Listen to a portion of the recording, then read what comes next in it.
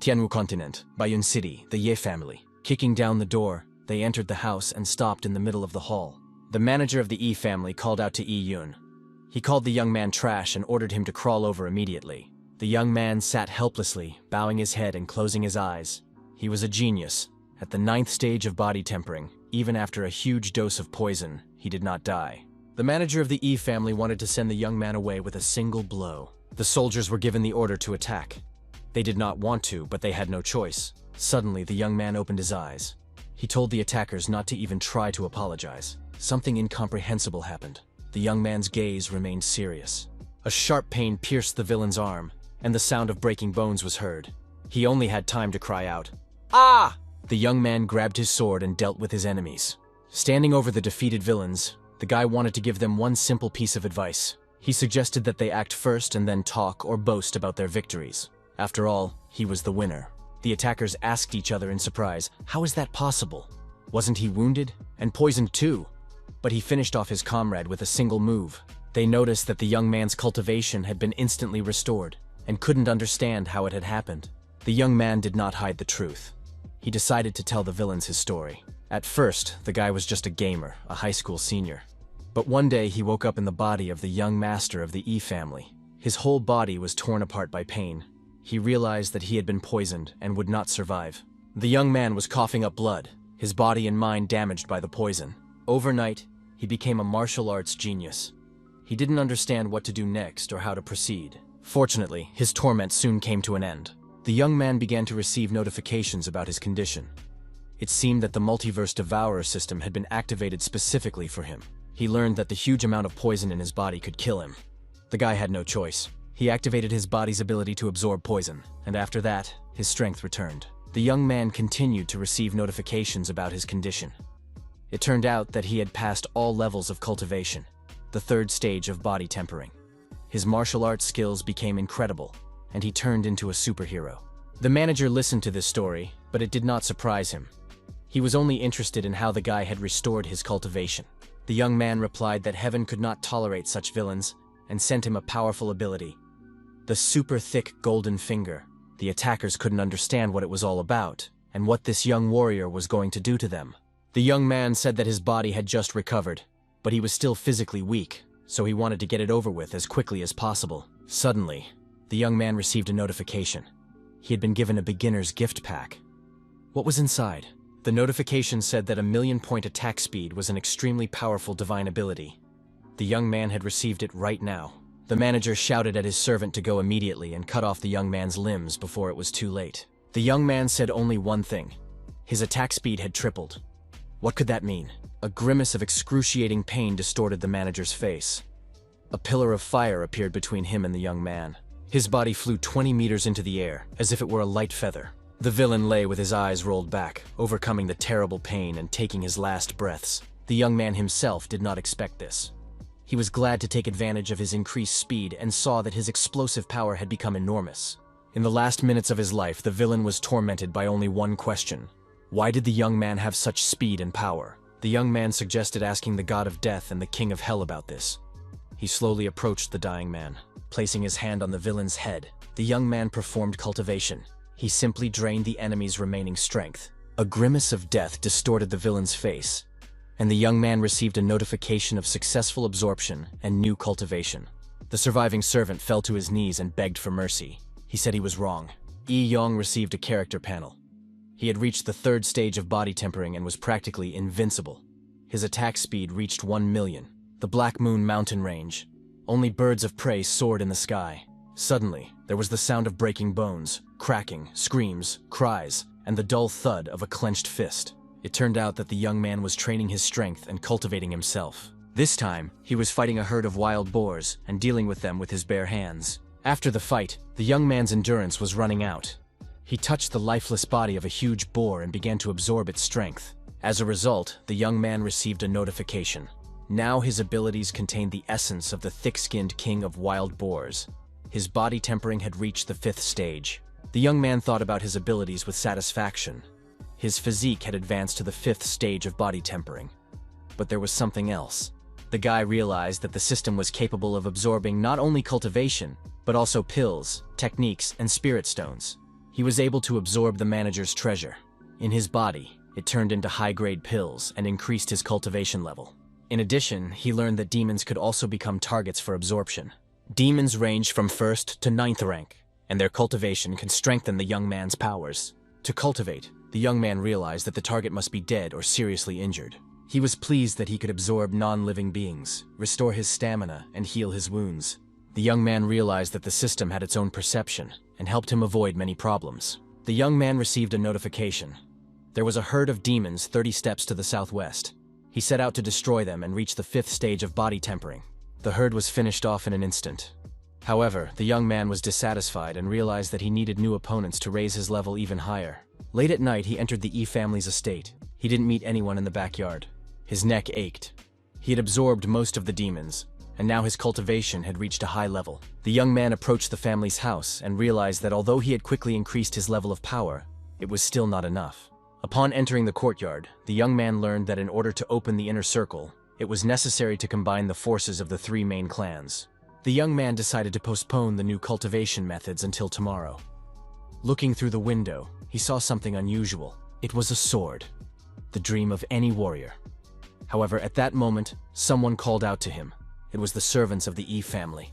They asked how the young man dared to kill their people. The elder's son decided to stop the uninvited guest. His tempering stage was 6th. Yi-yong recognized Yi-kun and realized that it would not be an easy victory. The villain was surprised that the soul-corroding corpse poison had not killed the young man. However, he was glad that the boy had survived. Now he was going to deal with him and take revenge for everyone. He dropped his sword and suggested that the young man pray for a quick death, because he was going to tear Ye-yong apart with his own hands. Their hands touched, and the villain immediately realized his mistake. How did this happen so quickly? When did the young man manage to cultivate himself to such a level? A few precise movements, the sound of breaking bones, and victory went to the young man. A group of villains came to their leader's aid. With swords in their hands, they pounced on the young man. Yi-yun didn't even flinch. The bones of his enemies cracked in his hands. A terrible grimace of pain distorted the villain's face. His eyes filled with blood, and he shouted, "I'll kill you!" However, the young man promised to break not only his arm, but also his leg. And that's exactly what he did. Unbearable pain pierced the enemy's body. He knew his days were numbered. The young man paid no attention to the villain's cries and acted methodically and decisively. The servants tried to rescue their master. They demanded that he be returned. The young man did not argue and complied with their demand. He threw the enemy's body up in the air, pierced it through with his sword, and then threw it back to the servants. The young man looked at the defeated villains and realized that he had passed the cultivation test again. He admitted to himself that he didn't know what to do. But now his enemies were helping him improve his abilities and giving him experience. This made him happy. One of the servants ordered the others to capture Ye-yun alive because his master wanted to say goodbye to him personally. The young man did not argue but suddenly found himself in the air, a moment later in another part of the room, and a fraction of a second later in a third. The servants looked around in fear, not understanding where the young man had disappeared to. But they knew one thing: they would not leave here alive. Amazing everyone with his speed, the young man appeared with a sword in his hands. His 5th stage tempering proved sufficient to defeat his enemies. In a matter of moments, he scattered all the servants, broke their bones, and completely neutralized them. The leader watched this with undisguised horror. He couldn't understand how this was possible. They were left alone. The villain couldn't move. His arms and legs were broken. All he could do was say, "Don't come any closer." The young man recognized him. It was the same villain who loved to poison people. The frightened enemy only screamed in fear. The young man said that now he would give him a chance to feel the pain for himself. He used his fiery, poisonous palm. The villain's body was pierced with unbearable pain. Everything inside burned with a wild flame. The enemy screamed for the young man to kill him. Otherwise, he would find the young man and take revenge for the humiliation. However, the young man did not flinch. He said that the villain would have no chance to take revenge because something was about to happen. The young man cultivated. The enemy was mortally wounded, and the absorption was successful. The young man's overall level of body tempering reached the 6th stage. Yi-yong said that he had cultivated the enemy and repaid him tenfold for what he had done. He called on the villain to get out of his territory. The enemy was completely exhausted, becoming nothing more than a shell. But the young man's portrait was clearly imprinted in his eyes. Revenge was near. After the young man left, the defeated enemies lay scattered throughout the courtyard and suggested calling the elder back. The man paid no attention to their moans, stepped over the broken bodies, and entered the E family's house. He was pleased with himself.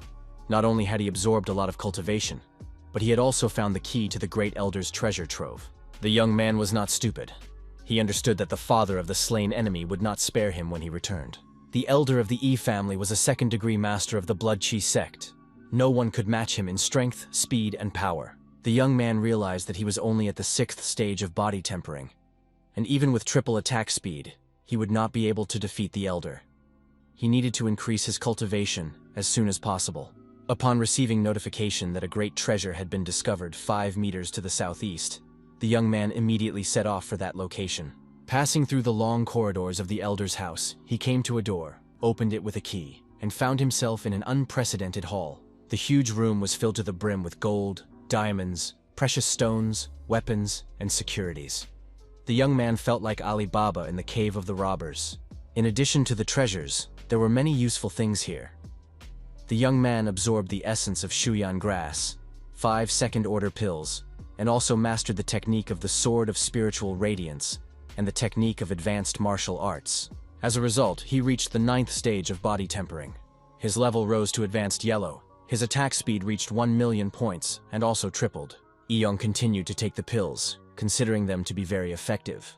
But the main discovery was the Sword of Spiritual Execution, the Elder's treasure. Its absorption was successful. With the sword in his hand, the young man was confident. A third-order weapon was capable of withstanding the martial arts of the abode of great masters. The young man hid the sword in a system storage, from which he could retrieve it at any time. Fortunately, it was unlimited. It could store all healing elixirs in case of an emergency. The next day, the young man headed home. There was nothing left to absorb. He had taken everything, and now he was going to kill the elder with his own weapon. The guy understood that he had reached a high level of power, gained experience, upgraded his skills, and now his path lay home. Suddenly, a voice rang out from behind him. The young man turned and recognized his servant. The butler was out of breath, sweat streaming down his face. Instead of resting and recovering his strength after work, he had been wandering around the mountains. The young man asked why the butler, his favorite servant, was not at home.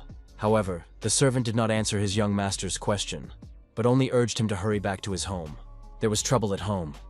The young man's father was seriously ill, coughing up blood and living out his last hours. The huge, once strong head of the family was bandaged, seriously wounded, and almost dead.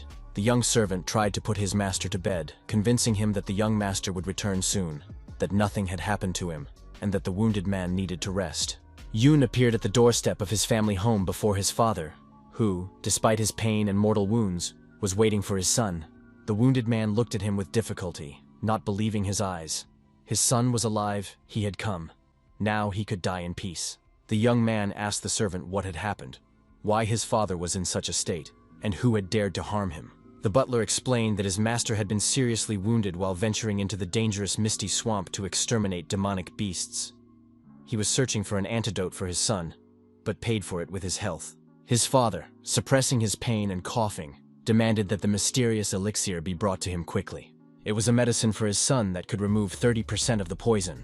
The second-order elixir was supposed to remove some of the poison and increase the level of cultivation. Despite his severe injuries, the father continued to fight for his son's life. He dreamed of finding a way to get rid of the remaining poison. The young man was amazed. His father risked his life for an elixir that removed only part of the poison. The young man thought he did not deserve such paternal love. The strength of the head of the family's feelings touched him deeply. The young man approached his father, placed his hand on the wound on his chest, and froze. His cultivation was sufficient to begin healing his parents' wounds. Everyone was amazed by what was happening. The young man explained that he had received enlightenment from his mentor. The poison had left his body, and he was able to regain his cultivation, gaining enormous strength. The son confessed that he was already at the 9th stage of body tempering. His father no longer needed to worry about him so much. He had many healing elixirs, and he gave one of them to his father. His father asked who had given his son these elixirs. Could it be the same mentor? The young man was a little embarrassed, but admitted that he had robbed Ye Chanhe's treasure trove. In addition, he had destroyed the elder's son, who would no longer be able to cultivate. His father and servants were shocked by what they heard. The servants watched the conversation with horror and fear. They understood that after the young master's attack on the great elder's family, his father would be furious. They waited with bated breath for the head of the family's reaction to his son's actions. However, the head of the family was pleased with the young man. He had expected something like this and was glad to hear it. But it was clear to everyone that Ye Chanhei would not spare the young man because his son had been crippled. The father admitted that even as the head of the family, he had been persecuted by Ye Chanhei for many years because his own cultivation remained at the first level. He assumed that they wanted to remove him from his position as head of the family because 5 of the 8 elders had sided with Ye Chanhei.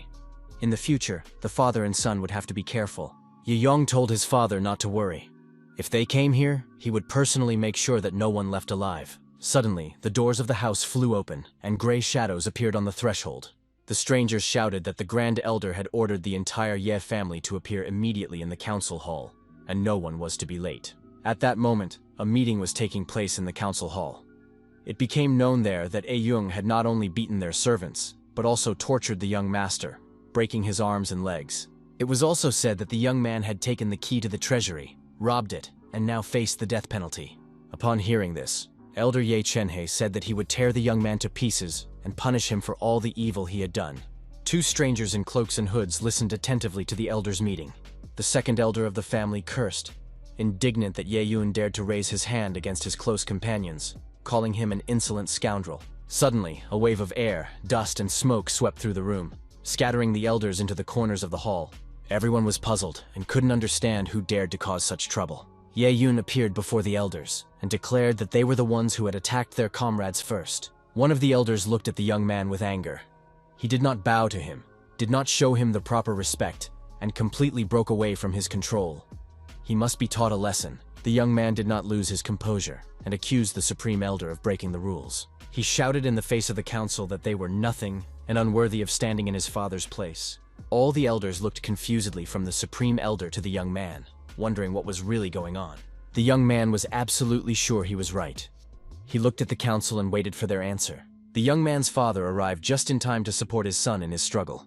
Ye Yun said that the show would begin soon, and everyone would see who the real villain was. The young man's father asked Ye Chenhei why he was trying to start a rebellion and how to understand his actions. A murmur spread among the council members. Confusion, laughter, and surprise.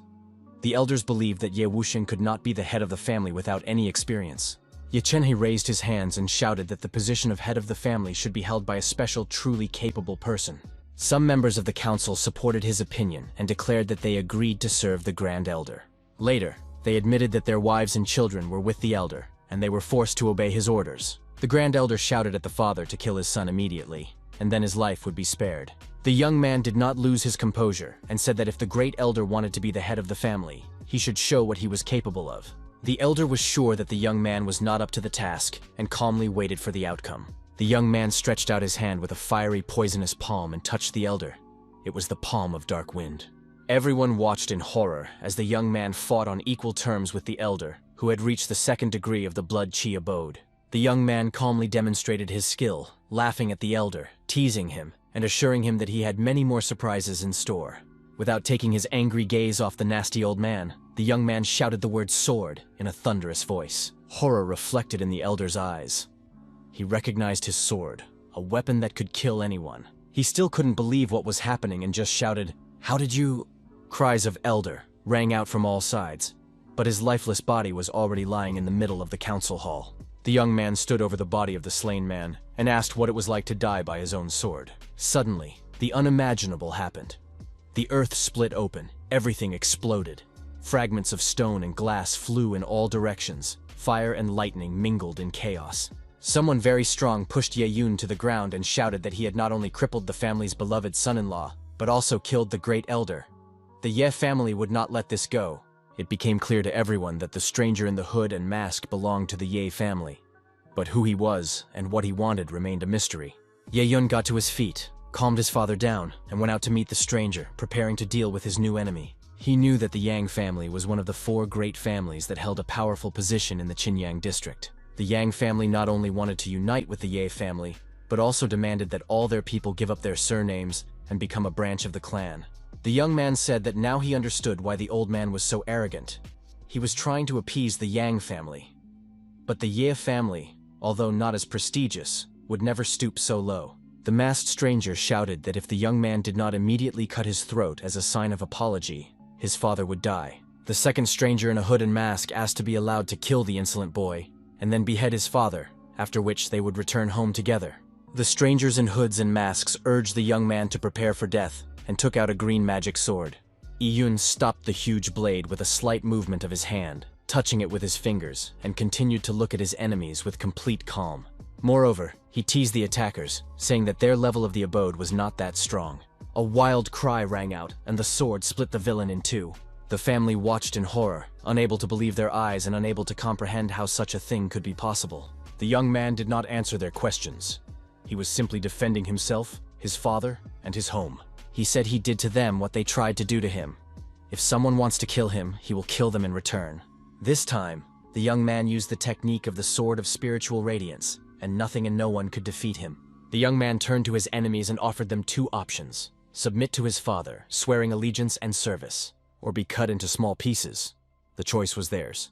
Yeyun turned to the brother of the head of the Yang clan, confident that he would definitely not want to surrender. Yeyun understood that the second brother would not surrender, so he used a powerful burst of energy from the ball. For the young man, it was no problem at all, practically a snap of his fingers. The enemy was almost defeated, clinging to life with his last ounce of strength. The young man had no intention of killing him. He offered him a chance to choose the right path. After that, the young man carried out the absorption and received a notification that his experience had increased, and he had reached the second degree of the Blood Chi realm. In addition, his skill points had increased, and now he could use a 5-fold attack speed. The young man was delighted. Now he could strengthen his attack by advancing to a new level of the abode. This was very timely because enemies had once again crept up on the young man. They did not understand how he had become so strong and was able to deal with all the members of the Yang family. They were terrified by what they saw, and the only thing they could do was to go into the service of the leader. They understood that otherwise, death awaited them.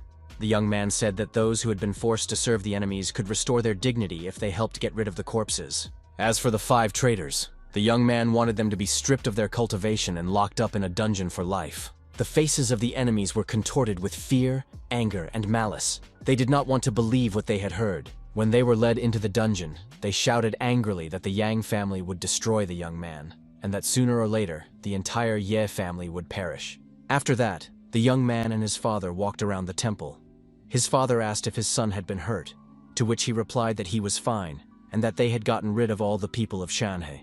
His father proudly thanked his son, saying that he had grown up and was now behaving like the head of the family, and that in the future, he would take his place. Iyun wanted to know one thing: when would the seal on the secret cave of the Black Moon be removed? His father told him that the 3 great families would join forces to remove the seal in 10 days.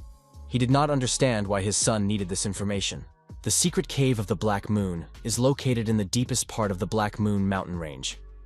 The heads of the families left it there many years ago, and it is guarded by the 3 great families of the city of Bayun. The secret Black Cave is filled with a spiritual aura and is home to many demonic beasts. It also holds a huge amount of rare and valuable treasures, making it an ideal refuge for martial arts masters to cultivate their skills. To prevent masters from flocking to this cave and depleting its resources, the 3 great families sealed it 100 years ago and agreed to remove the seal once every 3 years. The young man had his own thoughts about this cave. He knew that there were many masters of the Blood Chi realm in the Yang family. It was also said that their eldest son, Yang Luijian, was at the peak of his mastery of the Blood Chi realm. The young man understood that he would have to find his way into the cave himself. His next destination was a beautiful waterfall. Jumping from the height of the waterfall, he plunged into the deepest lake with the sole purpose of opening the seal of the cave. He swam closer and closer to the bottom of the lake, knowing that the treasure was there. To make sure everything worked out, he took an underwater breathing pill. During the dive, the young man received a notification that the scent of treasure was coming from the south. The goal was close. The young man knew that a very powerful treasure was hidden in this spiritual reserve. Soon, a notification came that the young man's experience had reached 4,000 points thanks to the absorption of treasures from the spiritual reserve.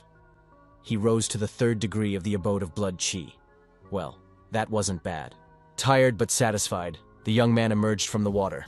His level had reached the 9th stage of body tempering. He had advanced all his abilities, and his attack speed was 1 million points. Suddenly, he saw something that shook him to the core. What was it? He couldn't believe his eyes. A beautiful half-naked stranger was standing on the shore of the lake. Her hair was blowing in the wind, and the hem of her robe revealed her beautiful legs.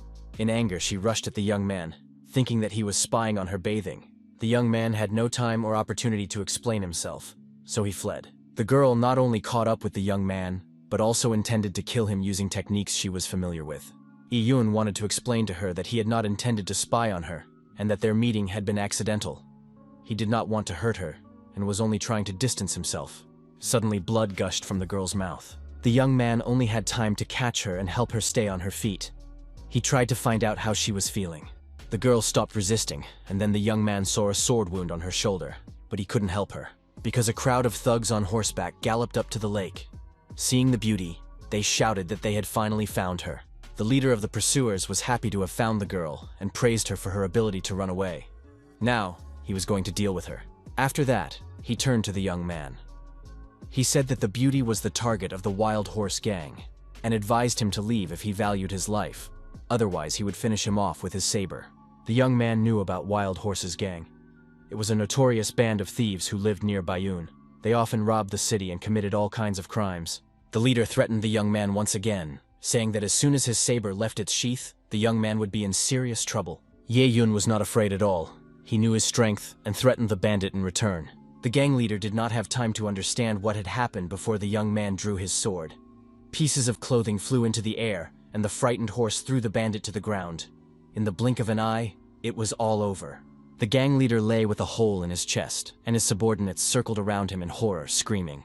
The young man knew that all the other bandits were only at the first level of the blood cult, so he wasn't even going to waste his energy on them. The bandits, however, did not know about his abilities. They wanted to avenge their boss and destroy the young man. In a few moments, the entire gang was defeated. The young man, without letting go of the beauty, dealt with everyone with a light movement of his sword. After that, he received a notification that the absorption of 7 people and a huge number of items they had brought with them had begun. The system would absorb all of this and give the young man new experience. The young man was surprised that the system could absorb everything at once, thereby saving a huge amount of time. He gladly took advantage of this skill. Absorbing the gang allowed the young man to advance to the 4th level, and he was very pleased that, despite the delay, he was able to gain experience and move up to the next level. Ye-yun left the beautiful girl on the shore of the lake and went on his way. Soon she caught up with him and began to apologize and thank him. She realized that the young man had healed her and saved her from the bandits. The girl wanted to know his name and where he came from. The young man introduced himself and said his name was Ye-yun and that he was from the city of Bayun. He was pleased to have dealt with Wild Horse's gang because they were real criminals. The girl turned out to be from the Kai Yuan sect. She had come here with the elders to recruit outstanding students. She realized that the young man was a brilliant fighter and wanted to invite him to become her disciple. However, suddenly the sky lit up with fireworks. The young man instantly realized that something serious had happened, most likely trouble.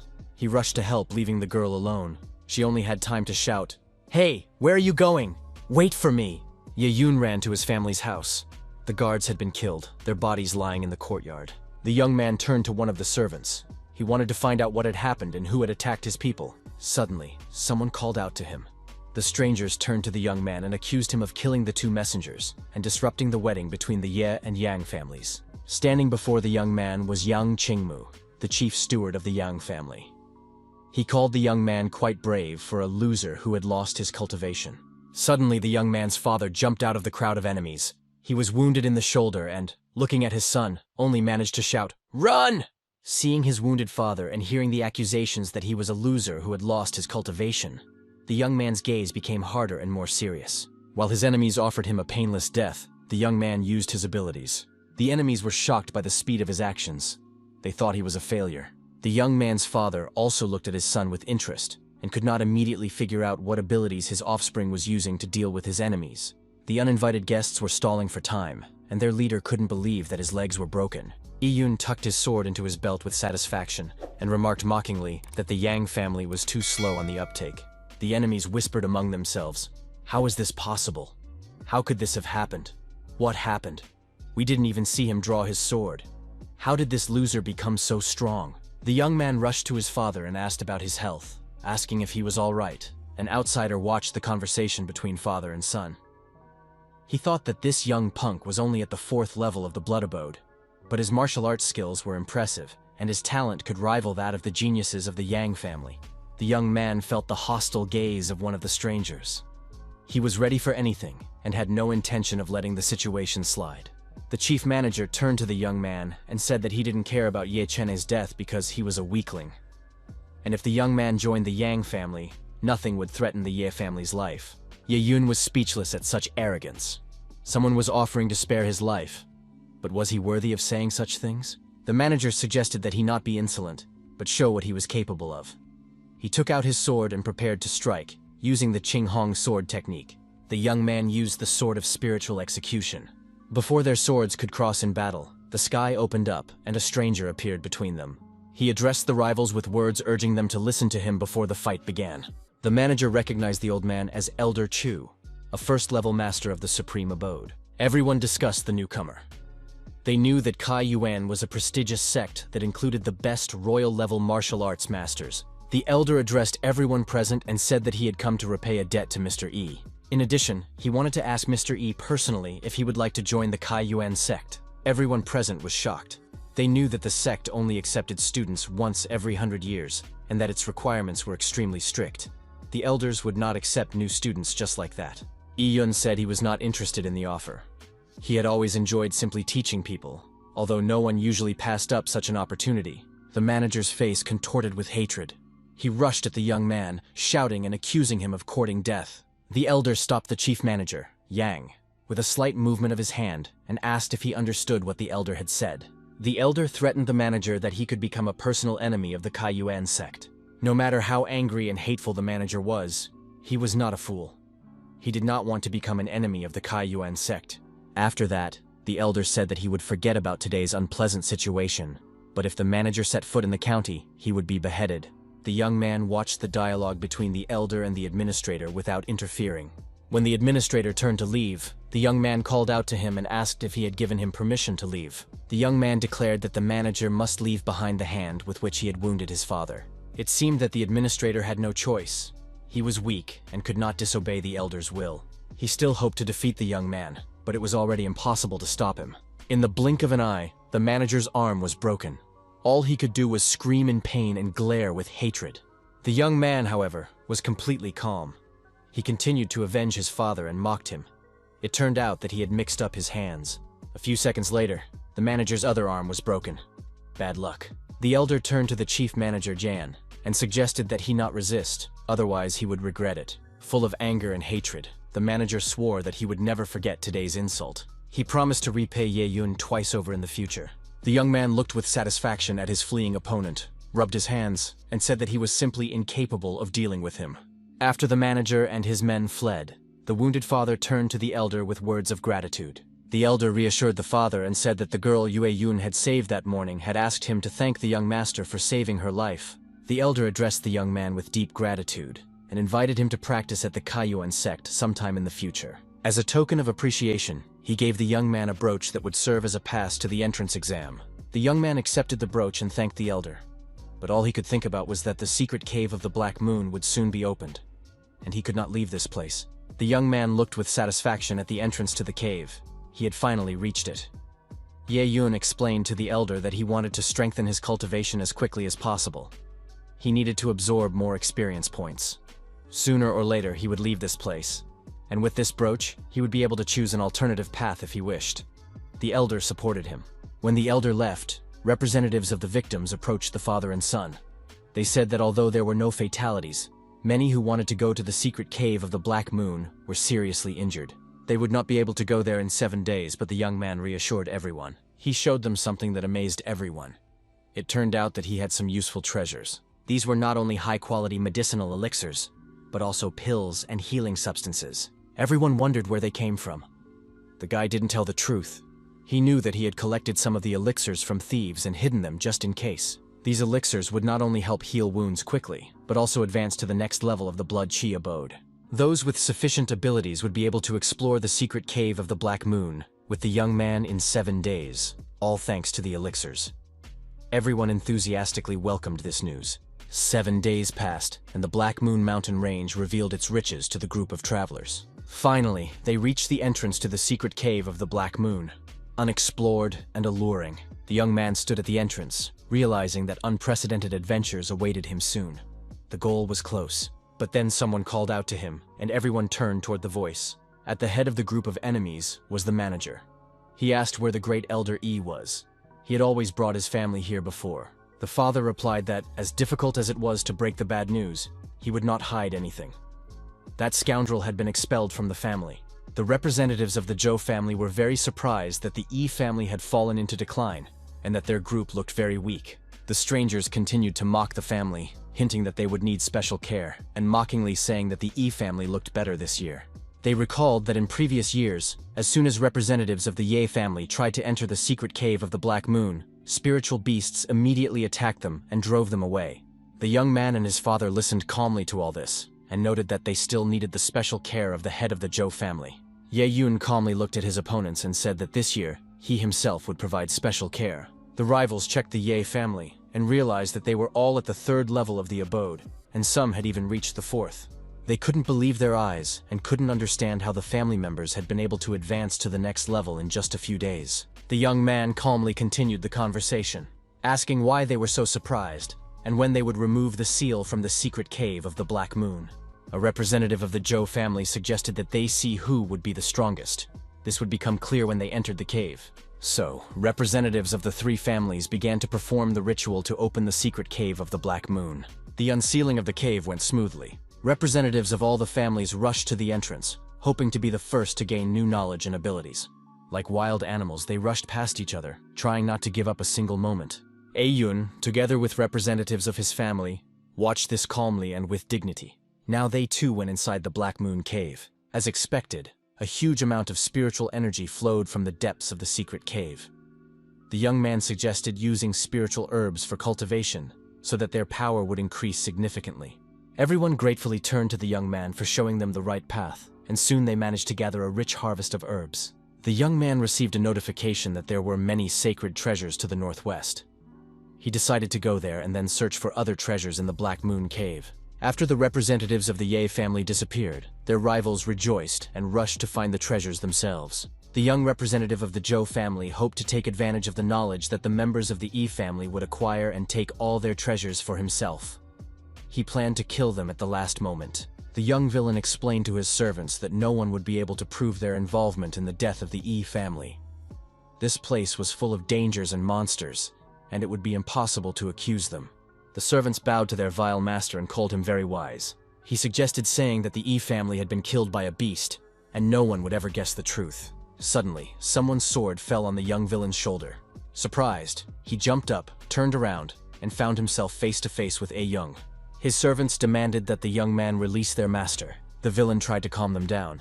He said that he was the young master of the Zhou family and was sure that Ye Yun would not have the courage to do such a thing.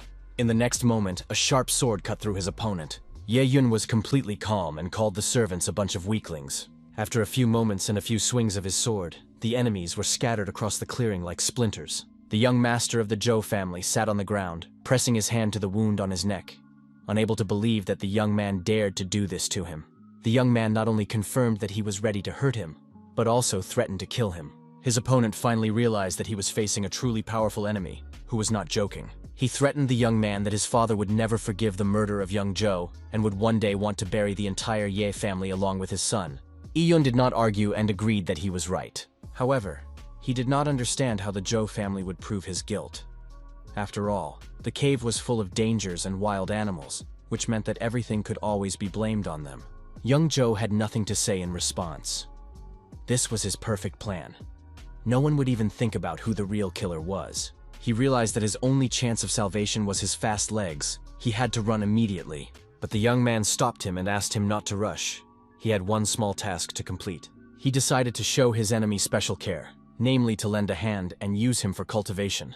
The secret cave of the Black Moon looked eerie from the inside. It was teeming with wild wolves, which the members of the Yi family quickly dealt with. Then the young man arrived, and his friends told him that they had collected the crystals of a pack of second-order demon wolves. But Ye Yun's thoughts were far away. He had received a notification about his abilities, and realized that his leveling speed was too slow. Even though he had absorbed the Zhou family group and many spiritual treasures, he still lacked experience points. He also received a notification that there was a third-order spiritual elixir and green sacred fruits to the southwest. The young man decided to go there immediately and collect everything.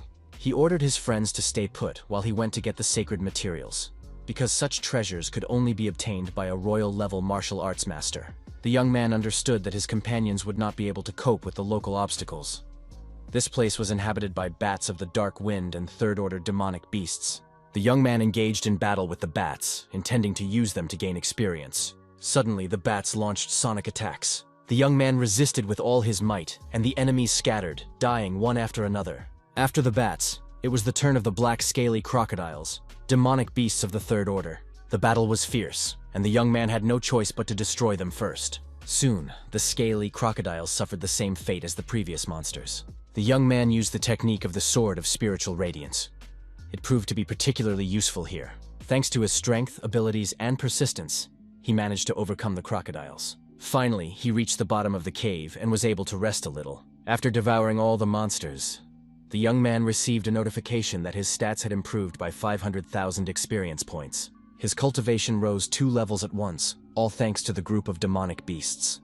It was time to get the green sacred fruits. Suddenly, the cave was illuminated by a red light, and a fireball rushed towards the young man. Enemies jumped out of it, demanding that he hand over the green sacred fruits and leave if he valued his life. Yun calmly asked if they really thought they could harm him in any way. The villains accused him of arrogance and declared that this chatterbox's life would now come to an end. One of the enemies tried to start a fight, but he couldn't do anything.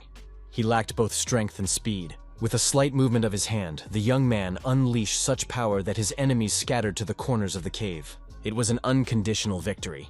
Yun warned that he would take the life of young Master Chen if he laid a finger on what belonged to him. The enemy did not understand how this would be done, but he did not give up and continued to make threats. He put a red berry in his mouth. Something terrible was about to happen. Suddenly, the young enemy turned into a red fiery monster. He exuded strength and power, and was sure that the young master of the Ye family was doomed. The servants whispered among themselves. They understood that the young man would not survive, because their master had eaten a second-order blood elixir that tripled his strength. The villain shouted again that he would spare the young man if he knelt down and called him his father. Yun remained completely calm, allowing his enemy to enjoy his last moments of life. He knew what would make him run away in tears. At that very moment, other events were taking place outside the secret cave of the Black Moon.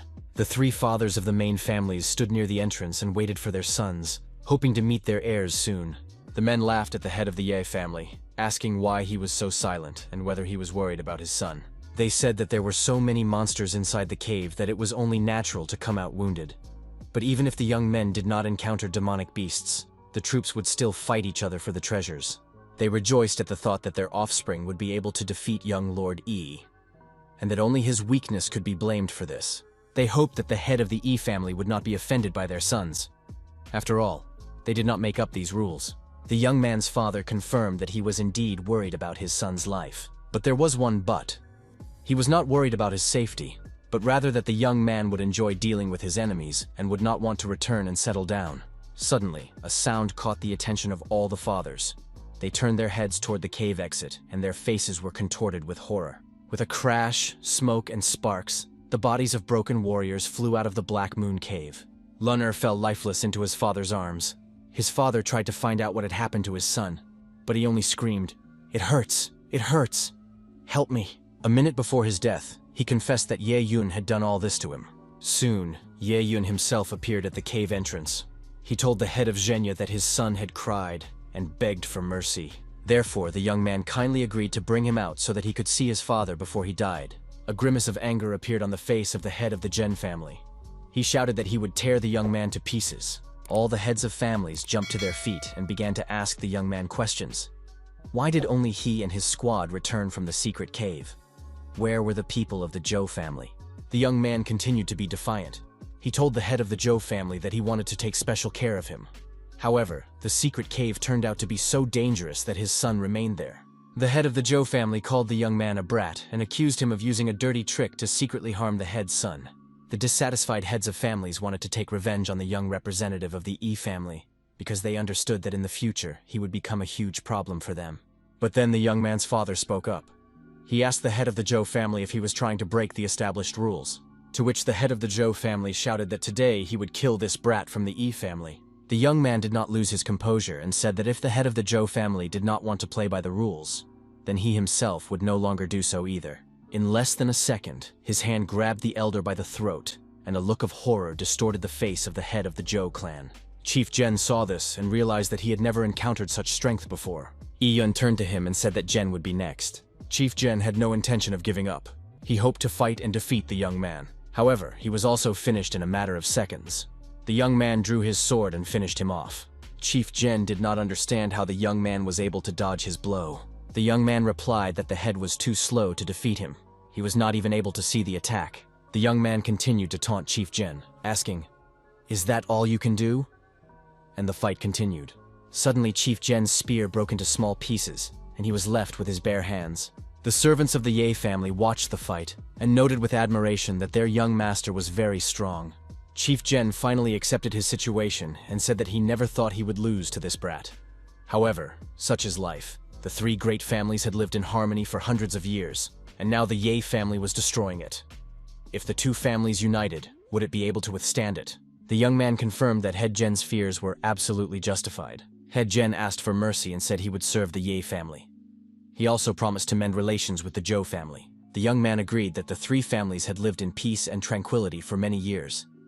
However, from this moment on, there would be only one main family in Baiyun, the Ye family. He announced that the Zhou and Jen families had been using trips to the secret cave for years to secretly mock the members of the Ye family. This cannot be forgotten. The young man stretched out his hand toward the head of the Jen family and said, "Since your bond is so dear to you, you will be together in hell." The last thing Jen's head saw was the young man's hand. But at the same time, he still doubted whether this was really his last day. A few seconds later, his lifeless body lay sprawled on the ground, and the young man completed his cultivation and took advantage of his power. After these events, the action moved to the city of Baiyun, to the Zhou family estate. Han Li, the right-hand man of the Wild Horse Gang, impatiently asked how much longer they had to wait. At that moment, Zhou's brother tried to calm him down. He told Commander Han not to be angry because the boss had not yet given the signal. They would have to wait a little longer. The bully attacked Zhou and said, "Since you hired Wild Horse's gang but don't believe we can deal with the families, does that mean you don't trust me and my guys?" Brother Zhou calmed the commander down and said that he knew about his skills and, of course, trusted him. But in order for everything to go as planned, they had to wait for their master's plan to succeed, and only then begin to act. Each family chose their elite warriors, who set off to hunt for the treasures of the secret cave. According to the plan, as soon as the hunt for the treasures of the Black Moon was over, and the Chen family let their guard down, their master would strike, and they would come to the rescue. Then all that would remain would be to kill the heads of the families and destroy their main forces, because then the rest would have no reason to disobey. This was the plan that Brother Zhou told the gang leader about. The plan was approved. The bandit continued to have doubts and asked, "How can such prestigious, wealthy, noble people use dirty tricks no better than us bandits?" Brother Zhou said that the end justified the means. But if the city authorities found out about it, they would have to ask Commander Han to take the blame. The gang leader was satisfied. He said there was no need to worry about that because they had been paid and would take care of everything. The gang leader drew his sword and warned that his saber loved blood most of all, so when he started killing, it was best not to stop him. Brother Zhou confirmed that Commander Han would help get rid of the rival families, and he would be only too happy if no one was left alive. The leader, with impatience and bloodlust in his eyes, confirmed that today he would show everyone what the Wild Horse Gang was worth. Suddenly, Ye Yun appeared before them. He said that they would not be able to wipe out the Ye family with such a low level of martial arts. The villains raised their sabers and swords and wondered where and how this insolent young man had appeared. They hadn't even noticed him enter. The bandits immediately decided to kill the young man, believing that he had asked for it. The young man, without changing his expression, simply told them not to get their hopes up for victory. He knew his own strength very well. In the next moment, the sword pierced Brother Zhou through and through, and he did not even have time to cry out. His lifeless body flew across the hall and fell at the feet of the bandits. The gang leader called on his followers to finish off the young man and avenge their partner. The young man, confident in himself and his abilities, calmly said that the whole gang would die today. The doors flew open, and the head of the Zhou gang entered the house, beaten, with bruises and bloodstains on his face. Seeing the bodies of his supporters and piles of corpses, he sat down on the ground and could only sob, repeating that this was impossible. Yun, with a satisfied expression on his face, remarked that he had forgotten to warn him about the death of all his allies. Completely calm and confident in the righteousness of his actions, the young man said that all the people had already gone to hell. The courtyard of the Zhou family was littered with corpses, and the moans of wounded bandits could be heard in the corners. The young man walked around the courtyard and argued that the Zhou and Zhen families, as well as the Wild Horse Gang, had made 3 unforgivable mistakes. The young man wanted to take advantage of the power of the head of the Zhou family. However, he was still alive and resisted. Then the young man continued. He said that the first mistake the villains had made was that they should not have provoked the Yi family. The second mistake was that they foolishly thought they could compete with the Yi family. The third mistake was that they angered him, the most vengeful member of the Yi family. Chief Zhou wouldn't let up. He shouted that killing them would do the young man no good, and if the mayor started investigating, the Yi family would be in trouble. The young man replied that they did not have much choice. Anyone who did not obey today would have to die immediately. That was the end of the conversation. At that moment, the doors of the house opened and representatives of the Yi family entered. The father rushed to his son and asked how he was doing and if he needed help. The young man replied that he needed to visit the Zhen family.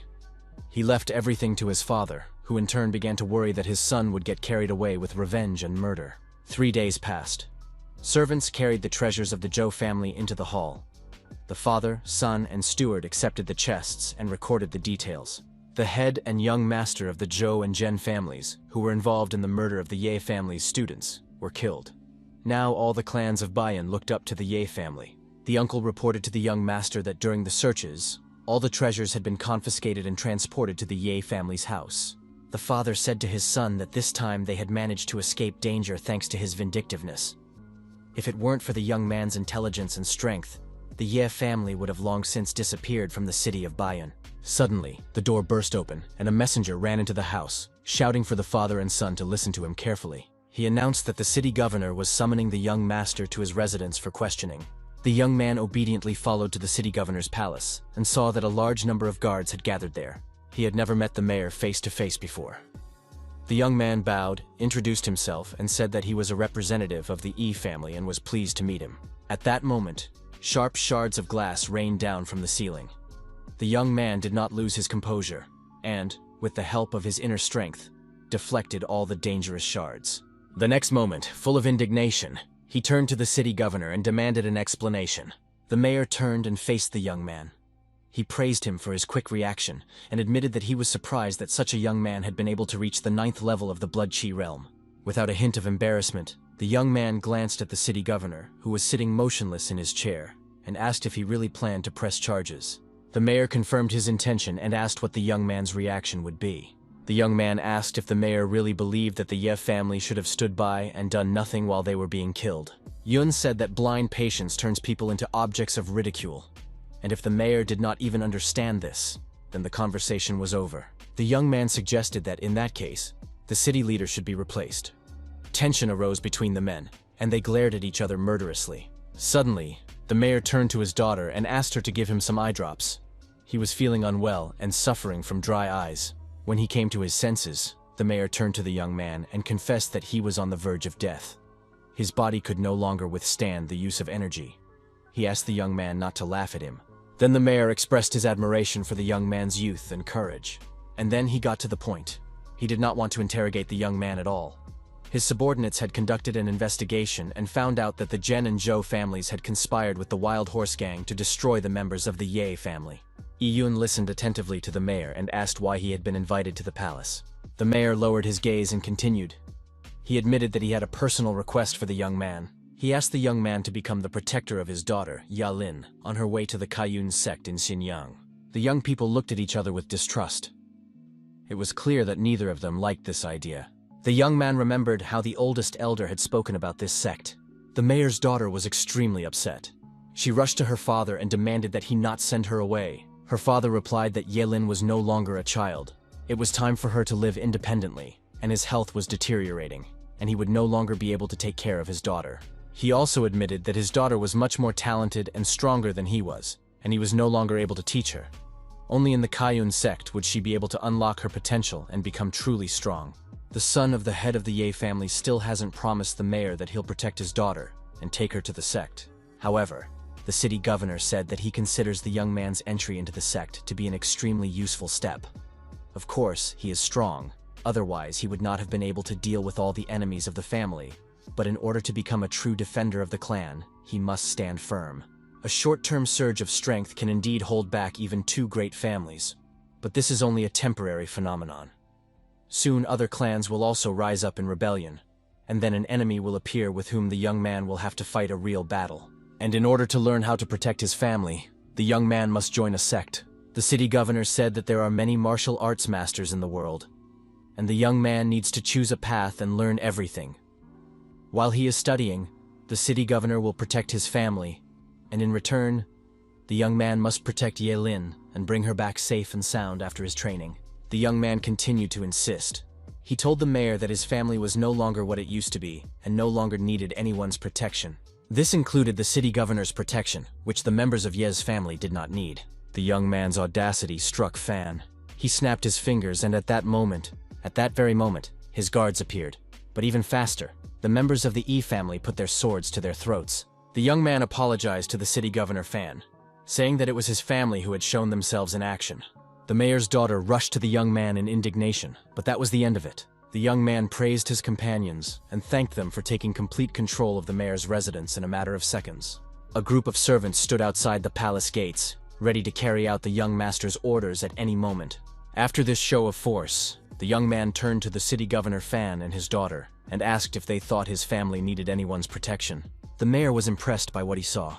All of his guards were only at the 7th level of the Qi bloodline. He acknowledged that the members of the Ye family possessed a previously unseen power, and that the time when they could be mistreated with impunity was gone forever. The city governor was wise enough to admit his mistake and realized that he had misjudged the situation.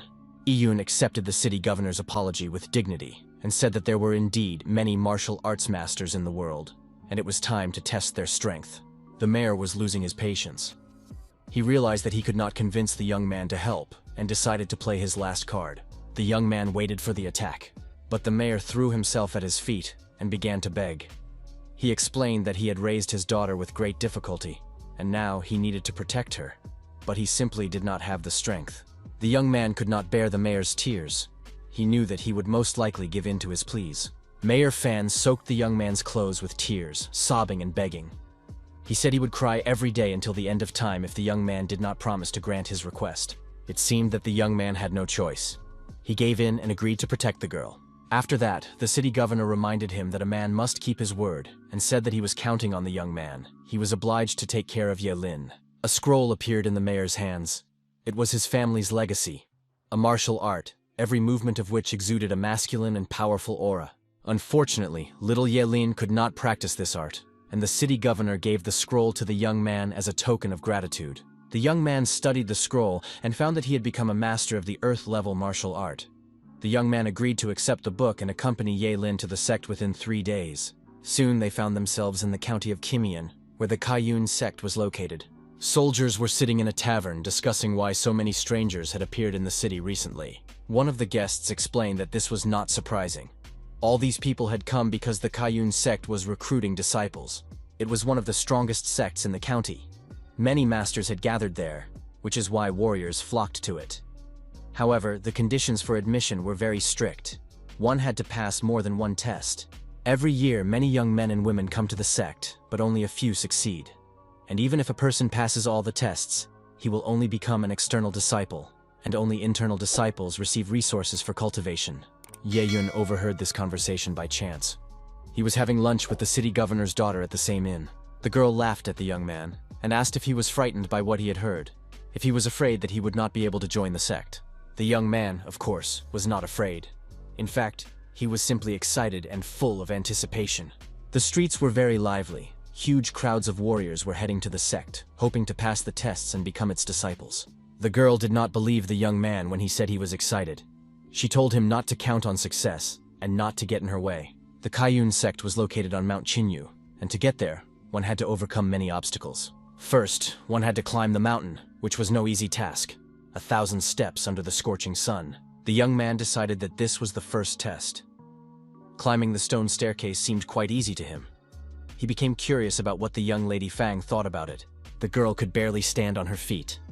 Drenched in sweat, she struggled to climb the stairs, her whole body trembling. Yeyun climbed easily and without effort, which puzzled the girl. She couldn't believe her eyes. How could he overtake her so easily? When he reached the top, the young man realized that if she didn't speed up, she would not reach the top of the mountain before nightfall. Approaching her, the young man took her by the hand and said he wanted to help. The girl did not expect this. She was confused and realized that the young man wanted to carry her in his arms. But how could that be? The solution came naturally. Taking the girl by her arms and legs, the young man lifted her off the ground. He advised the girl not to move and not to grab his hands, as this would only hinder him. Then, swinging the girl on his outstretched arms, the young man carried her to the top of the mountain. He ran so fast that the other applicants and soldiers did not have time to see what lightning had flashed past them. They stood with their mouths open, realizing that something unusual had just passed by. At some point, it dawned on the warriors that it was none other than a member of the Ye family, Ye-yun. When he reached the top of the mountain, the guy put down his burden and she cried out, "Ouch!" and got to her feet. After that, the girl said that she had made it on her own, but her head was spinning. Two sect leaders were waiting for the warriors at the top of the mountain and congratulated them on passing the first test. One of the administrators said, "Since they came here, it means they want to join the sect. However, the sect does not accept everyone. Prospective disciples must be at least 18 years old and must have reached the level of chi blood." In addition, they showed the sect's power-determining stone, which is capable of recognizing age and cultivation level. The warriors whispered among themselves. They knew that the sect had very strict conditions. If the stone did not light up, it meant that the warrior was not suitable, and there was no point in even starting the tests. 2 hours passed. All the warriors who had passed the Power Stone test were lined up in the courtyard. However, they were warned that their power level must also be high enough. The administrator glanced at the crowd. There were now about 40 people gathered here, and they were all moving on to the second stage of the test. The warriors lined up in a row and stood in a chain, not knowing what awaited them. As they passed by the sect members, they warmed up and looked at the newcomers with laughter. Everyone approached the Kayun sect's combat arena. It was here that the warriors would have to fight each other to prove their strength. The applicants lined up in a chain. Behind the young man stood the city governor's daughter, humbly waiting for her turn. One of the administrators confirmed that this was the final test, and that the winners of the battle would become disciples of the Kayun sect. The rules were quite simple. They had to fight each other on a rectangular platform. The 20 people who remained standing would be considered the winners. Any weapon could be used, but no one could be wounded or killed. The organizer announced the rules and gave the command to start the fighting. At this time, one of the sect's disciples was watching the newcomers. He looked at them with interest and tried to guess if there were any worthy opponents and truly strong warriors among the newcomers. Another disciple approached him and suggested placing a bet on who would advance to the next round. They watched Ye-yun with interest, thinking that he was not bad and could become a disciple. They chose 5 third-level life force elixirs as the bet. Another student bet everything on the contender standing behind the young man. He looked formidable and had every chance of becoming a disciple. The guys had a lot of fun, joking with each other and advising each other not to whine or get upset if they lost. Yi-yun overheard someone talking about how Kyomian was a unique genius in the Cow family. 4 years ago, when he was 15, he broke through to the 4th level of the Blood Chi realm, and now his cultivation had reached the 1st level of the Supreme realm. The bettors began to quarrel among themselves, accusing each other of dishonesty. How could you bet on someone you knew in advance? The organizers announced the start of the battle. The fight for a place as a disciple in the sect had begun. A tense training battle unfolded between the disciples. Everyone showed their maximum potential. Their strength was at its limit. Too much was at stake. The young man suggested that the girl cover for each other, as the other guys looked very strong. Suddenly, Ye-yun stopped the fight and called the administrators over. Everyone froze and turned to look at him. It was time to play his trump card. The young man announced that he wanted to use one thing to join the sect. The administrators immediately recognized it as Elder Tu's brooch. One of the administrators announced that since the young man had already received Elder Tu's approval, he could skip this test, and no one had the right to attack him. Ye-yun was pleased. He was invited to stay on the grounds and watch the other warriors fight. The city governor's daughter was surprised by what had happened. She asked the young man if he wasn't supposed to fight alongside her and help her. The young man replied that he couldn't be by her side all the time because she had to gain her own experience. If she hoped that he would protect her for the rest of her life, then she should become a disciple of the sect herself. This upset the beauty. She did not need to be protected for the rest of her life. She wanted to take the test to become an external disciple and was sure she could handle it. The next moment, the girl grabbed a whip and began to fight off the attackers, skillfully using her weapon. Yi-yun watched the fight with interest. He realized that teasing really worked with the beauty. He thought to himself, although he had promised to protect her, it would be better to develop her strength so that she could protect herself. It turned out that only real combat could make her stronger, and now everything depended on the girl herself. The two students who had bet on the newcomers quarreled again. One of them was the winner because he had bet on the son of the Ye family. The other accused him of being too cocky in his bet, as if he was sure of victory in advance. This seemed suspicious. The embittered student told him not to rejoice prematurely. If Cao Mian passed the test, the defeat would not count, and everything would come down to a draw. Meanwhile, a fierce battle continued in the courtyard. The warriors fought to the death, even though it was only a test. By that time, the young beauty had already defeated 5 opponents, and there were about 23 people left on the field. As she continued to fight her opponents, the girl was surprised to find that she was no longer nervous after Yue Yun's words. Suddenly, she saw her next opponent and decided that this was her chance to prove herself. However, her opponent proved to be formidable, managing to deceive her and sneak up behind her. She did not expect such a turn of events. The fighter grabbed her by the throat and threatened her with a sword. The girl realized that she couldn't escape, and the warrior continued to taunt her, asking why such a weak woman had come to the Kaiyun sect and demanding that she admit defeat. Otherwise, he would simply break her neck. Yun continued to watch the fight, but the piercing gaze of the girl's eyes could not leave him indifferent. Summoning her last ounce of strength, she replied to her enemy that he should not underestimate women, and it's not worth doing because it could end badly. After these words, the girl threw her enemy away, smearing him across the road. It was a total failure. The guy was literally crushed. Another victory was won by the young beauty. The defeated warrior lay exhausted on the courtyard slabs, stunned by how this could have happened to him. After that, the eyes of all the applicants were fixed on young Fang. They realized that she had escaped from her opponent's clutches, and that she was strong enough to join the sect. Yi Yun was also pleased with the result, although not a single muscle in his face twitched, and his gaze remained as cold as ever. Young Fan caught her breath, calmed down, and prepared to face her new opponent. This time she greatly angered the warrior. With a cry of, "Die!" he lunged at her from behind. However, at the last moment, someone grabbed the attacker by the shoulder and stopped him. There was no way to resist, nor did she have the strength. It was Ye Yun.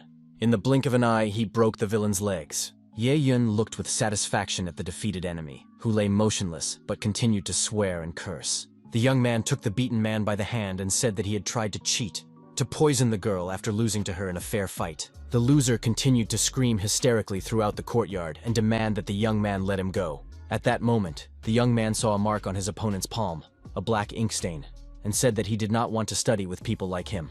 The defeated man could not understand what was happening. He tried to remind the young man that he had forgotten the words of the administrator, Zuo. Administrator Zuo said that no one could attack a young man who already had a pass to the sect, but that did not mean that he could not attack someone else. The opponent continued to appeal to the young man. Would he really kill him? After all, they were forbidden to kill each other. This was only a training fight, a test. Yi Yun confirmed that his opponent was right. Indeed, Administrator Zuo had warned that students could not kill each other, but Administrator Zuo did not say that it was forbidden to take away cultivation, which meant that it was not a violation of the rules. After this warning, the young man drained all of his opponent's abilities and threw his mangled body onto the parade ground. The sect administrators watched the events with interest. They understood that if the young man had not protected the young woman, she would have died instantly. They also noted that the young representative of the Ye family possessed incredible speed and was worthy of being a disciple of the sect. The young man turned to the administrators, saying that he did not want to study with such scum, and asked if they thought he had broken the rules by cultivating him. The administrators confirmed that they saw no problem with the young man's actions and did not consider him a violator. After that, the young beauty approached Ayunyu and thanked him for saving her life. The young man calmly accepted her gratitude and advised her not to relax, because there were still many opponents left in the courtyard and the test was continuing. The older students also watched the competition. One of them happily teased his defeated comrade. The loser saw Ye Yun as his main problem and promised to remember this in the future. Half an hour later, the courtyard was littered with defeated students. Young Fan looked around with satisfaction. The test was almost over, and soon it would be time to rest. She turned to one of her rivals and thanked him for giving her the opportunity to win, to which the boy honestly replied that his skills were inferior to hers. Another warrior finished the test with a victory. It was Hubei. Finally, the administrator raised his hand and announced that time was up. He said that the remaining 20 people had passed the test and that they had all become external disciples of the Kaiyun sect. The disciples were mentally and physically exhausted, and young Feng could barely stand on her feet. relieved to realize that she had passed the exam. Yun understood that the beautiful Xiao Wenqin was very good at fighting. He also agreed that Hu Wei would become a worthy opponent in the future. The administrator addressed the disciples and said that he would take them to the assembly hall, where they would receive jade tokens and other insignia. He explained to the newcomers that the sect had 7 great peaks, 36 secondary peaks, and 300 minor peaks. The 7 great peaks were the core of the sect's cultivation, where the best resources were concentrated, but only inner disciples can enter there. If an outsider gets in, he will be torn to pieces. In addition, there is also the Spirit Tempering Hall, the Treasure Hall, the Assembly Hall, the Arena, and the Pagoda. The Spirit Tempering Hall is divided into 36 isolated stone rooms, in which strong spiritual energy is gathered. There, disciples cultivate solitude. The Treasure Vault is where the sect's treasures are kept. It houses collections of rare artifacts, elixirs, martial arts, and sacred weapons. The Assembly Hall, where they had just been, was intended for planning the sect's affairs and issuing daily tasks and assignments. The administrator said that the combat arena and the 7-story pagoda were not yet necessary for the newcomers, and that they would learn about them later. The administrators announced that everyone had received their introductory rewards: jade tokens, storage bags, and 5 spirit stones. These spiritual stones are used as currency in the sect. In the future, disciples would activate their information and receive jade stones as salary. It turns out that all past statuses and wealth after joining the Kaiyun sect mean nothing, which means that cultivation will be even more difficult. One of the disciples brought a lot of money, but it turned out to be useless. The administrator confirmed that all disciples are equal in the sect, and everyone starts from scratch. And then he led them to the cave where the external disciples will live. The male disciples would live in this cave, while the girls would go to another place. The applicants were surprised at how poor and miserable the cave was. They did not expect to have to live in such Spartan conditions. The administrator said that the external students would be able to move to the Pekoff estates and enjoy good conditions only when they became internal students. The newcomers listened carefully to the rules of life. They were told that if they did not give up now and trained hard and won the competition in 3 months, they would be able to become internal disciples. Yun listened carefully to all the instructions and said that he would definitely win these competitions after months of training. The young man continued to prepare himself mentally and physically. He received a notification that he had reached 6,000 experience points. He learned that if he collected spirit stones in a magic circle, he could get 3 times more spiritual power. But it also became clear that absorbing this spiritual power would not increase his experience. Apparently, he would have to find another way to obtain more spirit stones. 5 days passed. In the assembly hall, the steward was asleep at the table, drunk on wine. 2 inner disciples came to him. One laughed at his companion, asking why he had come to the assembly hall. Had he run out of money? Feng said that the bet of 5 elixirs of life force had cost him too much. If he did not accumulate spiritual stones for new elixirs, he would not be able to improve his cultivation. But many disciples were already queuing for spiritual stones. They needed them too. The disciples couldn't understand what was going on and why such a crowd had gathered in the assembly hall. One of the inner disciples told Brother Feng that recently, a new outer disciple had been taking all the assembly hall tasks and completing them very quickly. Therefore, the other disciples had to queue up in advance to get a task for spiritual stones. Otherwise, there would be nothing left. New disciples are weak, and they have no choice but to work harder than others. Taking this information calmly, he thought that there were only 20 new disciples, and there were more than 300 in the task hall every day. Why rush? He still didn't understand anything. It turned out that someone was capable of completing nearly 100 tasks a day, and of course, we know who that student was. The administrator was furious. He chased Yun away because he kept coming and disturbing him while he was drinking. At one point, he simply threw a huge amount of spirit stones in the guy's face and said he didn't want to see him anymore. Yun took the stones he had earned and as he left, promised to return the next day. The manager yelled after him to get lost and not to come back tomorrow because he wanted to sleep in and not see the young man. The young man held back until the last moment. Then he used his power. Reaching out to the administrator, he smiled and thanked him for everything. The inner disciples stood with their mouths open. They realized that Old Man Chu had given the young man a 7th level task, and there were 10 levels of difficulty in the task hall. It was believed that external disciples were suited to levels 1 through 4, gathering herbs and hunting demonic beasts whose ranks did not exceed 3. Tasks above level 5 were very difficult. It was unclear how this newcomer among the external disciples was able to complete so many 7th level tasks. Who was he? At that moment, the administrator announced that there were no more tasks for the other students today, and they could leave. All the disciples watched Ye-yun leave with hatred and anger in their eyes. Ye-yun paid no attention to his comrades. He went outside to complete the next task, which did not seem too difficult. All that awaited him was a pack of third-rank storm wolves, which were too good at group combat. The young man estimated that there were about 30 or even 40 storm wolves, each as strong as the leader. The guy got ready to do the job. He knew that he only needed to take down 2 wolves for the result to count. However, the pack had other ideas, and the rest of the wolves joined in. Ye-yun gathered all his strength and prepared for a difficult battle. He told himself that these wolves would be stepping stones on his path to gaining great power. Standing firmly on his feet, he reached out toward the wolves and began to deal with them. A large number of creatures were destroyed, which added to the young man's experience. The young man used the brilliant Vajra style. However, the result was not what he had expected. The young man continued to use the fire and brilliant style, improving his performance. He had already reached the first level of Grand Master. The young man noted that the brilliant Vajra style was worthy of being an Earth-level art. It was indeed very powerful. The young man understood that with his current level of cultivation, he could ask for an 8th-level task next time. Suddenly, there was an explosion under the young man's feet, and fragments of rock, fire, and lightning flew into the air. The dissatisfied inner disciples surrounded the young man and demanded that he give them the demonic elixirs. Ian was surprised and asked how the inner disciples knew him. One of the disciples replied that not only did he know the young man, but he also considered him his personal enemy after losing a bet. However, he would spare the young man if he gave him the demonic elixirs. Then the young man would be set free. Ye-yun listened to the proposal calmly and even laughed slightly at his rivals. The inner disciples asked Brother Feng not to talk to the young man, but to simply step aside. They were going to shut him up and take all his things away. One of the inner disciples reminded them that they must not harm their fellow disciples. If any of the administrators found out about this, everyone would be in trouble. However, she was told that there was nothing to fear, because students regularly broke their arms and legs during assignments, and if they didn't say anything, no one would know what had happened to Ye-yun. The internal disciples eagerly awaited the start of the young man's punishment. They wanted to show Brother Feng how they would beat the guy. Surrounding the young man on all sides, they applied the spiritual cage seal. The young man realized that this seal was absorbing his spiritual power, and understood that he had underestimated his opponents. One of the senior disciples said that Brother probably had not yet seen the sect's spiritual cage seal in action.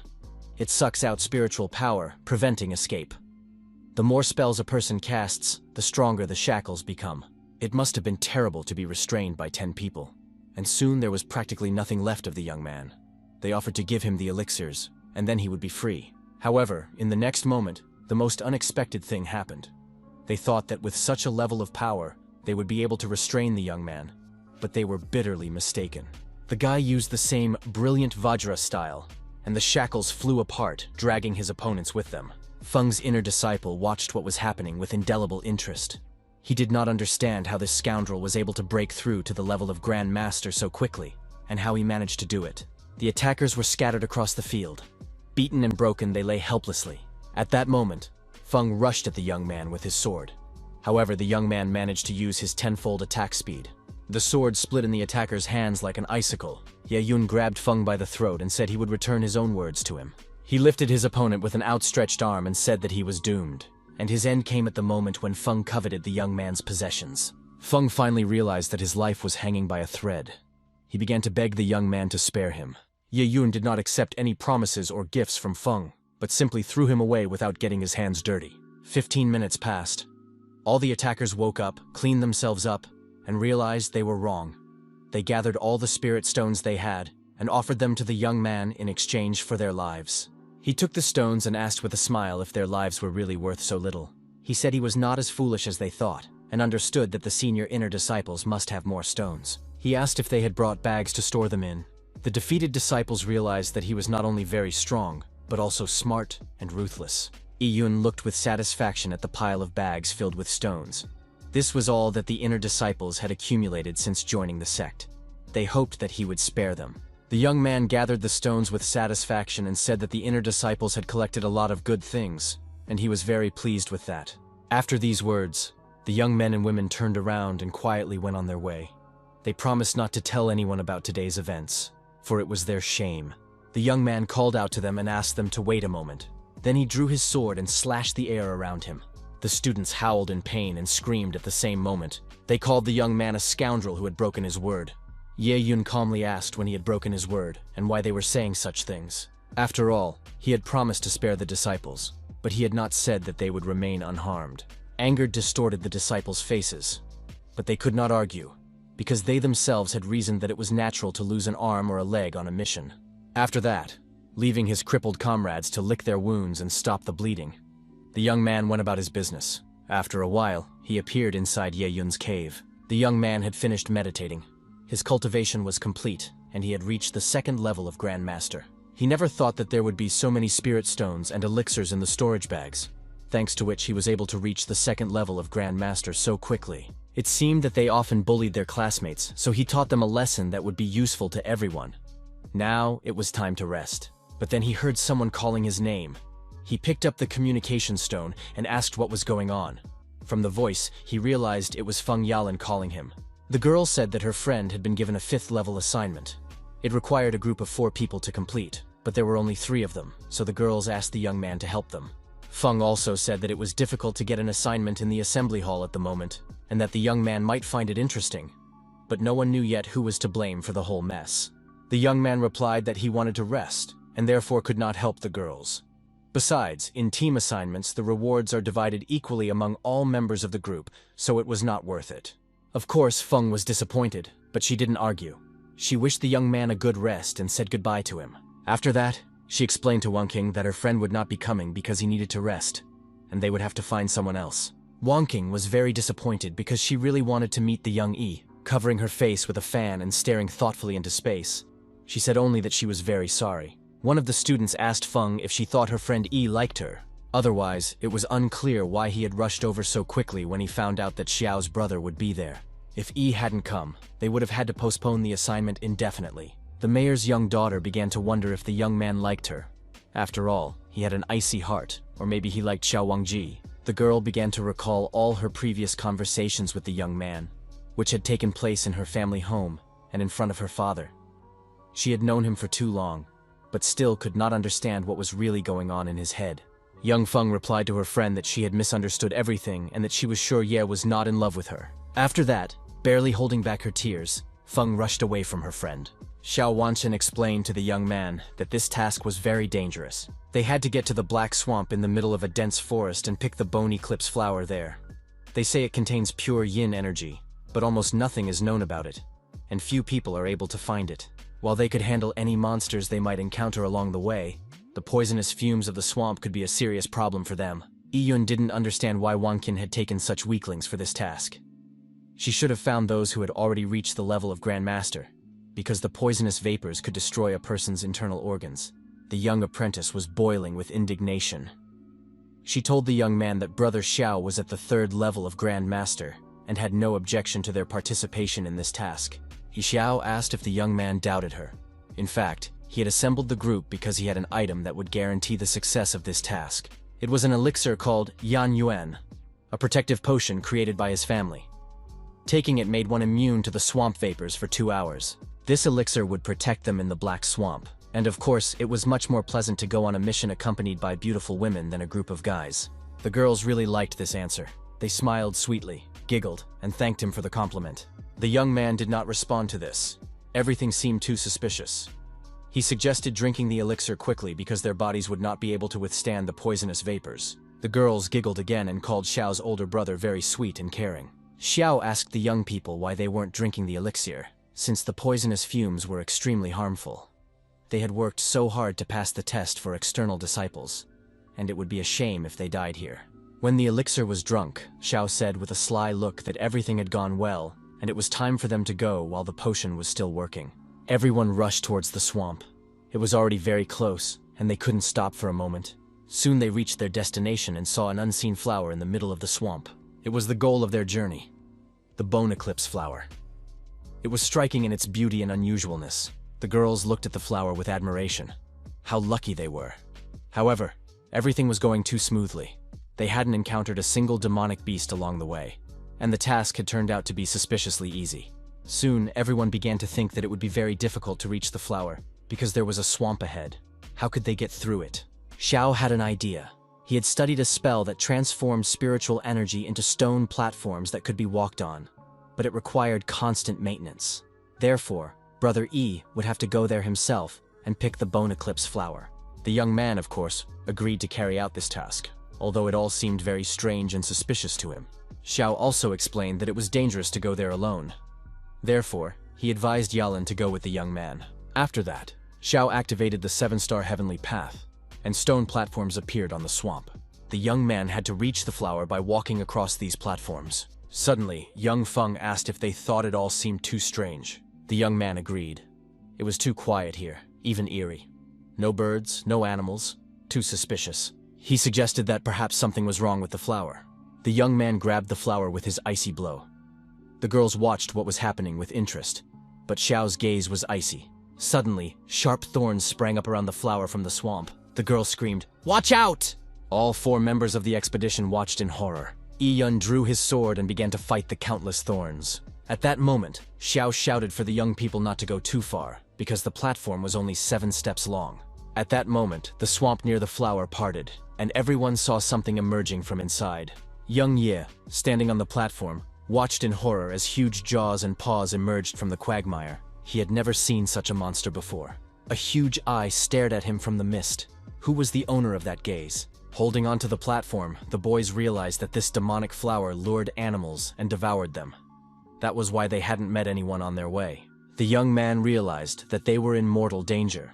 He remembered that he had to protect Yalan and shouted at her to leave. At that moment, Xiao shouted that they should not fight the monster, but rather pick the flower and run. Yun replied that he would decide for himself what to do in this situation. He was his own master, and no one would tell him what to do. Using an ice strike, the young Ye stood in front of the huge eye, ready to withstand any blow. He was going to pick the flower so that the task would be completed. The young man reached out toward the flower and tried to grab it with his inner strength. The monster resisted with all its might. Young Feng continued to fight off the sharp thorns, which were becoming more and more numerous. She realized that the attacks were getting stronger and stronger, and if the young man had already picked the flower, they had to leave as soon as possible. Suddenly, Feng's gaze fell on something she did not expect. Her friend was trying to shout to Brother Xiao and begged him to create another platform, but he said it was too late, and he simply wouldn't have time. The young man used 10 times the attack speed to not only fight off the monster, but also to save the beautiful Yalan, who was falling from the platform into the swamp. He pulled her close and told her to hold on tight. Then he pushed off, and with the same 10-fold speed, rushed away from the swamp. Young Lady Feng, her eyes filled with terror, looked at her savior, clutching the precious flower tightly in her hand. Jumping from boulder to boulder, the young man rushed away from the monster, away from the swamp. His friend threw her arms around the girl, telling her how happy she was that everyone had been saved and how scared she had been to death by the situation. Wenxin said she was very sorry. The demon had tried to deliver the final blow, and it was too strong and powerful. She had no way to repel it, so she didn't have time to create another platform. Of course, they were lucky that Brother E had managed to save himself and Yalan. Even more miraculous was that the task had been completed safely. "With this flower we can go back," Xiao said. But at that moment, the young man stopped her. He said that he understood Xiao's true nature, and was glad that everything had ended this way. Yun realized that if Yalan had picked the flower, there would have been no platform under their feet. This meant that her plan had 3 stages: to send 2 comrades to risk their lives for the flower, and then to get rid of them. She kept her closest friend by her side to protect her, and then she could easily get rid of her too. And the 3rd stage was to kill the last companion, who had the least spiritual power left, and take the entire reward for herself. Wasn't that right? Wang King did not deny it. She only said that the words about getting rid of her were actually very surprising. After all, she had initially believed that the group of girls and boys was doomed from the start.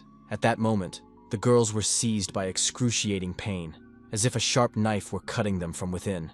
They began to cough up blood, and felt unbearable pain in their chests. Wenxin calmly watched her friends and said that she wanted to get rid of a potential rival before the test for internal disciples. But it seemed that this would not work out for now. However, she did not deceive anyone. The elixir really could make a person invulnerable to poisonous fumes. But if you used your inner strength at that moment, you would suffer from the recoil. The youngest girl felt very ill. She turned pale, tears streamed from her eyes, and her whole body was covered in blood and bile. She was tormented by only one question: why did Xiao do this to them? The young man did not try to find out anything. He took out his sword and asked his friends to step aside. The girls just wished him luck. Xiao realized that the young man had not drunk the elixir. Of course, this complicated the situation, but she decided to kill him right then and there. He, on the other hand, was absolutely confident in his abilities. Using her inner strength, she called the young man a worthy opponent and admitted that she would feel bad about killing him. Yeyun replied that she would die and he would live. The battle began. It was so swift and fierce that outside observers could not even tell who had the upper hand. At one point, Xiao's face contorted in pain. She couldn't understand how this was possible. The young man's level and strength were clearly inferior to Xiao's abilities, but because of his high speed, she couldn't react in time. His sword was too fast. The fight continued. Xiao's fan flew away, and she looked at the young man with horror at his strength. The young man realized that she was not strong enough to kill him. He was completely calm and confident in his abilities. He knew the value of his success and his abilities. Wenxian still couldn't believe what was happening. It was impossible to understand and comprehend, but she had been defeated. A grimace of hatred distorted Xiao's beautiful face. She became ugly, like a witch, and began to scream that she wanted to kill young Yi. She might have succeeded, because she decided to sneak up behind him. But at that moment, the beautiful Yahello stopped her with her sword, and said she would pierce her through if she made another move. Xiao was stunned and couldn't believe her eyes. The young Feng had drunk the elixir. Had she been pretending all this time? The girl did not deny Xiao's assumptions. She said only one thing: many people can lie. Young Feng admitted that upon entering the swamp, she immediately began to control her energy to protect herself from the poisonous fumes. Otherwise, she would have crippled Xiao long ago. The young man watched what was happening and realized that Yahello had grown up and was no longer the naive girl she used to be. With the help of a whip, the young girl pinned Xiao to the ground. After that, she asked the young man what they would do next. Although she wanted to kill the traitor with her whip, the rules of the sect forbade killing fellow students, even if the task did not go according to plan. At that moment, Xiao said that if they tried to cause a scandal in front of the distributors and elders, she would simply claim that they had tried to steal the reward for themselves. And then it was unclear who would win. She understood that all was not lost. Someday she would deal with the elders and return again. As for the witnesses, she would be able to pull the wool over the eyes of the young fool Tang. She would definitely believe her. The young man saw right through her. He realized that she was looking for a way out, and asked why she thought they had no proof of her dirty tricks. Xiao was puzzled. How could the young man know everything? Could he read minds? However, the guy guessed everything when he saw her excited and thoughtful face. The young man threw the traitor to the ground and announced his decision. He said he would destroy Xiao's perfect plan. Everything was recorded on a crystal. All her plans were laid out there. But where did he get this crystal? It was impossible to get it in the sect. Even all of Xiao's money would not be enough to buy it. How did it end up with the young man? Xiao cursed and realized that at that moment she had lost to some brat. Yiyun said that she still didn't know much about him and threw up a bag full of all kinds of crystals. Perhaps he had gotten them from his previous owners. Yaling was very happy. She realized that thanks to the crystal, no one would accuse them of lying. After all, the rules stated that causing injury while performing tasks could result in severe punishment. The girl suggested tying Xiao up. The young man, unable to hide his satisfied smile, said that before returning to the sect, he had one small task to complete. A look of horror and fear distorted Xiao's face. She didn't understand what was happening, but it was clear that something bad was about to happen. The young man simply placed his hand on her head, and the absorption took place. All her powers and abilities passed to him. The young man explained that Xiao was now completely harmless, because all her strength and abilities had gone to him. She would no longer cause harm to anyone. Suddenly, the girl became very pensive, as if she had lost touch with reality. Her thoughts completely flew out of her head. Yiyun rushed to her aid with a look of concern on his face, and asked her what had happened and how she was feeling. He was very worried about her health. The girl was suddenly overcome by chills in the middle of the day. It was as if she had found herself at the North Pole. Her skin turned white and blue.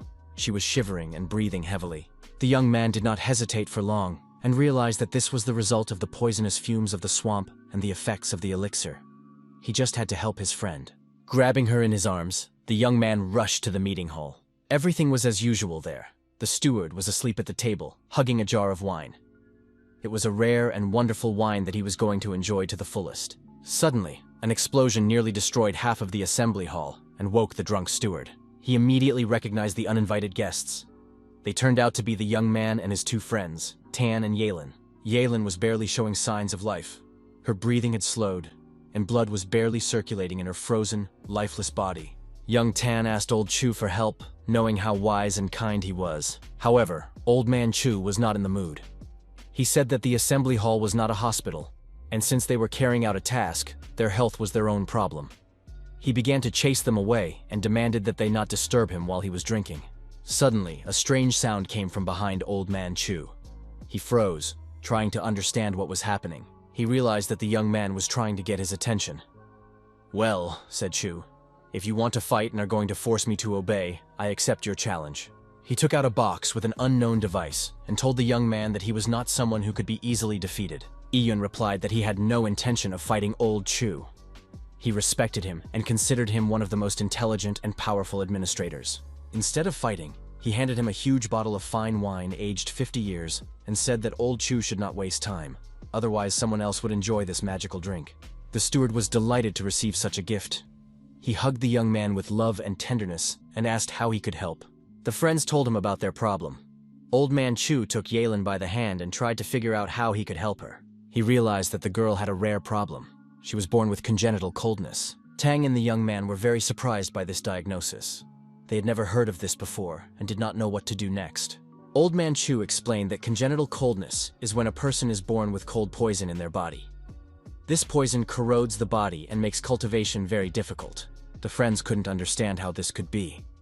Why had they never known about the girl's illness? Old Man Chu explained that she had always been protected by a harsh, pure yang that resisted the congenital cold. Sipping wine, Old Man Chu added that this yang must be skillfully controlled. If there is more than normal, it will kill the girl. If there is less, it will cease to protect her. This girl used her internal energy to protect herself from the poisonous fumes during the task, but she expended too much energy. In addition, she was affected by the cold energy of the bone flower of eclipse. Now, two cold energies flowed through her veins, and if she was not treated urgently, she would hardly live longer than 3 days. The young man understood why the city governor had shown such unprecedented generosity and given him the glass Vajra style. His father knew that his daughter would never be able to master this technique. At first glance, it seemed that Old Man Feng had rewarded the young man, but in fact, he was only trying to help his daughter in case of trouble. The young man knew that the glass Vajra style contained pure yang, capable of regulating the girl's internal energy. However, Old Man Chu assured him that regulation alone would not save her now. The young man asked what other methods of treatment existed and how he could help his friend. Old Man Chu said that the best weapon against poison is another poison. All the icy energy must be removed from her body and replaced with pure yang energy. Then her body will be filled with the power of sacred ice. Innate coldness harms spellcasters, but there is a chance to transform it into the energy of sacred ice. This was news to the young man. It is one of the best energies. After its activation, the spellcaster is able to go beyond his level. He will be able to fight enemies superior to him in strength, and thanks to this, the girl can be saved. Red-haired Tan rushed to Old Man Chu and demanded that he save her friend quickly. The next night, following Old Man Chu's instructions, they used the method of directing spiritual energy. Young Lady Fen was in a hot bath, still in a semi-conscious state. However, her skin turned pink, and there was hope for her recovery. The young man was also immersed in the bath with the girl. It cannot be said that he was happy about what was happening, but his desire to save his friend outweighed everything else. And although he did not like the situation, he understood that the most important thing was Fen's life and health. The main thing was to save her. 4 days passed. Yahello was still in bed, but she had already lived a day longer than predicted. So the medicine had helped. All that remained was to wait. She opened her eyes slightly and saw her friend, the red-haired Tan, through narrow slits. The girl did not understand where she was. The friends hugged and rejoiced. Yahello didn't understand why she was in the hospital, and Tan was just happy that her friend had survived this nightmare. Young Fen listened to her friend's story, who admired how reliable and kind the young man had turned out to be, and how everyone was now drawn to him. Tan admitted that she had previously considered him harsh and rude, but now she realized that she had been blind all this time. He was a real treasure to their sect. She said that after Yahello lost consciousness, he carried her in his arms in search of a doctor, and managed to cure her poisoning. In addition, her friend did not forget to mention what the treatment was like, and what hot baths Yahello took with young Yi. Yun did everything that was recommended and finished the process of directing her energy. Old Man Chu said that the ice elixir could activate the sacred ice energy and completely cure her if the girl took it and regulated her internal forces for 7 days in a row. He added that her friends were incredibly lucky to find the right person, the only one in the entire sect who had this elixir. Tang hoped that Old Man Chu would save her friend. However, he refused, saying that he could not give away such a priceless elixir for free, and demanded 500 spirit stones for it. No one in the entire sect had such a large number of stones. However, the young man took out 1,000 spirit stones and gave, saying that she needed to learn to regulate her energy, otherwise she would feel bad again. At the same time, in the throne room, a former disciple of the sect knelt before the ruler and told him about the misfortunes that had befallen him. He accused the young Ye of behaving arrogantly. Elder Qi was his patron, but the young man not only mocked the disciples, he also appropriated all the treasures they had accumulated over 10 years. The sixth elder of the sect, Han Xian, said that the new disciple was an insolent brat. The young man told his uncle that Elder Chu was the 10th and newest elder, whom the head of Qin had appointed only half a month ago and trained himself. Han told his nephew not to worry. The head of Qin thanked Elder Chu for saving his daughter, but he had not yet secured his position and gained enough influence. But he decided to deal with young Yi himself and show what awaited those who dared to insult the Han family and the sect. The nephew thanked his uncle Han Xiang and, satisfied, headed back. A joyful smile appeared on his face. He knew that a sad future awaited the young Ye in the sect. The unsuspecting young man pondered the fact that his strength had slowed down again. Even though he had already spent a whole month in the sect, he wanted to make a breakthrough in the near future and was thinking about how he could achieve this. At that moment, the inner disciples passed by him. They discussed the news and marveled at the fact that someone had won 4 times in a row in the arena today. Yun remembered that the arena was an open place for fair fights, where sect disciples could place bets in the form of spirit stones, elixirs, and weapons before the start of the fight. The inner disciples also discussed how the arena was a great place to earn spirit stones and grow their own abilities. The young man decided that he definitely needed to go there as soon as possible. No sooner said than done, he went to the arena that same day. Inside the arena, a battle between 2 disciples was taking place at that moment. They fought, honing their skills and testing their strength. One of the fighters had almost defeated his opponent. As we remember, killing is prohibited in student fights. The duel ended with the victory of one of the warriors, but it was not very interesting, as the fighters were almost equal in strength. The audience admired Hu Wei. He had already won 5 victories in a row. His murderous aura during the fight showed that he wanted not just to win, but to destroy his enemy. It was said that Hu Wei had an incurably ill sister, and to pay for her treatment, he became a hired killer. But when he had too many enemies, he had to seek refuge in a sect. The audience discussed Hu Wei and said that he was not afraid of death and fought desperately. Yun realized that this was the opponent he needed. By fighting him, he would be able to gain new strength. Hu Wei stood waiting for his next opponent. He was calm and completely confident in his strength. Suddenly, another stage of the battle broke out between the fighters, and weapons flew towards each other. They felt no pain and continued to fight until one of the students' weapons wounded his opponent. According to the rules of the arena, the fight does not end until one side either surrenders or admits defeat and leaves the arena. Hu Wei felt that he was in trouble. He had been struck with a poisoned weapon. His opponent had used deception, a warrior's best ally. In the next moment, the enemy struck the big man in the face with all his might. He demanded that Hu Wei surrender. The spectators could no longer watch this cruel mockery of their comrade. The next moment, his lifeless body was already lying on the arena floor. And his opponent continued to mock him and demanded that he leave the arena with nothing. Suddenly, something changed in the air. Masses of energy began to move. Lightning flashed, and no one understood what had happened. Behind the bully appeared the young Yi. He struck the warrior with all his might and knocked him off his feet. A minute later, the defeated fighter was lying on his back. He still did not understand what had happened, how he had ended up here, and who had defeated him. Yun announced that he would fight instead of Hu Wei, because Hu Wei had been poisoned and was unable to defend himself.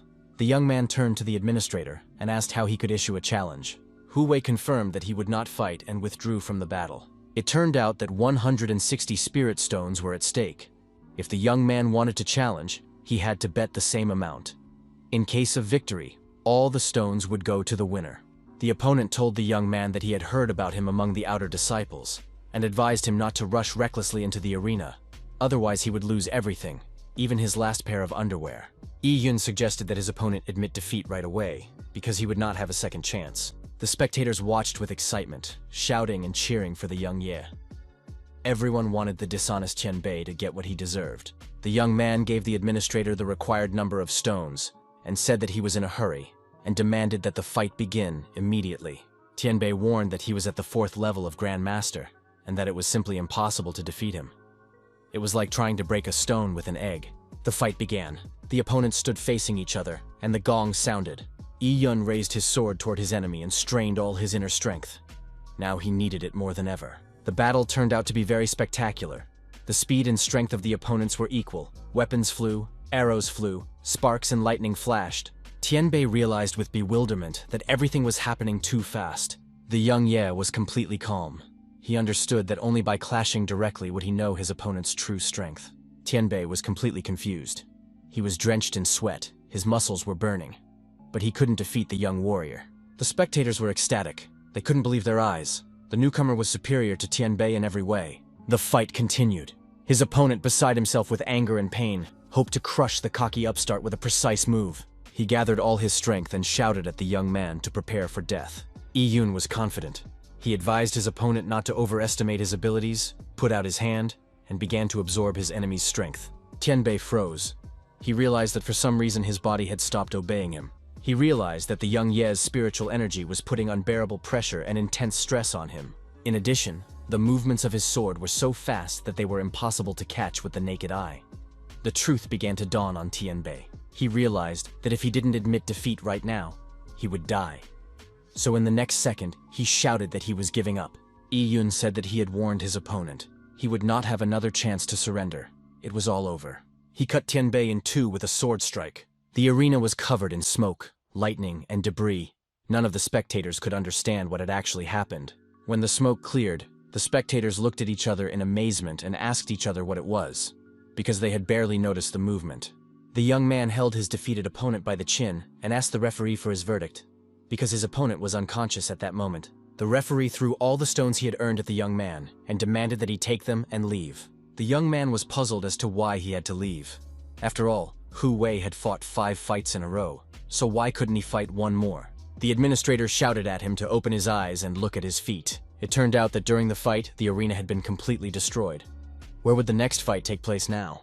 The young man looked around and only then noticed that almost nothing remained of the arena. He analyzed his behavior and realized that he had used only a third of his strength. The day was coming to an end. The young man was returning to his lodgings, walking alone through the forest. Suddenly, someone called out to him. The young man stopped and tried to get a better look at the stranger. It was the big guy, Hu Wei. The young man asked if he had gotten rid of the poison. The bully replied that he was not going to thank the young man for saving him, but had come to kill him. Yi-Yun remained completely calm. He asked how the big guy was going to kill his classmate. Wasn't he afraid of the consequences? To which Hu Wei coldly replied that dead men tell no tales. He was confident that he would defeat the young man and there would be no witnesses. The fight began, but the young Ye remained calm. He knew that the bully would not be able to defeat him. Finally, it dawned on the attacker that the young man was not using his full strength in the arena. He wanted to see the young man's true power, so he provoked him, attacked him, and demanded a response. Yi-Yun played along with his opponent and suddenly uttered a strange word, slap. The bully was even taken aback for a moment. But then the young man used the glass Vajra style. The bully's body was thrown high into the air, and his sword flew off to the side. Then he fell slowly and for a long time, knocking down trees, bushes, and rocks on his way, breaking branches and along with them, his arms, legs, and bones. In the next moment, a huge stream of blood gushed from his body. Yi-Yun added that his power was enough to finish off Hu Wei with a single slap. The young man tried to analyze his actions. It was the first time he had controlled spiritual power, but he did not expect it to be so destructive. If he developed it to its limit, it would become even more powerful. The bully lay on the rocks, unable to even move his eyes. He admitted that he was not as skilled as the young man, and agreed that he could be killed. The young man was surprised that the bully admitted defeat so quickly, and asked what last words he wanted to say before he died. Hu Wei told the young man about his sister, who lived in the village, and asked him to give her everything he had accumulated in the sect, but not to tell her that he was dead. The young man listened sadly to his words, and his next actions were written all over his face. He turned and walked away, saying that the bully was free. His opponent did not understand why the young man had not killed him, why he had left him alive. The young man did not admit it, but only replied that he wanted to kill the thug. But that did not mean he would do it right now. The bully laughed hysterically, realizing that the young man did not consider him a rival. The young man did not try to convince his defeated enemy, but suggested that he think whatever he wanted. Hu Wei said he didn't like to be in debt and warned the young man that he should be wary of the sixth elder. It was he who had hired the killer. Yun thanked his rival and walked away, lost in thought and serious. The next time, he went to a deserted place because the system warned him about a huge amount of treasure. Once there, the young man absorbed energy en masse, his experience enriched, and he reached the third level of Grandmaster. The young man thought that there were now 10 elders in the sect, but they were rarely seen. They only appeared at major events. If you rank them from strongest to weakest, Hangxian would be 6th. His methods are rough, and he's selfish, unlike Elder Ku. After receiving notification of the treasure he had spotted, the young man set off for it, but he understood that he must not underestimate the enemy and that he needed to strengthen his martial arts skills. The guy did not rush into the thick of things right away, but calmly began to observe. He was very attentive and tense. At first, he couldn't understand what was in front of him. But suddenly, knowledge dawned on him. It was a huge demonic beast of the highest 5th order, a giant scorpion. It sprayed poisonous saliva in all directions, while several high-ranking warriors tried to defeat it. The young man's eyes fell on a beautiful flower that grew almost out of the fire. It was Datura. The boy knew that Datura was a precious plant capable of resurrecting the dead. He realized that the warriors had come to take it, but had encountered the giant scorpion. The beast's attack was too fierce, and it changed position very quickly, preventing the warriors from reaching the Datura. They realized that at this rate, they would run out of breath before they could kill the wild beast, even though they were at the 7th level of training. The giant scorpion continued to attack.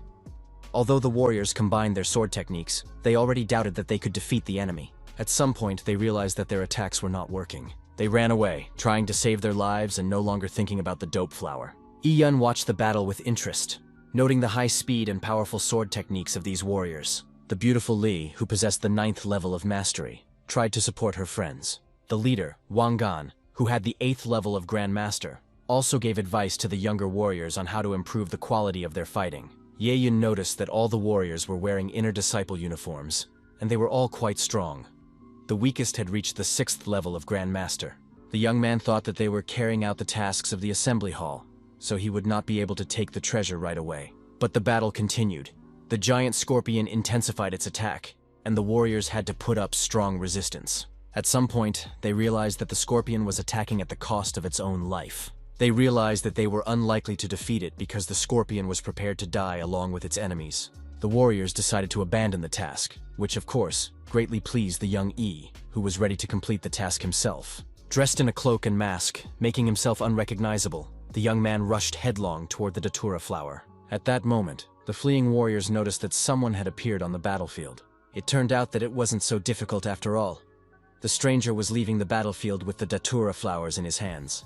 The demonic scorpion exploded, and the soldiers had to block themselves from the poisonous gas. When the effects of the gas had worn off and the disciples had caught their breath, they were faced with many puzzling questions. They did not understand who had taken the Datura flower, and they also noticed that the beautiful Li Qingzhu was not among them. Having fled the battlefield, the young man was still in his robes. He couldn't understand what kind of scent was preventing him from relaxing. The beautiful Li asked him to return the flower. She said that he was an external disciple of the sect, and asked why he had stolen their treasure. Was he really that stupid? Or was he simply not afraid of death? The young man replied that they themselves had refused to carry out the task, so the treasure belonged to no one. He also explained that anyone capable could take the flower. With that, the young man rushed back to his hideout. The beautiful Li Xingji was amazed at his speed. She rushed after him. Ye Yun also noticed that this girl had incredible speed and could compete with him, but she was still far from his level. He used his tenfold speed, soared upward, and disappeared.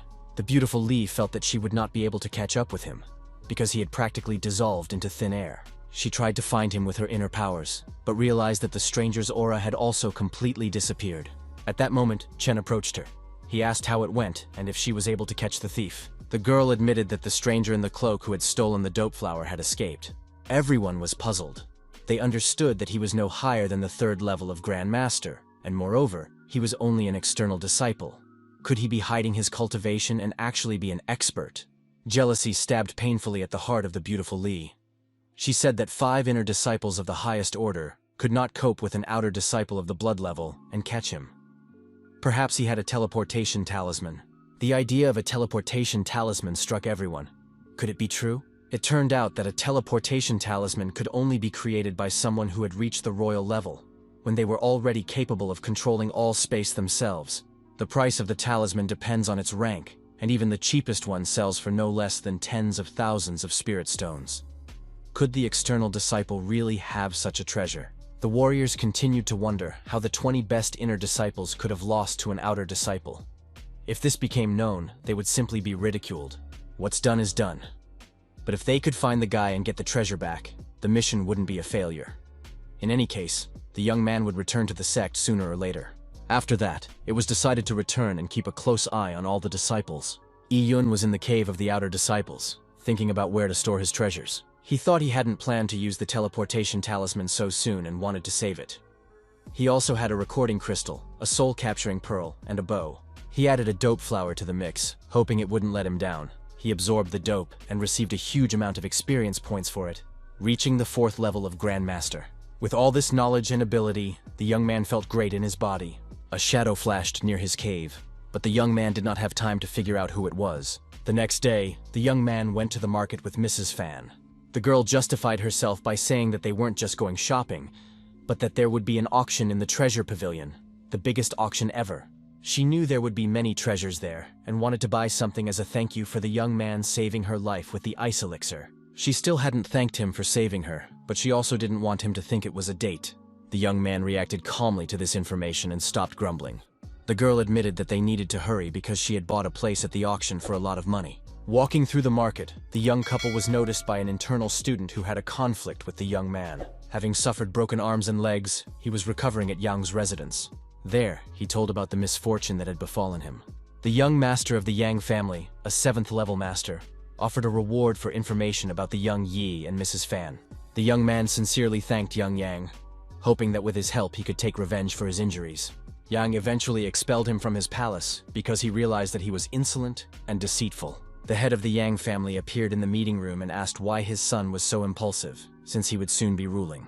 The young man said that this scum had failed to do his job, lost his hand, and thus insulted the Yang family. The father agreed that the boy deserved only death. The servants congratulated the head of the family on the premature completion of his secluded cultivation. Young Yang noted that he had not seen his father for 2 months, and his level of cultivation had grown so powerfully. His father replied harshly that the misfortune that had befallen the family had happened precisely because he had been away. Young Yang agreed that his father was right, and now he would deal with young Ye and not let him leave the sect alive. His father scolded his son, and said that he had sent him to study, but he refused, saying that he would learn martial arts from a suspicious old man. Now he was only 20 years old, but he looked like an old man. It turned out that the more young Yang developed his dark secret arts, the older he looked, and his current appearance proved that his level of cultivation was very high. His father accepted the information that his son had reached the 7th level of Grandmaster, and asked him to show what he had learned over the years. So his father sent young Yang after Ye Yun's head, because he really wanted to make a new bone cup out of it. The son did not dare to argue, and left his home to take his father's test. At that time, students were flocking to the treasure pavilion. The inner disciples also arrived. They knew that everyone would come to the anniversary auction. Chen offered the beauty his treasure, which he had accidentally received last month. It was capable of blocking attacks of the 3rd supreme level. However, the girl did not want to accept the gift. Chen did not insist because he knew that the beautiful Li was accustomed to such rarities. At that moment, the girl confessed that she thought she had seen someone. Young Ye and Yalin entered the hall. It was in him that the beautiful Li saw the kidnapper of the intoxicant. Mrs. Fang continued to chatter incessantly, saying that there would be many exotic treasures at this auction, and that they would see them all today. Suddenly, Chen blocked their way. He stopped them and said that they had already met recently. The young Ye and the beautiful Li's eyes met. They recognized each other. The girl spoke first. She asked if young Yi was really a disciple of the sect. Yalin replied that they were external disciples of the sect. The beautiful girl held out her hand to introduce herself, and said that she was also a disciple of the sect, only an inner disciple, and her name was Li Qingzhu. Fang frowned, wondering why she was extending her hand. The young man guessed that the beauty was going to test his strength. The beauty's companion said his name was Wang Gan, and that he was also a disciple of the sect. He said that on their last assignment, some external disciple had stolen a treasure. Yalin didn't understand how they knew this, and asked if they suspected the young Yi. Wang Gan said that they were only checking their targets and suggested that young Yi prove his innocence by allowing them to check his storage bag. Yahlin was genuinely outraged that they were demanding to see his personal belongings. The beautiful Li was also not thrilled with her colleague's actions. Wang Gan said that it was perfectly natural for an older student to discipline a younger one, and even if the younger student took offense, it didn't matter. He offered to give the young Ye 100 spirit stones as compensation if he was proven wrong. Mrs. Feng flatly refused to accept these terms. Yi Yun demanded 1,000 spirit stones and a kneeling apology. In that case, he would agree to the test. The senior disciples consulted among themselves. Wang Gan asked how confident the beautiful Li was that this young man was the one they were looking for. The girl said that there was an 80% chance that it was him, and the decision was made. The young man handed the bag with his treasures to the senior disciples for inspection. The beautiful Li was the best at spiritual reading, and she undertook to carefully examine the bag. Straining all her strength and using her spiritual reading ability, she could not detect Durman. She did a second reading, then a third, and still there was no trace of Durman. She had to admit that she was wrong, although she was not at all sure about it. Wang Gan was simply devastated by this situation. Yi Yun looked like the winner and waited with satisfaction for an apology. Yahlin was genuinely happy and celebrated. The young man took his bag of treasures from the beautiful Li and said that there were quite a few external disciples, so it was normal to make mistakes. His hand touched the bag of treasures, but at that moment, something unexpected happened. The beautiful Li once again activated her spiritual reading ability and was able to read the young man himself. She learned a lot about the guy, but she still couldn't find the Duran flower. Yahlin was furious. She didn't understand why this beauty was constantly touching her friend. Wang Gan began a mental dialogue with the beautiful Li. She admitted that when she passed her spiritual energy through the young man's body, she found no residual aura. This meant that he had not consumed Duran. Moreover, there was no aura associated with Duran in the storage bag either. It was astonishing where he could have hidden such an important treasure if it was neither in the bag nor in the warrior himself. Yi Yun knew that the system had a built-in storage facility, and if Duran was consumed through absorption, no traces of aura would remain. He told the senior disciples that they had checked his storage bag and asked when their promise would be fulfilled. After these words, the beautiful Li left the hall. She reminded them that the bet wasn't her idea. She had checked the bag and checked the guy himself, and now he had to finish the job. Wang Gan was upset. He did it for them, for his love for Li. The girl replied that he didn't need to do anything for her, and reminded him that she had rejected Wang Gan several times over the years. She said she didn't feel obligated to love him because it was his choice. The guy was devastated. Yahlin really liked the girl's words, and young Ye noted that she was not only beautiful, but also smart. He had to stay away from her. Li left the hall and said she would wait for Wang Ganya in a private box. Wang Ganya angrily threw down the bag of precious stones. He said that in his haste, he had only taken 300 spiritual stones and would return the rest after his return. Yi Yun caught the bag in midair and called out to his rival. He shouted after Wang Gan, who was leaving, that he would not allow him to leave the hall. Wang Gan was speechless with surprise. How could this be? This youngster was 4 levels below him. He didn't understand why the young Ye was putting so much pressure on him. He knelt before the young man and asked for his forgiveness. The young man replied that Wang Gan was simply ill-mannered, and now the younger student would correct that. Putting Wang Gan on his knees, the young man put his hand on him and began to absorb him. The other disciples watched with interest. Wang Gan understood that he could not resist such power. Ian said he wanted to tell his older brother one more thing. He admitted that he accepted other forms of payment. After that, Wang Ganya's artifact passed to its new owner. The young man was pleased with what had happened. He had received stones, apologies, and treasure. It was time to go to the auction. The crowd also began to disperse. Time was running out, and everything interesting was ahead. Only the humiliated and crushed Wang Gan remained in the room. He said that he would never forget today's humiliation, and would definitely return it twice as much in the future. Spectators gathered in the auction hall of the treasure pavilion. Finally, the auctioneer came out and apologized for the delay. She happily greeted everyone present and introduced herself. Her name was Hong Liang. The young people were happy and eagerly awaited the start of the bidding. The first lot of the auction was a second-order weapon, a sword that cut through waves. This sword was made from the blood and horn of a fierce rhinoceros. When swung, the weapon released powerful energy, and in the hands of a warrior, the sword greatly increased its owner's strength.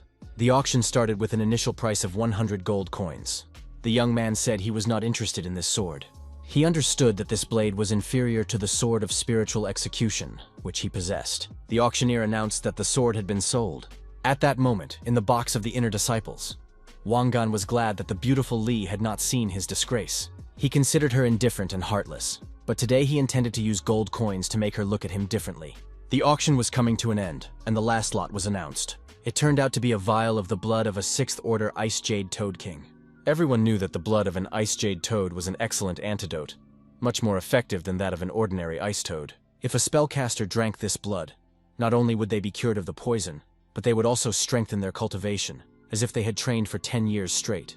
This auction lot, of course, could not fail to interest the young man. The bidding began, and Wang Gan bid 100,000 gold coins. It was an unheard of price. Young Ye shouted back 200. Yellen said she would buy it for the young man. She promised to thank him for saving her, and she could afford such a gift. The young man remembered that his friend was the daughter of the city governor, which meant she was one of the wealthy ladies. Ms. Fan shouted, 300,000 gold coins! Even if she had to spend all the gift money she had saved her entire life, she would buy a gift for the young man. The young man looked at his girlfriend with interest. He didn't expect her to be so rich. Wang Gan was simply torn apart with rage. The auction was coming to an end, and the lot was going to Yellen. At that moment, the beautiful Li made her bid. 500,000 gold coins. Everyone looked at each other in bewilderment.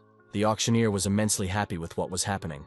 Mrs. Fan was very upset. She apologized to the young man because she didn't have enough money. He was sincerely grateful to her for her kindness and desired to repay him. But he realized that it would be best to do it himself. At that moment, a cry rang out, and a bid of 1 million gold coins surpassed all other offers. Different emotions were reflected on the faces of those present. Joy, anger, sadness, delight. It turned out to be the city governor Fan. He was the one who bought the blood of the king of the ice toads. The company returned home. The mayor, his daughter, young Ye, and the guard. Mrs. Fan asked her father if he had sent someone to follow her. Her father, of course, denied it, but it was clear that he was lying. After that, the mayor handed the young man a bottle of elixir. Yun was in no hurry to take the gift. He understood that Mr. Fan would want something from him in return. The mayor noted that the young man was still as annoying as ever, but insisted that he accept the gift. He said that in a month, his daughter had risen from the 9th level of Key to the 5th level of Grand Master, and this was thanks to the young man's help. The father also noted that he knew about Yallen's life being saved, and that the elixir was part of her dowry. These words shocked his daughter. She began to calm the young man down and suggested that he ignore her father's nonsense. What dowry? That's not how it is at all. The young man confirmed that he had never even considered her as a bride. The girl was very upset. Deep down, she loved the young man and hoped he felt the same way. Leaving her father and the young man in the yard, Yellen rushed away. Ye-yun watched what was happening and realized that his heart did not respond to Yellen's feelings. Ye-yun decided not to bother with matters of the heart, and to first find a secluded place to study the blood of the Ice Jade Toad King. Late at night, he went to a secluded place because the blood of Ice Jade Toads can cure any poison and must be saved for a special occasion. Suddenly, a huge snake appeared from behind a rock. The young man walked on as if he did not notice it. However, the reptile was getting closer and closer. With a sharp movement of his hand, the young man threw the snake back. A sharp beam pierced the creature, and it became pliable in the young man's hands. He demanded that it reveal itself, because its pathetic rat tricks had no effect on him. The snake turned into a man. It was one of the representatives of the Yang family. The young man recognized him and realized that it was Yang Longji, even though he continued to age. The villain admitted that since the young man had recognized him, it would be better for him not to move. Otherwise, his corpse would be damaged. Yun had no intention of complying with Yang's demands. Yang Longhai was amazed by the young man's speed and quick reactions. The young man noted that he had not met a single worthy opponent since rising to the level of Grand Master. Therefore, he really hoped that Yang Lujian would be able to hold out a little longer than the others. The villain was furious. He said he would defeat the insolent chatterbox with just one palm strike. Dark arts came into play. It consumed the spirit and broke bones. Against such a young man, Yi decided to use the technique of spiritual radiance. Yang did not understand his opponent's plan. He thought that he was simply cowardly running away from the battlefield. The young man's spiritual energy was corrupted, and all this happened thanks to the technique of the bone hand that absorbed the spirit. The young man felt that his energy was not only corrupted but also weakened, and the power of his martial arts had decreased by many %. Yang Lu Chan claimed that this was his mentor's best technique, and he was proud that he would use it to deal with the young man. After that, the villain added a touch of despair and summoned the spirit-consuming power to bury the young man's soul. By this point, Ayun had already figured out how to fight. He promised to return his words to his opponent. The brilliant Vajra style came into action. The villain was bound hand and foot. not expecting to encounter the technique of pure yang. Although the spirit absorption technique was powerful, it had one flaw. It feared the attributes of fire and pure yang. The young man was already in a frenzy. The villain was waiting for dusk, his ideal time, and did not expect to be repelled. Yun used both hands in the technique of the fiery Vajra. The villain continued to shout that it was impossible. However, the young man calmly did his job. His two fiery hands tore the snake in half. Soon, the young man was standing over the half-dead body. At the last moment, the spirit transfer technique was used. The villain tried to escape. The young man noticed his cunning, but doubted that the plan would succeed. He caught the escaping snake and returned it to its human body. After that, according to tradition, the young man placed his hand on the wounded enemy's head and began the process of absorption. At that moment, the elder, who was in his house, sensed that something bad had happened to his son. Yun weighed the bag of treasures he had received as a result of the battle in his hand with satisfaction. It was quite heavy, and now it should become clear how much wealth the young and strong master of the Yang family had. The young man received notification that the mass absorption was complete, and that he had reached the 5th level of Grand Master. His cultivation had increased again. Suddenly, an unidentified star appeared in the sky, rapidly approaching the young man. There was a flash of light and a loud explosion, throwing the young man to the side. Father Zhang Era bent over the body of his dying son, trying to revive him. The young man thought about what a problematic family the Yangs were. First they attack others, and then they get upset. The young man realized that he would also have to deal with his father. The eldest member of the Yang family left his dying son near the cliff and went to take revenge on the offender. He swore that young Ye would pay for his actions with his life. The power of the Scarlet Flame sword was used, but the young man did not even flinch. He replied that he would use the elder to test his abilities. The young man promised to return the insults his father had directed at him. The fight continued. This time, the young man used a spiral technique, thanks to which he managed to intercept his opponent's weapon. At one point, it turned out that the villain had nothing in his hands. His Scarlet Flame sword had disappeared. Yun looked at his newly acquired weapon with satisfaction. He liked it very much. Elder Yang couldn't understand how this boy managed to hit the weakest spot on his wrist and wrestle the sword from his hands. He hoped to deal with the brat even without a sword, and do something worse than death to him. Anger and hatred tore at the old man. He lost control of himself and rushed at the young man. The next stage was the use of the Dance of the Burning Yang. Young Yi continued to dodge all of his opponent's blows. In addition, he did not stop mocking the old man and reminding him how easy it was to defeat his son. The battle continued, with Elder Yan barely able to stay on his feet. The Burning Shield technique was used again, but the young man's speed saved him once more. In the end, having tried all his techniques and tricks, Elder Yang was exhausted and weakened. The young man's blow struck him right in the heart. The young man said that Elder Yang was doomed from the moment he lost his composure and showed his weakness, and that the sword would only send him on his final journey. Finally, it was almost over. Chief Yang was dying, repeating the young man's name over and over and cursing him in the last minutes of his life. Yun calmly packed up his sword and said that Elder Yang was no match for him, even though he had reached the supreme level. The villain said that the young man would not go unpunished, even if he was not killed by him. What this meant became clear in the next second. Chief Yang managed to use the blood explosion technique. He hoped to take the young man with him to the afterlife. However, the young man had other plans for this situation. He had no intention of dying. It turned out that he had managed to put on a protective sleeve on his arm, thanks to which the villain's latest plan failed, and death did not threaten him. Chief Yang couldn't understand where this brat got such a high-level magical item. Young Ye didn't even try to explain anything, but he took Chief Yang's beautiful sword and his treasures for himself. In the next moment, he placed his hand on the head of his defeated opponent, as was the tradition. The cultivation and absorption were complete. A notification informed the young man that the absorption was complete, and he had reached the 7th level of Grand Master, rising 3 levels at once. It had been a long time since such a miracle had happened.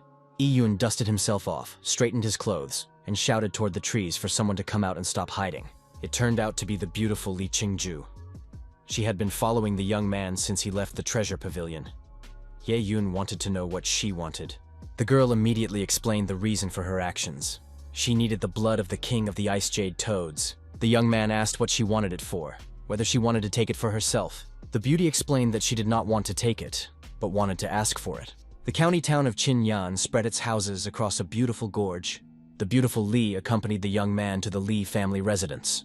He knew that 3 prominent families lived in this city: the Yang family, the Li family, and the Mu family. They were very powerful and balanced each other out.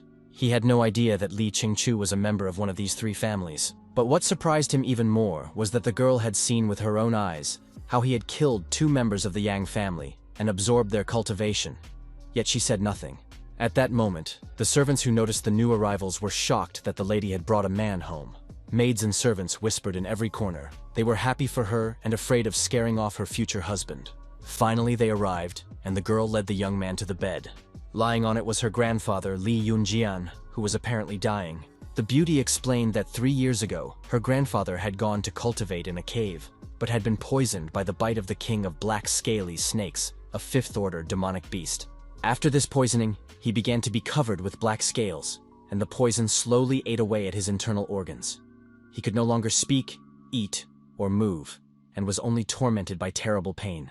On the day the scales covered his face, he would die. The young man understood that the Li family had spent a huge amount of money and effort to help him.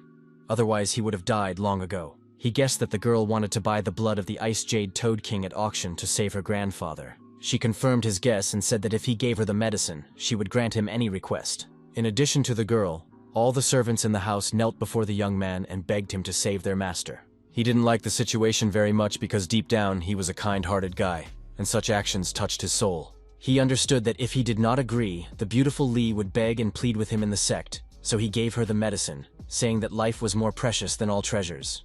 The medicine was poured into the patient because the young man did not dare to treat him without the elixir. After that, the young man also gave the old man an antidote. Before the eyes of all those present, the scales on the patient's body began to dissolve. 15 minutes later, the old man was sitting in bed, coughing and smiling. The beautiful Li rushed to her grandfather, who said that he felt much better and that his spiritual energy was gradually returning. The grandfather asked who his savior was. Li pointed to her classmate, young Yi.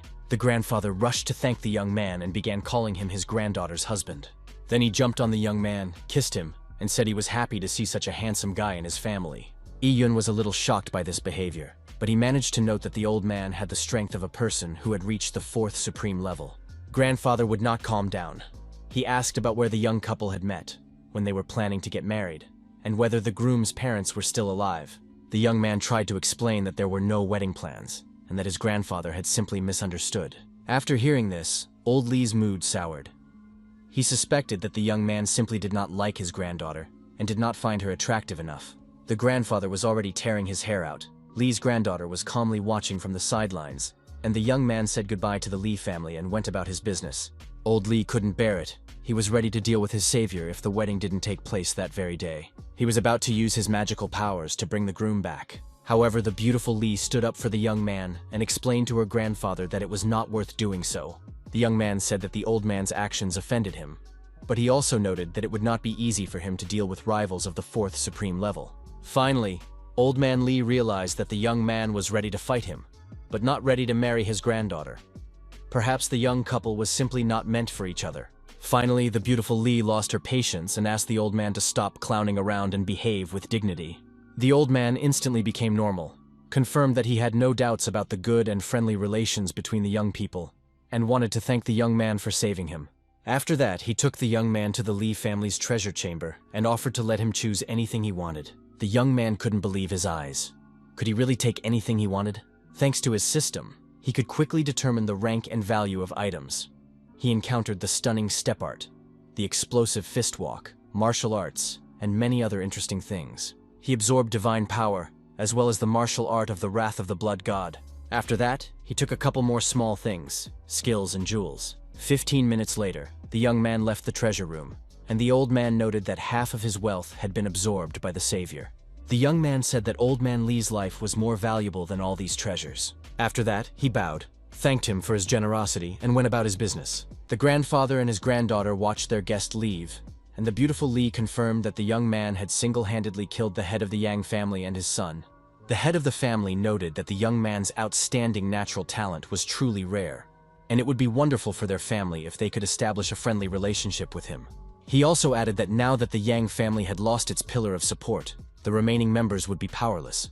However, old man Li believed that it was better not to mess with Yang Longjian's teacher, the elder of the underworld. If he found out that his beloved student had been killed, he would surely seek revenge on Ye Yun. The beautiful Li understood that although the young man was very strong, it was unclear how his confrontation with the elder would end. The grandfather noticed that his granddaughter was worried and concerned about the life and fate of her classmate. She said that she was just curious. Old Man Lee summoned the shadow guards with a slight movement of his fingers and gave them an order. He told them to keep a close eye on every move the Yang family made, and if they found out that they were in contact with the elder from the underworld, to report it to him immediately. After that, he hinted to his granddaughter that sometimes interest in someone's fate is a sign of the beginning of a relationship. The girl flew into a rage and told her grandfather that she was returning to the sect. The old fox immediately guessed that she had run away so quickly because he was right. Today began in the Hall of Spirit Tempering. The disciples slowly gathered in the hall, wanting to improve their cultivation. The administrator sat at the table and announced the rules. He said that those students who wanted to enter the Hall of Spirit Tempering had to line up. The students talked among themselves, discussing which efficiency room they would like to take, double or triple. Suddenly there were shouts, kicks, and punches in the crowd, and a big guy stepped forward. The students exchanged frightened glances. Some of them had already guessed and recognized the newcomer. It was Hao Yutian. His family had been in the trade for several generations and had a huge fortune. The big guy went straight to the manager. He had a huge amount of precious stones, and even though his cultivation level wasn't high, he bought a lot. This time, he demanded a room with tenfold efficiency. The manager calmly informed the bully Hao that he was too late, and the room with tenfold efficiency was already occupied. The bully Hao was so surprised that he was speechless. He reminded the administrator that this room had always been free, and that no one else could use it except him. The administrator reassured him and said that he was not lying, suggesting that he take a look at the spirit tempering house himself to make sure that the room was already occupied. Indeed, the light was on in the room with tenfold efficiency, and Hao said that it was necessary to wait until it became available and then occupy it. The thing was, this room was very expensive. In addition, once inside, it was necessary to spend another 300 spirit stones to activate the magic circle, and new stones had to be added to the circle constantly to keep it working. Therefore, whoever was there now would not stay inside for long. Gramila suggested waiting because the person in the room would not be able to maintain the activation constantly and would leave very quickly. An hour passed, other students came and went, and the bully Hao waited for his room. After another 2 hours, nothing had changed. After another 4 hours, the bully Hao couldn't take it anymore and jumped to his feet. The servants were also tired of waiting, and they asked questions that annoyed their master. If the person had not yet left, it meant that he was incredibly rich. The bully Hao did not understand when a second rich man besides him had appeared in the sect, and decided to teach a lesson to the one who had stolen his room today. The servants sent to investigate rushed back from the room. They were terribly frightened, and explained to their master that the Hall of Tempering was shaking. The source of the earthquake this time was the room with tenfold efficiency. Gramila Hao realized that the person in this room was moving to a new level. The crowd began to panic and confusion ensued, with the servants running away without looking back, advising their master to flee. However, he wanted to know who this warrior was. At that moment, an explosion rang out in the tenfold efficiency hall. The building shook, and shards of glass, pieces of walls, and flames burst out of the windows. In the next moment, young Yi flew out of the window and landed in front of the building. He was pleased with the result of the spiritual purification hall. Soon the statistics caught up. The young man received a notification that his attack speed had become 20 times faster. He advanced again and now possessed every conceivable and inconceivable ability. He spent half of the Li family's treasures on a room in the spirit tempering hall. But these expenses were absolutely justified. The young man instantly rose from the 5th level of Grand Master to the 1st Supreme level. He figured that the upcoming test for internal student status would be no problem for him, and couldn't understand what all the shouting around him was about. Finally, the day of the internal disciple test arrived, and the external disciples lined up in the middle of the arena. The elder announced that today, the Kanyun sect would hold its 3rd test for internal disciple status. It would take the form of one-on-one duels. 300 external disciples would take part in this test, but only 20 of them would be able to become internal disciples. Yeyun listened carefully to the rules. Participants in the duels were forbidden from seriously injuring their fellow students. In the crowd, the young man saw Ms. Fang. It was their first meeting after a long separation. The young man noted that after the auction, Yalin had been constantly avoiding him, and he did not understand what she was up to. He couldn't figure out what was going on, but the girl decided that he was just a regular fool. She realized that the only way to get the guy's attention was to take a high place. Therefore, she tried with all her might to win and become an inner disciple. She hoped to make him think about her at least now, during their fights. The young man had no idea what was going on in the girls' heads, so the test for inner disciple status officially began. The seventh elder noted that this test seemed to be much more interesting than all the previous ones. The fourth elder of the fifth supreme level said that she had heard about a unique disciple who was famous for his outstanding talent and expressed her gratitude to Elder Chu for inviting the young man to the sect. Another elder said that he did not agree, and if any of the disciples had outstanding talent, it was the inner disciple Li Qinju. The third elder noted that Li was indeed perceptive beyond her years and very good. However, she was too focused on martial arts and cold to everything else. The sixth elder watched what was happening with anger. He had hoped that his mercenary would bring back the head of the young Y, but nothing came of it. If the young man became an inner disciple, it would be very difficult to get rid of him. The other elders continued to thank Chu. He had only recently become one of them, but he had already managed to find such talent, and that was worthy of respect. Elder Han glared at his colleague and advised him not to rejoice, because he had been preparing for this day for the entire last month. It turned out that he had ordered trusted disciples to disguise themselves as external disciples, and today they were also competing.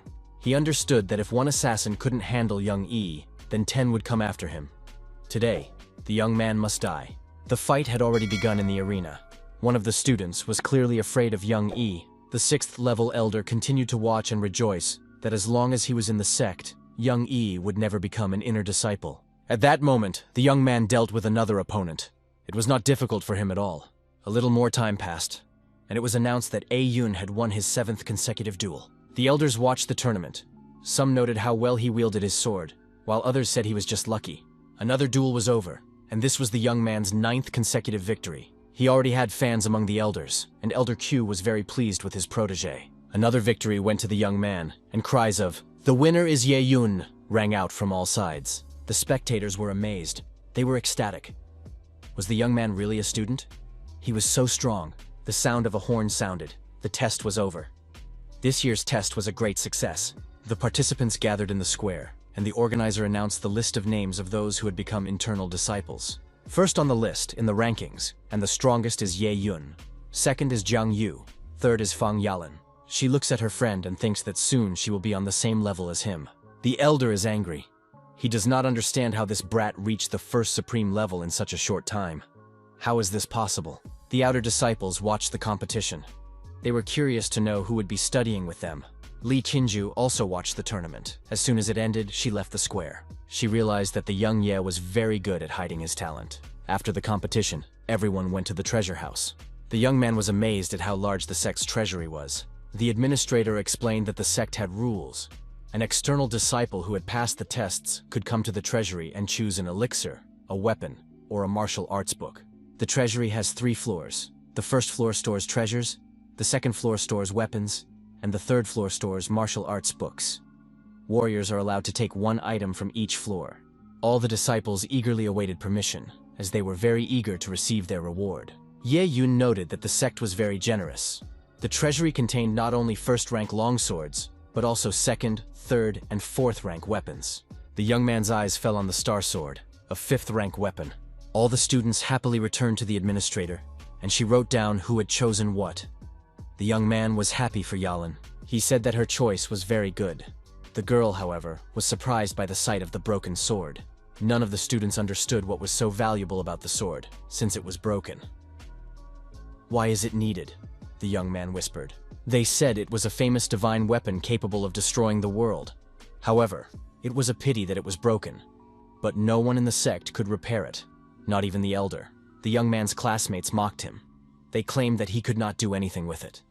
However, the young man was confident that he could repair the star sword. Using his abilities, Ye Yun was able to read about the sword's strength and power. He understood that it was the most valuable weapon in the entire treasury. Old Li, meeting the young man with the fragment in his hands, immediately realized that the boy had a very keen eye. He knew that it was a rare, ancient, first-class black iron that could be used to temper his own weapons, and that only the Li family had such iron. The young man did not change his choice, and the administrator recorded the broken sword for him. After that, it was time to choose elixirs and books.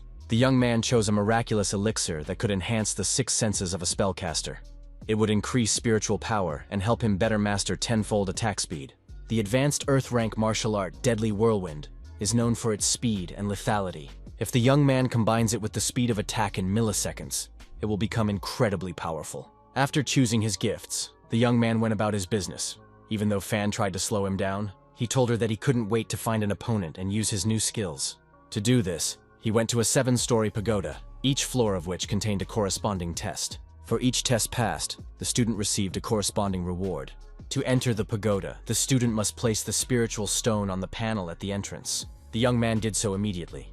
At the beginning of the test, each student was placed in a separate room, and their tests were conducted individually. The disciples could not interfere with each other or influence the outcome. The highest demon of the third order, the Shadow Leopard, was encountered on the first floor. For the young Ye, battling the demonic beast was no problem. With the help of the Scarlet Flame Sword, he defeated the beast. The next 2 floors of the pagoda were also no problem. The disciples watched in amazement. They were struck not by the fact that he had passed 3 floors, but by the speed with which he did so. They said they didn't even have time to blink. And of course, Li Qinju noticed this. Soon, the 4th, 5th, and 6th floors were also cleared. The audience knew that completing the 5th floor in 4 hours was a record set by Li Qinju. But this man had passed the 5th floor in just 1 hour.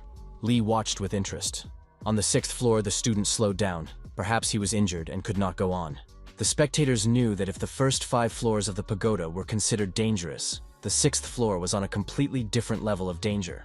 Those who reach the 6th floor must not only have a high level of skill, but also a great deal of combat experience. It is said that even students with the supreme level cannot always pass the 6th floor. The fact is that none of the disciples know what is inside the pagoda on the 6th floor. Yun noted with satisfaction that the demonic beasts were finally over. He turned to his opponent and said he hoped he would entertain him. The opponent stood up, and the young man saw shackles. It was unclear why his opponent was chained. The young man mentally scanned his opponent and realized that he was at the 5th supreme level. Someone like that had to be dealt with using the glass Wadara style. The young man aimed a wave fist at his opponent, but he felt that the punch had no effect, as if it had hit water.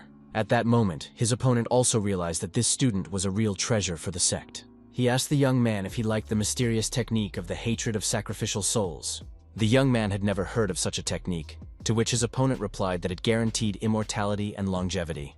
The young man remembered that ancient sect texts described it as a particularly harsh and evil technique. A spellcaster who wants to master it must use the blood and power of hundreds of babies for 49 days in a row for his ritual of perfection. If the spellcaster successfully masters this technique, they will be able to transform the aura of death into a new body and gain eternal life. The young man listened to this and realized that what he hated most was those who mocked the weak. How dare this villain kill innocent babies? The young man decided that today he would defeat his rival. The latter laughed at him in response. He replied that a person could die if they were not at least a little selfish. He said that the elders of the sect had locked him in the pagoda and were using his technique to test their disciples. They want him to atone for his sins, but at the same time they use their own selfish desires. The young man used an ice attack against his opponent, but it didn't seem to help. The villain said that if he wanted to blame someone for his death, he should blame the elders. They were the ones who sent their disciples to their deaths. The enemy said that he was in a good mood today, so he would grant the young man an easy death. The guy used a 20-fold attack speed. He broke through to close range, and his opponent did not expect this. The young man appeared before the villain. The deadly whirlwind spun them around in this battle. The villain tried to escape, but the young man was alert and did not let him go. After that, the young man cut his opponent with his sword. However, it was too early to rejoice because his opponent was immortal, and the energy of the sword could not kill him. However, the young man surprised the villain. He was not going to kill him. So what was he going to do with him?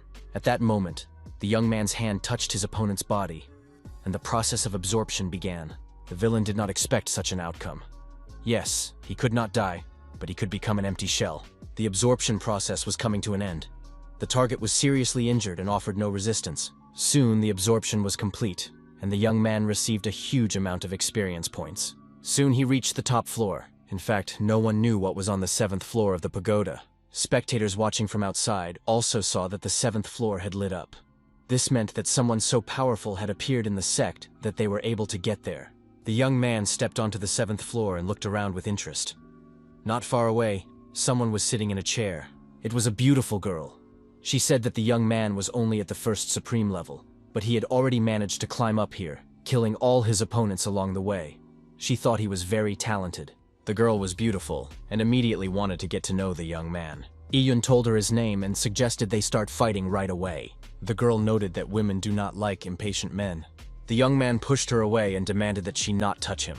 This offended the stranger, and she said that a man who did not care about women would die a painful death. An electromagnetic field formed around her, striking the young man. He felt a powerful spiritual force, and barely managed to stay on his feet. He tried to attack, but the stranger easily stopped his attack, which was 20 times faster than normal. The young man jumped aside, and at one point the girl lost sight of him. She noted that she had already tried to get close to him twice, but for some reason, he avoided contact. Yu Yun understood that if he had hesitated even slightly, he would have lost his arm. He realized that he couldn't underestimate his opponent. He had to be very careful with her. The girl smiled as she pursued the young man and promised to catch up with him with her next strike. The young man used the fiery death whirlwind. It was one of his strongest weapons and should help in this battle. His opponent noted that he knew a lot of martial arts. However, she was sure that they would not work. With the help of the Jade Wheel of Spirituality, she decided to defeat the guy. It was a serious battle of very powerful martial arts. The young man used all his strength, directing fire at his opponent. At some point, the girl realized that she could not extinguish the fire dragon. Was she really in such a bad situation? The tension grew, and her opponent tried with all her might to keep the fire dragon at a distance. She did not expect the young man to combine the energy of the sword and fire. She realized that she was beginning to lose. With the help of a spiritual barrier, she was able to trap the fire dragon and then destroy it. The girl noted that she was impressed by the young man's fighting abilities. However, she added that if that was all he had, he would lose. At that moment, young E noticed that she was healing her own wound. The girl had almost fully recovered and made it clear that she would no longer allow herself to be dominated. She also said that unfortunately she did not like men who were weaker than her. At that moment, Windblast was activated. The young man, in turn, used the Wrath of the Blood God. And finally, the Seal of the Blood God came into play. He already understood how to defeat his opponent, and suggested that she prepare for death. In the next moment, a fire explosion occurred above the girl's head. She realized that this attack could be her last. At the same time, in the vicinity of the Kayon sect, the beautiful Li Xinjie was meditating. She watched the 7-story pagoda from afar and saw that something was happening there. The girl realized that someone had climbed to the top 7th floor. Who could it be? Old Man Chu, as was his tradition, slept surrounded by empty wine bottles. Through his sleep, he muttered that the bastard had become stronger again. He had become stronger again. On the 7th floor of the pagoda, the battle continued. The girl was amazed that Young Ye had somehow learned about her weakness. However, the young man did not hesitate. He realized that the moment of truth had come, and it was time to end this battle with a 20-fold increase in attack speed. At that moment, all masks were dropped, and his opponent appeared before him in her true form. It turned out that she was still just a child, a little girl. She began to cry bitterly and sob because an opponent had appeared who dared to defeat her and was able to mock her so much. The young man said that she was good, that she was not like the guy on the 6th floor. She was capable of healing herself because she was actually a spirit. This turned out to be absolutely true. The girl confirmed it and said that her name was Bai Chen, and that she was the guardian spirit of the 7-story pagoda. The young man knew that spirits were physical manifestations of nature. It was impossible to defeat them with ordinary martial arts. Only spiritual power attacks could work here. He never thought that the Wrath of the Blood God, which he had taken from the Li family residence, would be useful here. The girl admitted that the tower was too boring, so she decided to pretend to be an adult ant. Yi-yun said that he had passed the 7th floor test and was now going to collect his rewards. The young man knew that not only had he gained combat experience, but he would also receive many spirit stones. The girl asked him not to leave so quickly, explaining that the rewards from the sect's elders were worthless, and suggested that he go with her. It was clear that she liked the young man very much. They stood in front of a huge door, and the girl Bai admitted that after passing the 7th floor, there was a chance to receive special rewards from her personally. For example, it could be a first-rank divine reward. The young man could also choose any divine rank martial art. The guy couldn't believe his eyes. He tried to find out under what circumstances he could receive these rewards. The girl turned out to be a real woman. The main criterion was attractiveness.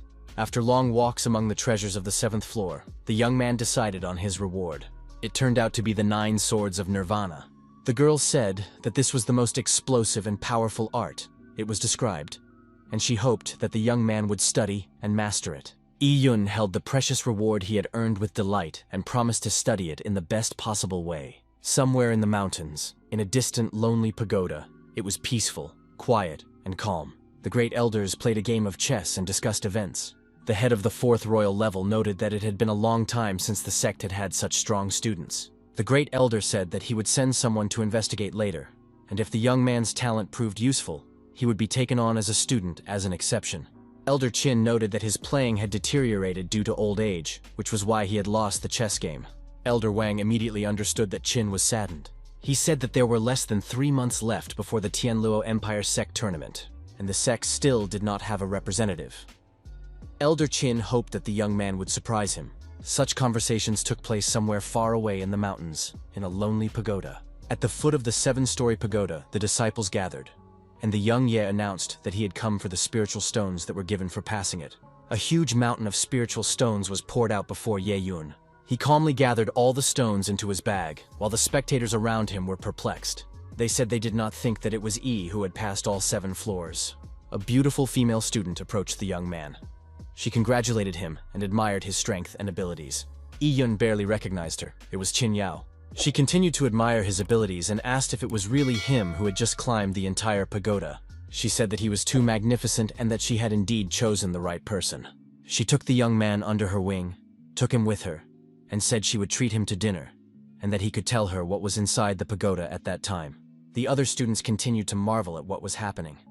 They looked at each other and asked how this young man, who had just become an inner disciple, could have passed through the entire pagoda. Among the enthusiastic students, there were also those who did not like it. The dissatisfied student reported to the 4th-level elder. He listened to the story with doubt in his voice and asked again, "Did the young Y really climb the 7-story pagoda?" The disciple confirmed to Elder Hanyu that there could be no mistake, and that he had seen it himself. Elder Hanyu was very angry. He realized that the young man should have been killed long ago. The trader calmed him down and said that even if the young man had passed the 7-story pagoda, it didn't mean anything. Elder Han flew into a rage and threw the disciple aside. He shouted that no one but the elders knew the secrets of the 7-story pagoda. He knew everything about it. He knew that the disciple who pleased the spirit guardian of the pagoda would receive the corresponding treasure. This treasure was far greater than the usual treasures from the treasuries, and with its help, the power of Yi would grow again, and it would be impossible to get rid of it. Someone tried to calm the elder and reminded him that in a few days, the spiritual source would open. Elder Han agreed that it would indeed be possible to kill A Young at the opening of the spiritual source. It is known that the head of the sect is not there at the moment, so the disciple must ensure that the news of the passage of the 7-story pagoda remains unknown. The disciple confirmed his readiness to serve Elder Han. He also did not want others to know about the valor of the young Ye. Elder Han calmed down in anticipation. He was going to meet with young Ye in a couple of days. That evening, the young man had dinner with his girlfriend. She said she didn't know that the last few months had been so difficult for him, and that she admired him more and more. She said that with his current strength, he would be among those who would participate in the spiritual source tournament. The young man didn't know about such a tournament, but she reassured him, saying that he was just a beginner, and therefore didn't know much yet. Ordinary spiritual sources contain tremendous spiritual energy that spellcasters can use to their advantage. But in the natural spiritual source of the mountain, spiritual power makes it special. It regularly replenishes energy reserves. The energy reserves in the source are inexhaustible, but due to its location, this source is owned by 4 major sects. These 4 major sects are the strongest in the immediate area.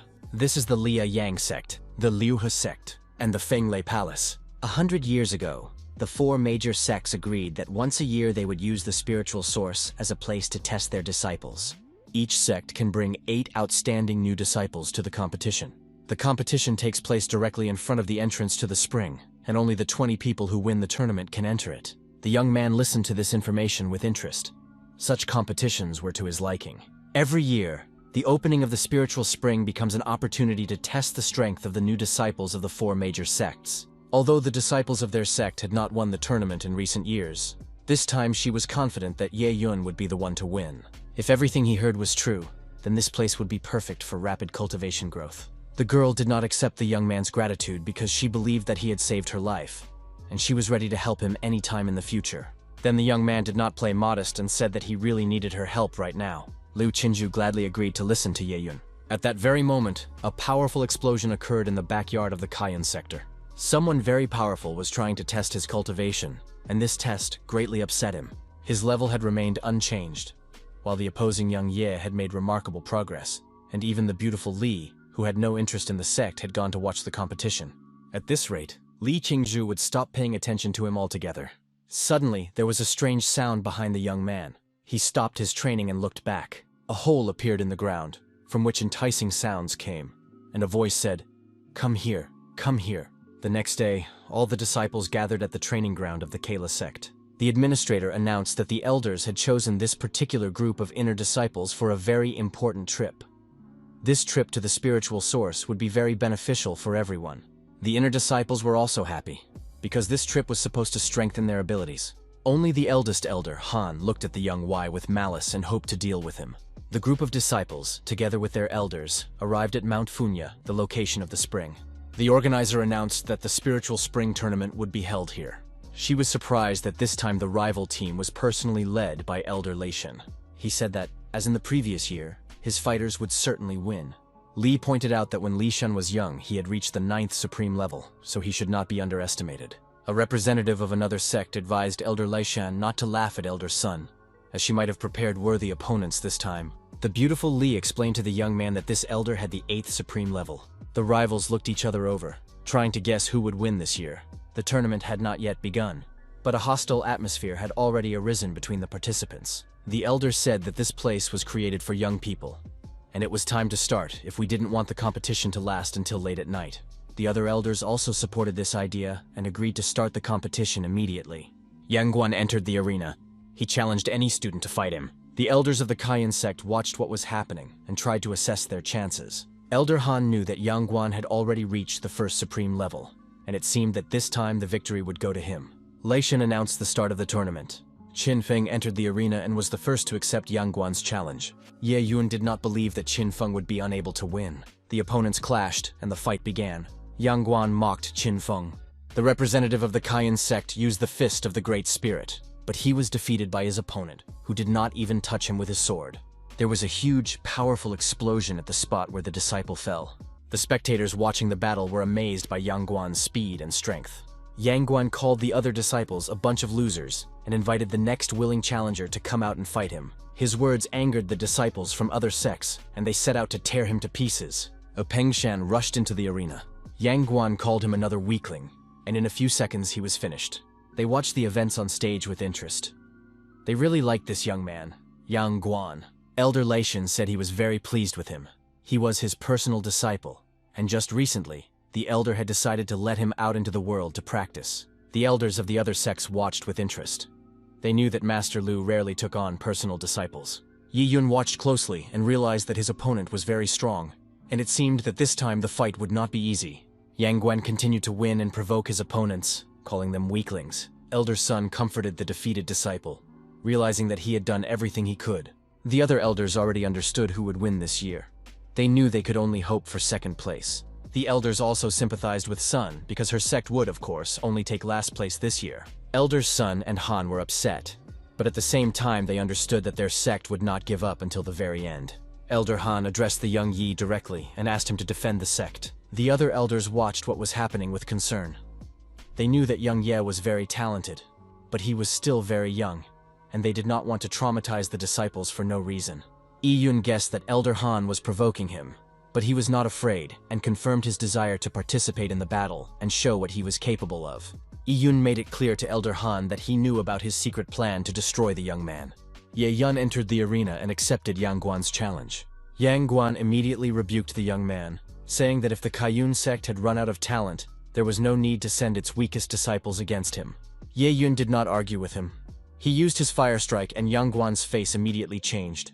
Yang Guan was unpleasantly surprised by his opponent's speed. It was so fast that he didn't even notice his opponent. The elders' faces stretched in surprise. They did not expect such a turn of events. The young Ye's disciples cheered him on with enthusiasm and joy. Covered in dust and debris, the young man asked Yang Guan how he could lose when he hadn't even started playing yet. The next moment he used his trump card, Mad Fire Killing. With this strike, Yang Guan's fate was sealed. It all happened too quickly, and Yang Guan was defeated and crushed. The elder asked him to clear the arena. Ye Yun addressed everyone. He announced that his sect, Yuan, would take all 8 places in the spiritual source this year. He suggested that the others attack him at the same time if they did not agree. The elders of the sect were as surprised as the rest. They did not expect such a turn of events, that one disciple would fight for the entire sect and win. Angry disciples from other sects rushed at the young Ye with all their might. He was completely calm and confident, knowing that he would defeat them and save time. The young man used the shaking step, and his opponents were scattered to the sides. This powerful burst of energy deprived them of their strength and ability to resist. Elder Han was also surprised, noting that the young man was much stronger than he looked. Yun once again addressed those present, inviting them to come out against him. No one was willing. The entire Kayun sect, along with Elder Sun, went to the caves of the spiritual source. This year, the sect was able to obtain all 8 places, thanks to the excellent efforts of young Ye. On behalf of all the disciples and elders of the sect, she thanked him for his diligence and said that when they returned home, he would be rewarded. Finally, they approached the entrance to the spiritual source. The cave on the left had the most powerful spiritual energy, while the cave on the right was weaker. The elders suggested that everyone spread out around the spring and choose the best places for cultivation. They needed to take advantage of the opportunity and absorb as much energy as possible. The elders remained outside and said they would wait for the disciples there. Yun and the beautiful Li discussed how powerful the energy in this source was. The spiritual spring was like a vat of water located inside a cave. The disciples ran around the cave with excitement, choosing places for cultivation and jumping into the water. Yun used his abilities to determine where the most powerful energy was. That's where he decided to cultivate. The beautiful Li asked to cultivate with him. I also understood that this was where the most powerful energy was. He couldn't refuse her, so after a while, they both began to absorb. The whole process took a certain amount of time. All the spiritual energy and power went to the winners. In another cave were the disciples from the losing sects. They understood that they were unlucky and would not be able to obtain much energy. One of the disciples suggested not to be discouraged, but to think about how they could get out of this situation. He had a plan, and the guy decided to share it with his friends. He had gotten hold of a jade calabash somewhere, a treasure that Elder Yang Tina had given him before entering the cave. The teacher said that it could absorb any energy. All they had to do was point it at the place where the Kayun sect disciples were now. The vessel would absorb all the energy from their spiritual source. The friends were happy. They hoped that thanks to this trick, all the efforts of the Kayun sect would turn to dust. And it was important to them that the Kayun sect came in first place. The main thing was that they would still get the spiritual energy. After a while, the guys at the springs felt that the energy was weakening. Was the source running out? Yun also noticed changes in the quality of the water in the spring. He guessed that someone was manipulating the flow of energy, but decided that he could absorb even more energy. He activated his internal absorption system. The rival who was trying to steal the energy thought that the Kayun sect disciples did not know or suspect what was about to happen to them. But suddenly he noticed that the absorption had stopped. He couldn't understand what had happened to the jade gourd. He ran with the calabash because he was trying to keep the energy inside it. He was shocked because he didn't think his rivals had also prepared some tricks to absorb energy. He tried to resist the energy drain but soon realized that someone had already absorbed it. His companions rushed to his aid, trying to hold back the young man with the jade gourd.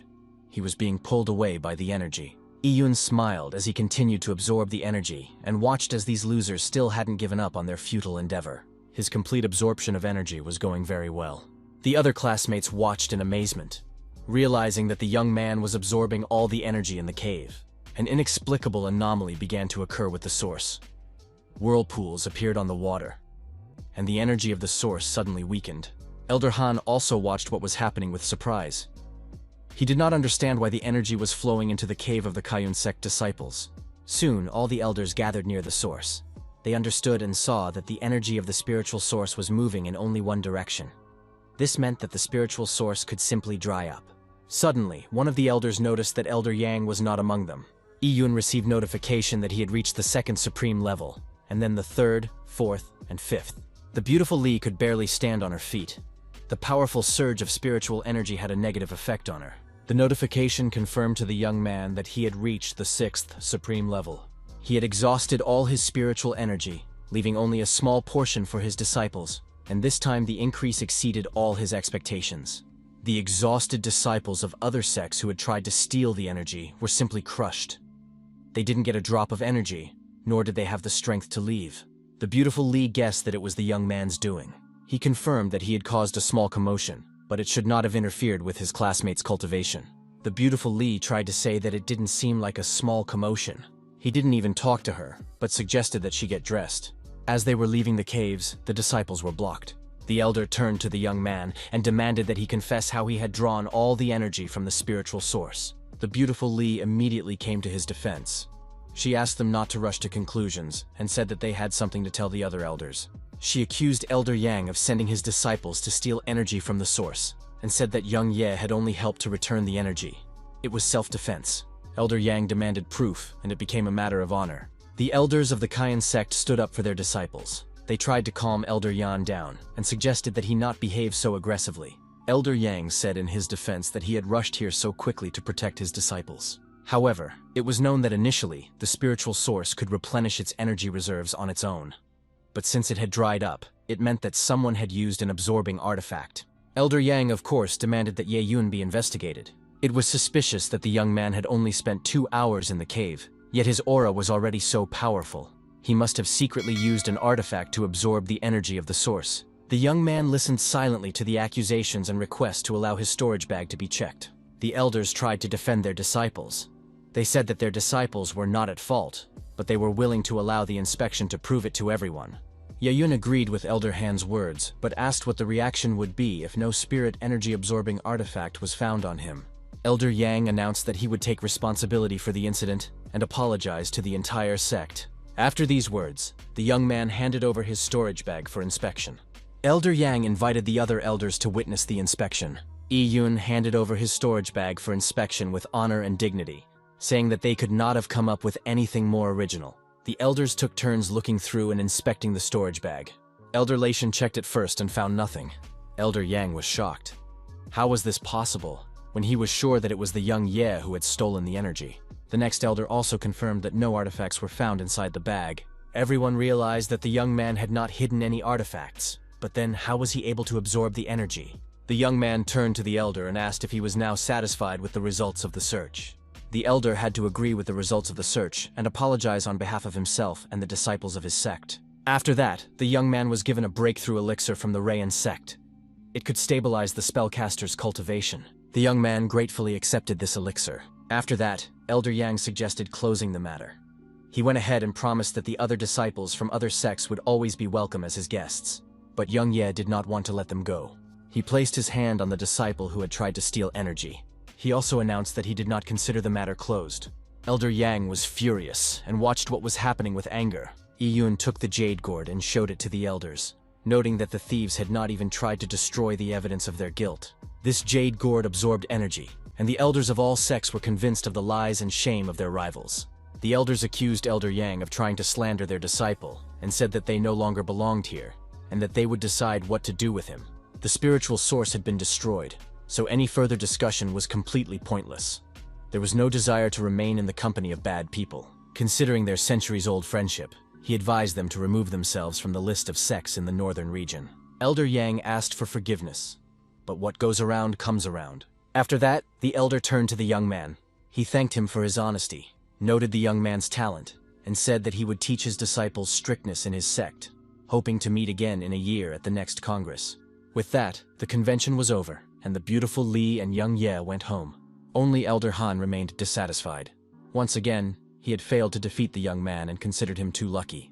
In the evening, during meditation, the young man used the elixir he had been given and realized that he only needed a few more experience points to reach the next level. Lately, the tasks had become easier and easier. Old Man Chu couldn't come up with anything new, so he wanted to look elsewhere for higher-level demonic beasts to hunt. Suddenly, a spear almost hit the young man's hand. Attached to the spear was a note saying that someone would be waiting for the young man behind the mountain from 1 to 3 o'clock in the afternoon. Of course, the young man accepted the challenge and went to meet the stranger. This stranger turned out to be none other than Wang Tian. Wang Tian thought that the young man would not dare to come, and said that he was truly brave to accept the challenge. Ye Yun replied that in this situation, he was stronger and was curious to see the man who dared to challenge him. Wang Tian announced that he wanted the young man to pay for the humiliation he had put him through, and the fight began. Ye Yun immediately noticed that Wang Tian was at the 7th supreme level. His opponent laughed and said that he was able to surprise the young Ye with his level. The young man confirmed that he was indeed strong. He could withstand half of his power, and now he would allow him to test his full power. Ye Yun was very surprised at how Wang Tian was able to raise his level in just a few days. He understood that something was wrong. Wang, in turn, mocked the young man. He was sure that he would be the first victim of his new technique. This technique turned out to be the Demon Eyes technique. These eyes were supposed to kill the opponent. Ye Yun encountered such power for the first time. He ran through his abilities in his head and tried to come up with the most advantageous tactic in this situation. A deadly whirlwind swept in, but suddenly he felt the energy of his sword disappear.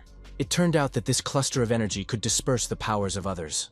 Wang Tian rejoiced at his impending victory. The young man had nothing to offer in response, so he decided to use 20 times the speed of attack. It also had no effect, and Wang Tian continued to attack. He suggested that the young man surrender, because it was impossible to dodge his attack. At one point, the opponents came face to face, and the young Ye said that he had no intention of dodging the blow. He moved even closer to his opponent, saying that it would be easier for Wang Tian to aim at him if they were close together. After that, the young man told his enemy that he would also let him try out his new sword technique. It was the first form of the 9 swords of Nirvana. The pillar of fire, which was the light devourer, swirled around the enemy. Wang Xian continued to resist, but it was clear that it was futile. The power of the demon's demon eyes could not help him win. The entire area was engulfed in flames, exploding and roaring. All living things within the radius of the battle died instantly. Wang Xin continued to resist, but realized that the young man had indeed become even stronger compared to their last encounter. He was surprised that the guy had managed to corner him. Wang Tian understood that if he had come unprepared today, he could have died long ago. However, he decided not to hide his power anymore. Yi Yun watched with interest as the strange, eerie light approached him at tremendous speed. Wang Tian's face turned into an ugly, bloody mask. He was engulfed in flames and spewed poison and ashes. It was the first time the young man had encountered such all-consuming and devouring fire and energy. He once again used his 20-fold attack speed. He did not expect Wang Tian to be so strong. Something was clearly wrong here, but first and foremost, he had to defeat him. Wang Tian continued to laugh at the young man. He said that the young man would not leave today. This was Wang Tian's trump card, which he used against his personal enemy. Yi Yun understood that in the face of such absolute power, all means were completely useless, and he would have to teach another lesson. Wang Tian, in turn, did not understand why the young man remained so calm. After the next manipulations, the villain felt an even more powerful force than last time.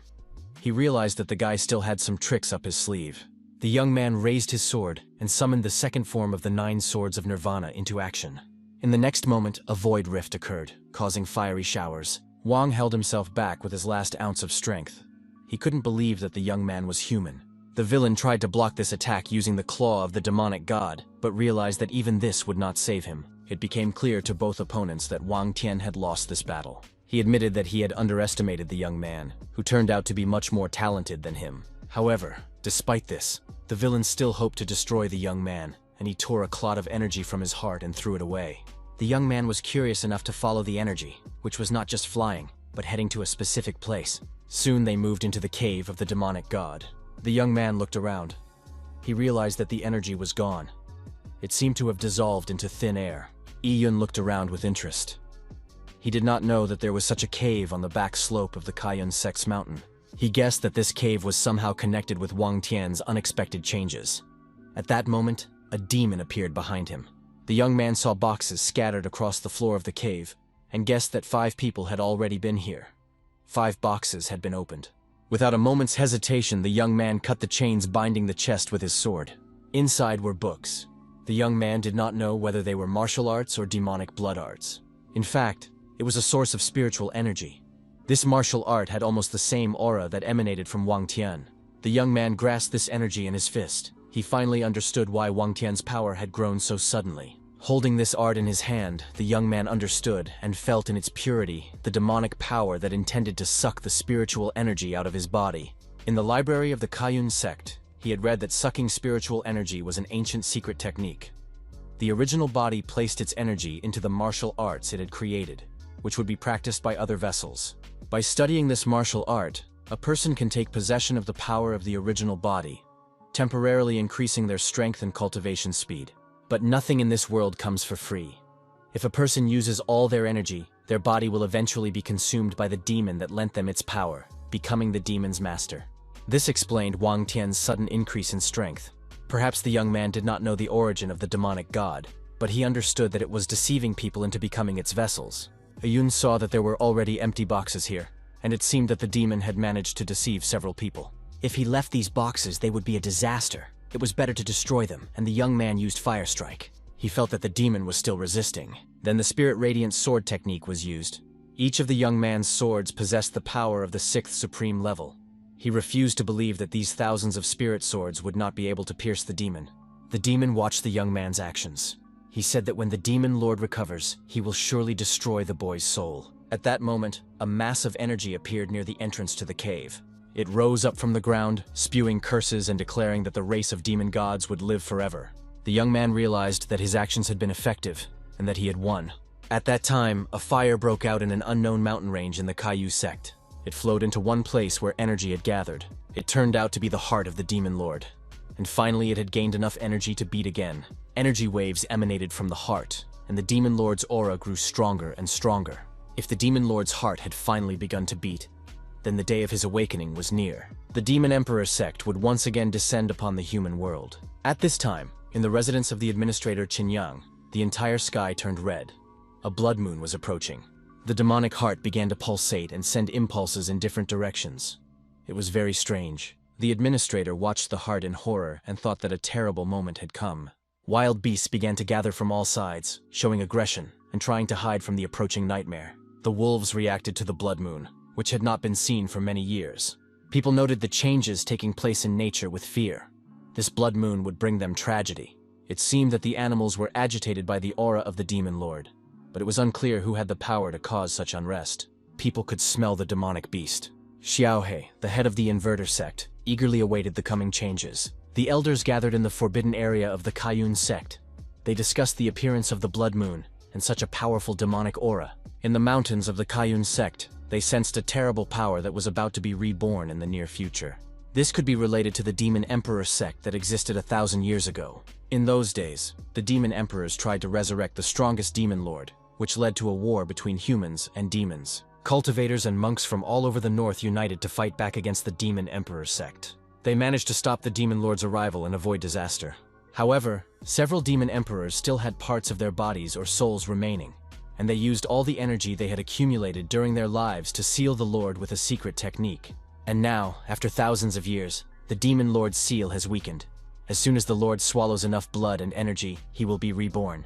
He will lead all those who serve the demon emperor, and then the return of their glory will be only a matter of time. Humankind will face terrible disasters and catastrophes, floods and fires, tornadoes and hurricanes, waterfalls and cold spells. The elders called for action before it was too late. They must strictly follow all the instructions of the elders. The elders called upon their closest disciples. They were to tell everyone that the annual test for the elders' disciples would take place earlier this year. It was proposed to put the ceremony of honoring the inner disciples on the agenda. The subordinate elders immediately set out to carry out his instructions and tell all the disciples about the new events and rules. 3 days later, the disciples gathered at the entrance to the main hall of the sector for the elders' test. They talked among themselves, exchanged news, and said that this year's test would be more difficult than before. Yun learned that according to the sect's rules, he could take no more than 7 disciples, so only a few dozen people would be able to become disciples of the elders.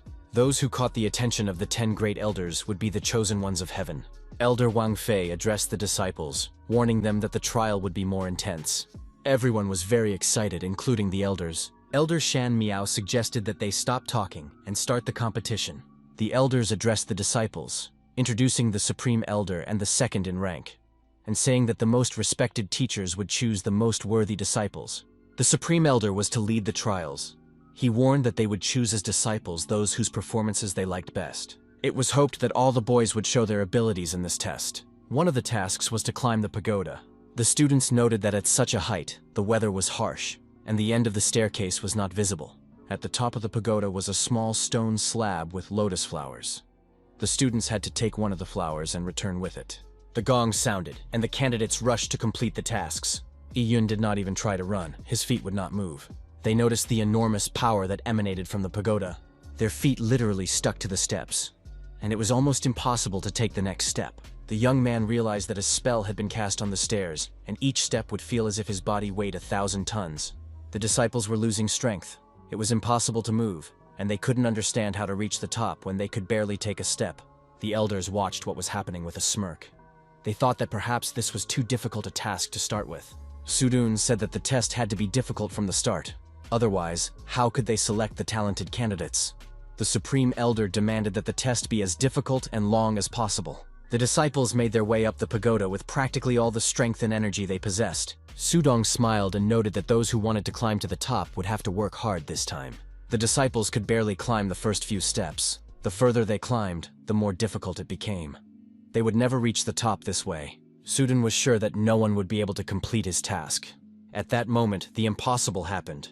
The young man literally flew up the steps of the pagoda. Absolutely all the elders watched him with surprise and hidden delight. Yahyun climbed to the top with absolute ease. He used the brilliant Podzuri style. Sudong couldn't believe his eyes.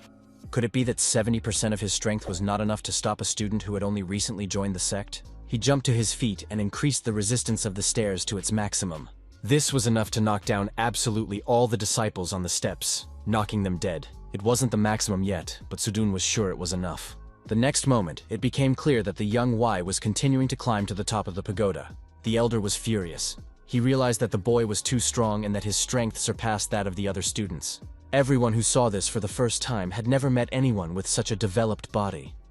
The Supreme Elder liked this very much. The fourth elder still had a grudge against the young man, and was counting on his defeat. It seemed that this time the students were quite talented. Fan Yellen was very worried about her friend. She hoped that he would hold out for a while longer. Elder Shan Miao wanted to complete the task himself. He supported Sudun, and it was clear that absolutely no one would be able to continue climbing to the top of the pagoda under such a barrage of attacks. A storm strike was used. All the students scattered in different directions. Fang Yalen was indignant. It was already difficult for them to climb. Why did they also have to repel powerful sword energy attacks? The second stage of the test was climbing while repelling attacks. This was a test of how the disciples reacted to sudden attacks. The seventh elder's sword technique is known for its speed. Combined with the waiting technique, even the most talented student would not be able to easily dodge this attack. Yi-Yun used 10 times the attack speed because he did not consider it necessary to use 20 times the speed. The elder was extremely surprised. How is this possible?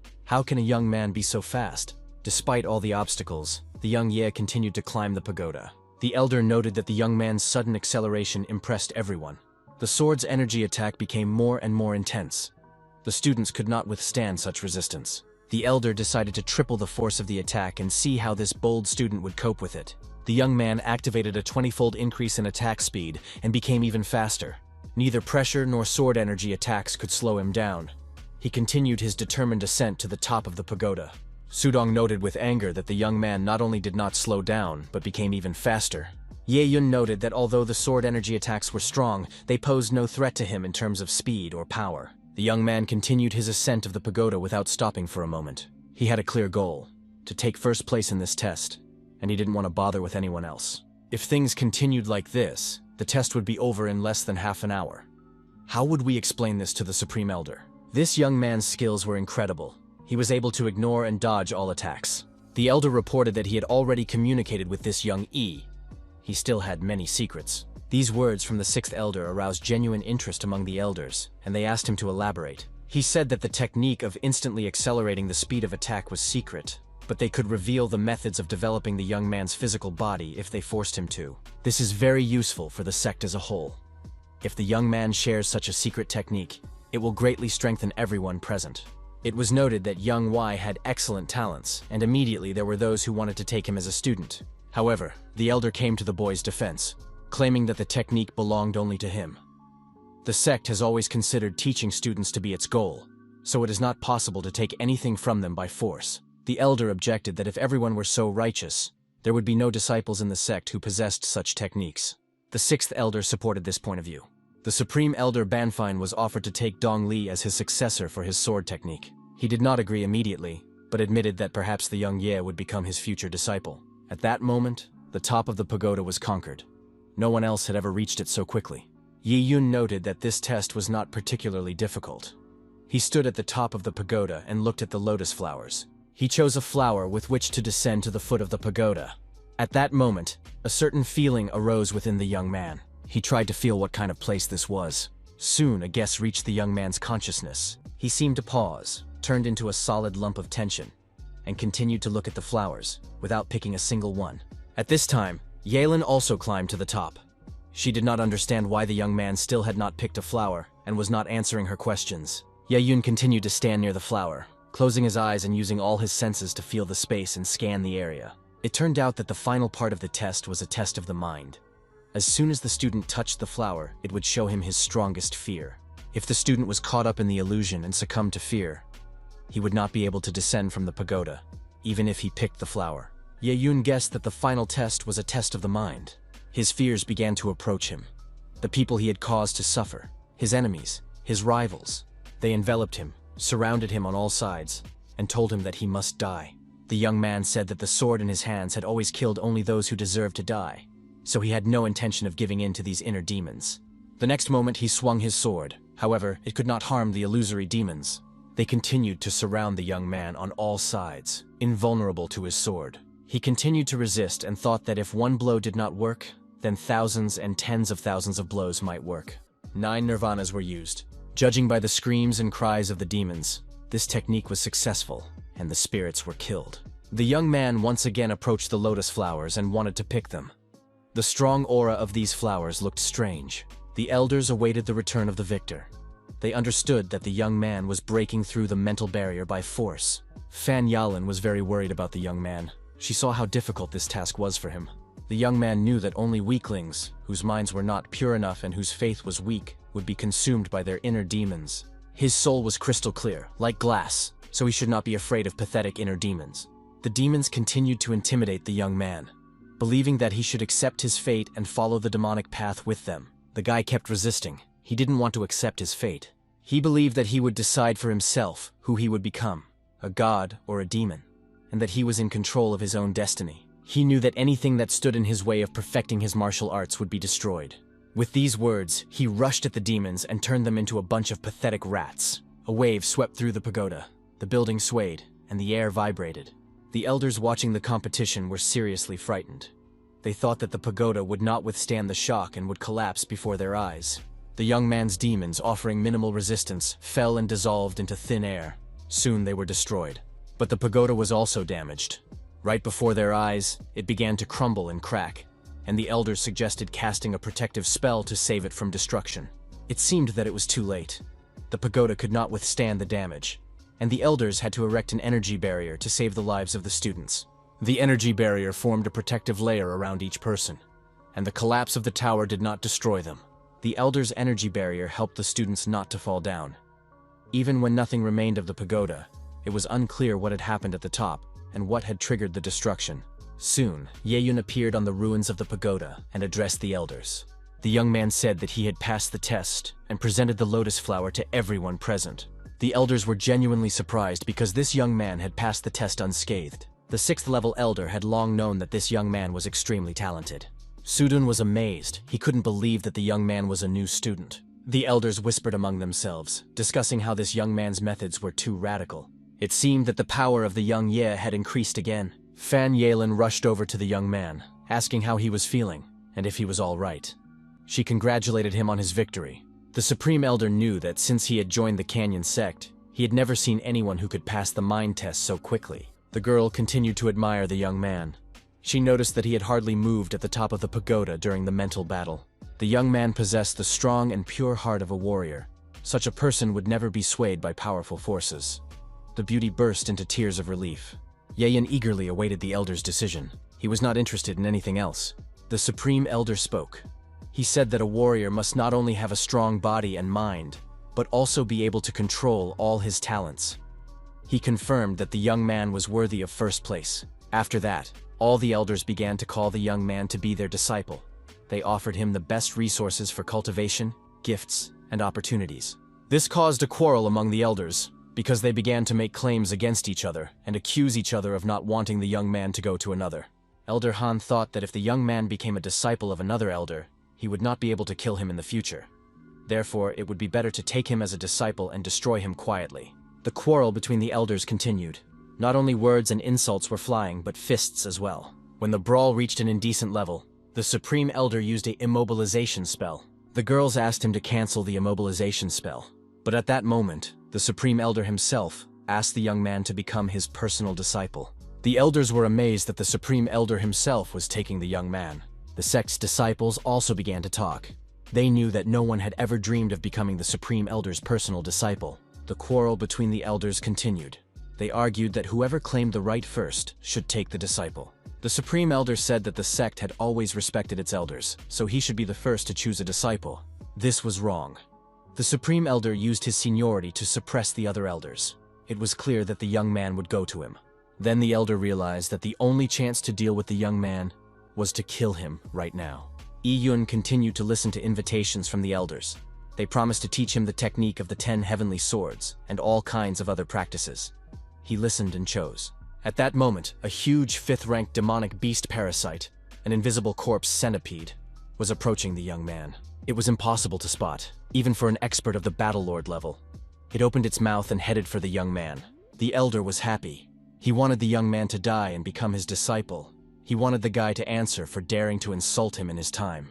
Yun, without showing any emotion, said that by doing so, the elder had dug his own grave. The demonic centipede was captured and neutralized. Using 20 times his normal attack speed, he stood face to face with the elder. In the next moment, the young man had pinned the elder to the ground. The elder continued to curse and demanded that the young man be punished for his disrespect. The other elders looked at the young man with concern. They did not understand what was happening and tried to find out from him. Yun accused Elder Khan of trying to kill him several times and said it was time to put an end to it. Elder Han, of course, began to deny all the accusations, claiming that nothing of the sort had happened. The young man squeezed the centipede and realized that if he seriously injured this parasite, it would surely return to its host. The young man decided to test this and warned Elder Khan that the parasite would return to its host. Elder Khan was furious and wanted to kill the insolent young man, but the young man replied that he was too weak to do so. It turned out that the elder had not strengthened his cultivation for a long time and was still at the 4th level. The young man warned the elder that his weakness was tarnishing the reputation of all the elders. These words provoked his opponent. He no longer wanted to hold back and was going to deal with the young man. The other elders tried to calm Khan down and prevent the fight from starting. Elder Khan continued to insult the young man, saying that he had not yet chosen a teacher, yet was already behaving in an extremely disrespectful and arrogant manner. Yun decided to restore order in the sect. He said that Elder Khan had malicious intentions, and that if anyone should be expelled from the sect, it was him. Suddenly, the elder transformed into a demon, accused the young man of cowardice, and suggested that he surrender. In response, the young man used his strike, which instantly immobilized the elder. The young man said that nasty people like Elder Han deserved to die. Sudong scolded the young man, noting that he had the audacity to seriously injure a 6th-order elder. At that moment, a huge fireball appeared as if on cue. All the elders watched what was happening with surprise and fear. They tried to figure out what was going on. The head elder took it upon himself to resolve the dispute, as it was unclear who was actually right, the new student or the elder. Elder Khan continued to accuse the young man. He said that not only had he ruined the test and destroyed the pagoda, but he had also talked nonsense and seriously injured people. The head elder turned to the young man and asked if he had really destroyed the pagoda. The young man honestly confessed to what he had done. The other elders watched as the head questioned the young man. If he had taken a blow from a warrior of the Lord's level, he would not have survived. The next moment, Elder Khan was struck.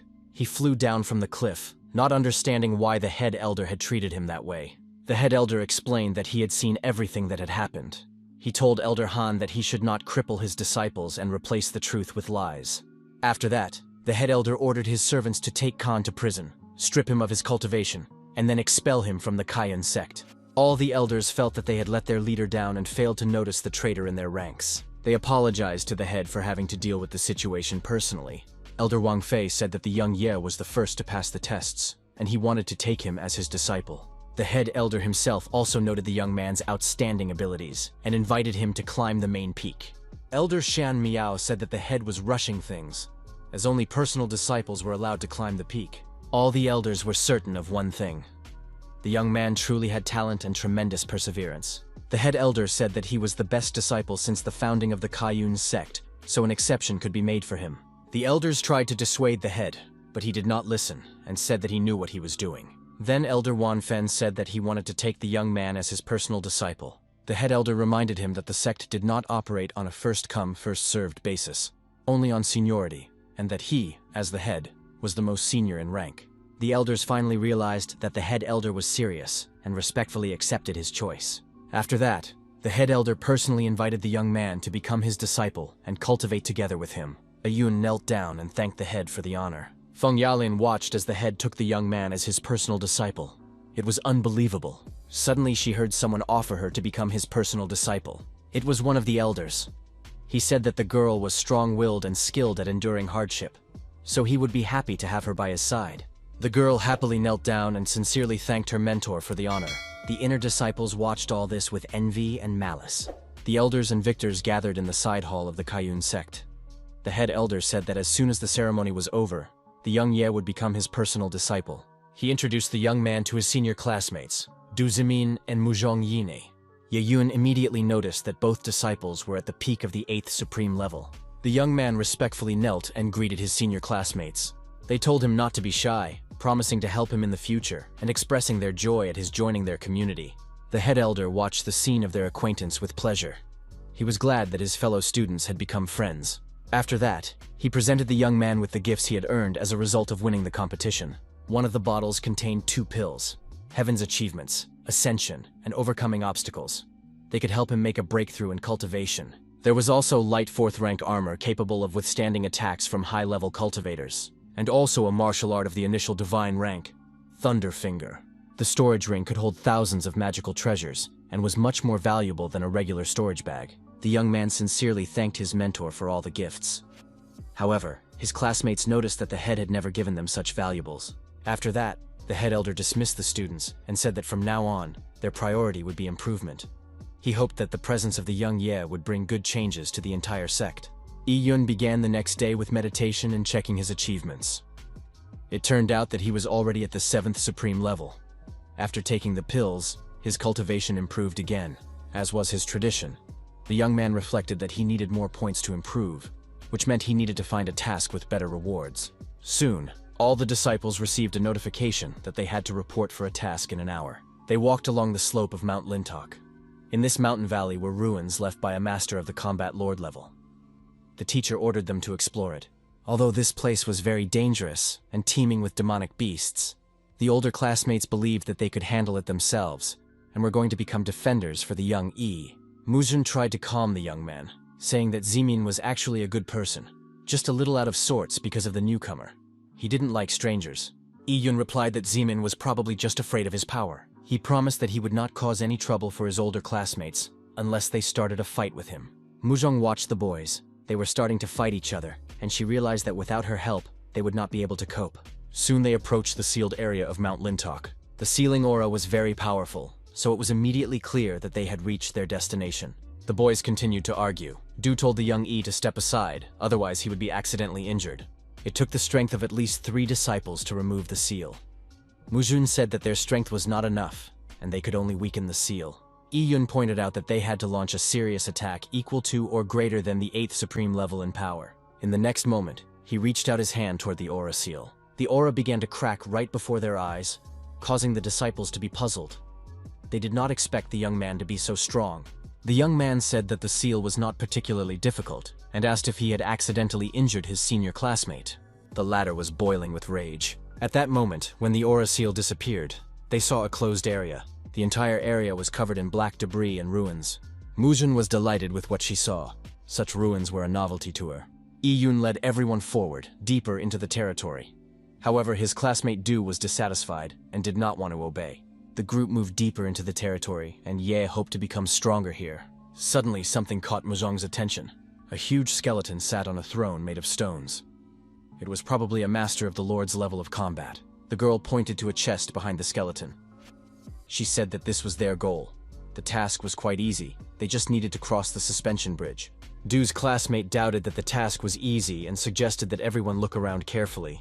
The suspension bridge passed between statues topped with stone demonic beasts. The young man felt spiritual energy fluctuating in these stone figures. And perhaps they were puppets. Yu-Yun had never heard of such a thing. It turned out that a skeleton could be a puppeteer who controlled the statues even after death. This was extremely rare. The main danger of puppeteers was that they could create and control puppets whose level of cultivation would exceed their own. Even if the puppeteer himself was at the highest level, he could control puppets of an even more powerful level. Indeed, it turned out that there was nothing easy about this task. The guys had to be extremely careful. Soon, one of the stone figures began to vibrate and came to life. The warriors immediately grouped together and divided the opponents among themselves. The 3 of them easily dealt with the statue. It exploded and shattered into small pieces. Muzhun smiled contentedly and noted that this time they had won. However, in the next moment, not one, but all the stone creatures attacked the group. A battle ensued, and the guys warned each other about the danger. Yi-Yun decided that the time had come and used his 20-fold attack speed. He picked up Mujun in his arms and carried her away from the epicenter of the battle. Like lightning, he rushed across the suspension bridge with the girl. As he ran, he smashed the stone monsters, swinging his sword left and right. Du's classmate rushed to the girl, asking if she was okay. The girl confirmed that everything was fine, but it was thanks to Ye. She praised the young man with great warmth and gratitude, noting that she was very impressed with his abilities and capabilities. Du's classmate was amazed at how quickly the young man had repelled attacks from all directions and struck the puppets in their weak spots. And although his actions might have seemed random from the outside, he was actually hitting each puppet right in the core. Soon, his classmates noticed some new unusual movements and decided to check what it was. Realizing how dangerous the suspension bridge was, the warriors also understood that there must be something very valuable in the chest. However, when they opened it, they saw that it was completely empty. In the next moment, a black mass began to rise from the bottom of the empty chest. The comrades did not understand what it was, but they felt the enormous power and strength emanating from the mass. In the next moment, the mass reformed and turned into a giant warrior. Yun was the first to notice the danger and shouted at his classmates to run away and retreat. At that moment, a powerful wave flew from the giant warrior, knocking the boys off their feet. Classmate Du flew upside down, unable to resist, while Muzun screamed at the top of her lungs, calling for young Yeyun's help. The young man managed to catch his wounded friend in his arms. Blood spurted from his mouth, and he remained unconscious. Yeyun sensed that the stone warrior had great power, and he would have to strain himself to defeat it. He used the light devourer, which he directed at the stone monster. After that, the young man helped his comrades. Du was fine, he had only lost a little blood. Yeyun realized that the power of this puppet should not be underestimated. Whoever he was at the peak of the 8th level of Grandmaster. While his friends were recovering, the young man used his body to shield them from the advancing stone monster. Yeyun continued to study his opponent. He realized that the puppet had transformed and its level was higher, and if he dragged out the battle, he would lose. There was no time to hesitate. The young man used the 4th form of the 9 Swords of Nirvana, which created a rift in space. The giant puppet hung between the spatial fields.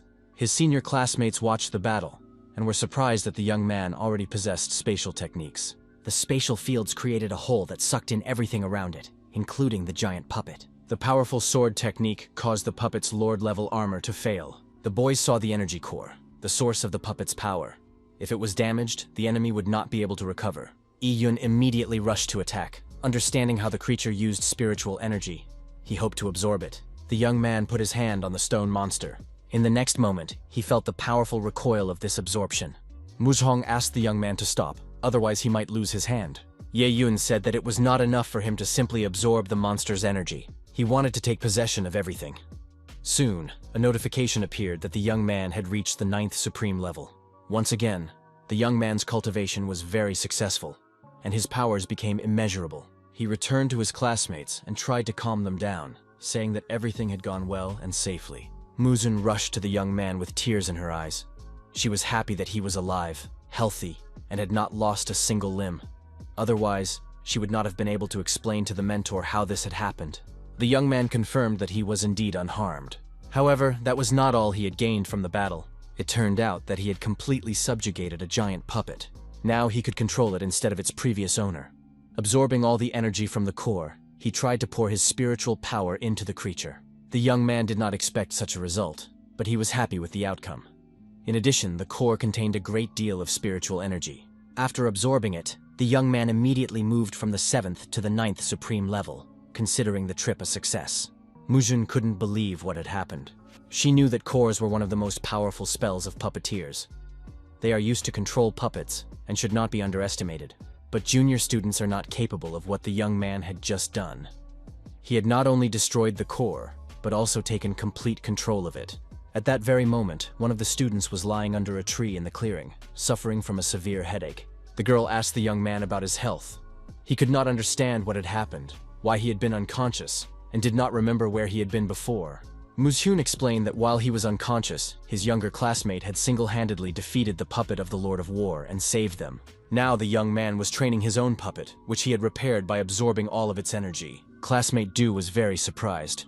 He opened his suit and saw the purified flames armor that the mentor had given to Jun. Muzhyun confirmed that when he lost consciousness, the younger disciple was worried that she would not be able to protect him on her own, so she put the armor on the young man so that no puppet techniques could harm him. The senior classmate could not calm down and believe that the junior had put such valuable armor on him. After this incident, he reconsidered his attitude towards the younger student, realized that the young man had a kind heart, and sincerely apologized to him for the insult. Iyun accepted his classmate's apology with a smile and said that he could keep the armor because he had the brilliant heatwave style to protect himself. He advised the senior student to improve his cultivation, otherwise he might not be able to save him next time. The senior student boiled with anger. He began to feel that the junior was mocking him and insulted his savior again. At that time, Old Man Chu was sitting at his workplace, engaged in divination using the I Ching. The beautiful Li came to him to report on the completion of her task and ask for new, higher-level tasks. Old Man Chu replied that there were no new tasks and sent the girl away because these students were keeping him awake, which annoyed him. The girl was outraged by Old Man Chu's behavior, but tried to find out who else was constantly coming for new tasks.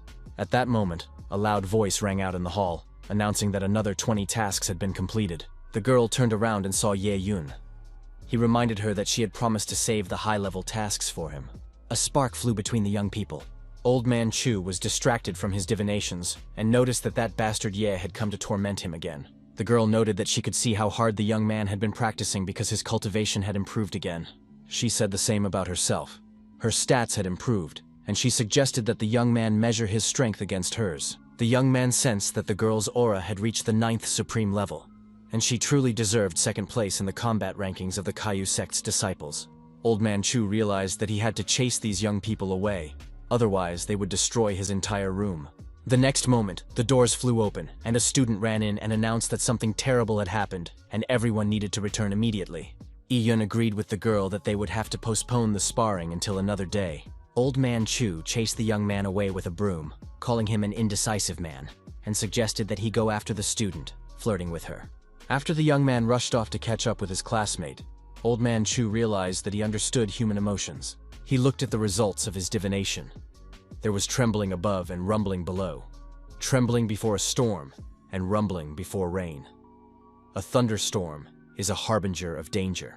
Ye Yun rushed out of the hall at full speed. A glowing stone peeked out from under his jacket. At that moment, something incomprehensible was happening between the disciples and the elders.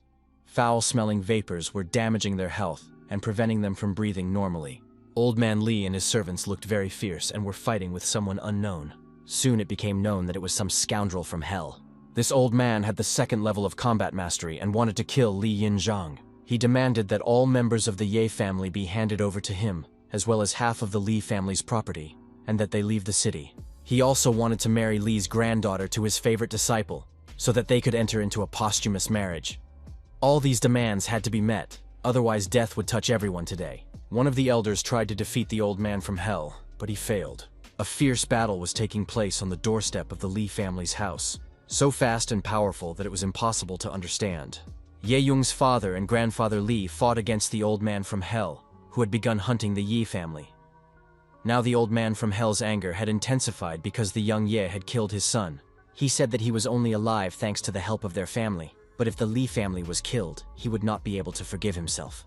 The old man from hell was very angry because the young Ye had killed his beloved disciple, so he came to take revenge on everyone connected with the young man. And since these two families were so close, the old man from hell decided to send them to the other world together. Suddenly, the old man from hell's assistants howled in pain. He turned to see who dared to come out and resist him. The beautiful Li said that anyone who dared to harm her family would be punished. The girl rushed to her grandfather and checked to see if he was okay. He, in turn, told her that she should not be in such a dangerous place. Her classmate cried and apologized to old man Li, admitting that she was the one who had secretly sent the message to the girl. The beautiful Li turned to the old man from hell and warned him that she was going to behead him. The old man from hell, along with his snakes, said that he would be happy to have such a beauty in his hell. He noted that he really needed her beautiful white skin, powerful energy, and outstanding talent. The girl promised to destroy the old man and accepted the challenge. At that moment, the old man from hell grabbed Grandpa Li by the throat and told the girl to surrender, otherwise the old man would die. Grandpa Li asked his granddaughter to ignore him and save herself. The girl noted how despicable the old man from hell was. The villain just laughed, saying that she was too naive. On the battlefield, everyone resorts to deception and no one fights fairly. He said once again that if she did not surrender her weapon, she would get her grandfather's corpse. The girl had no choice.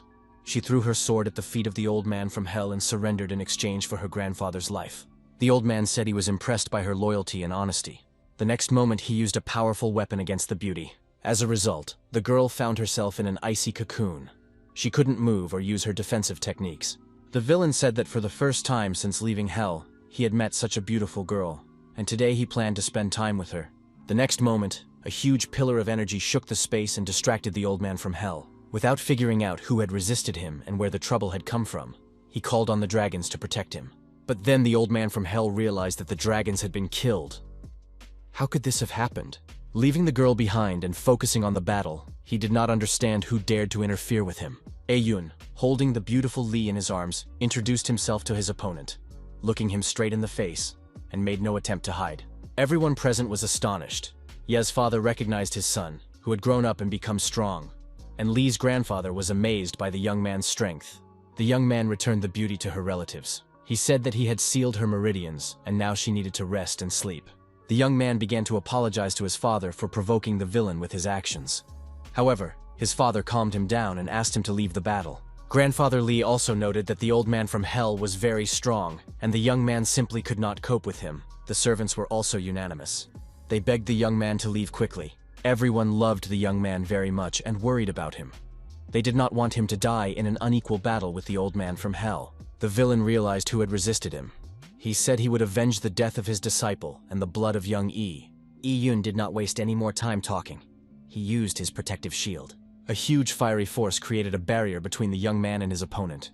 However, the old man from Hell resisted, knowing that the protective spell of the Golden Sun could not be broken while its creator was still alive. The young man stood before his loved ones. He said he would protect them because they had all honored him and called him their master. The old man from Hell continued to rage. He declared that today, he would completely nullify the young man's cultivation. To do this, he used the dragon seal, sending a huge monster to attack his rival. However, in response, the young man used a technique that completely destroyed the old man from Hell's spell.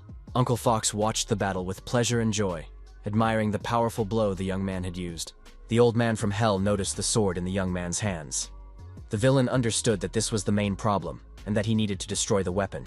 Once again, the old man from Hell turned to the dragon, saying that it had already rested and recovered, and could now teach this insolent youngster a lesson.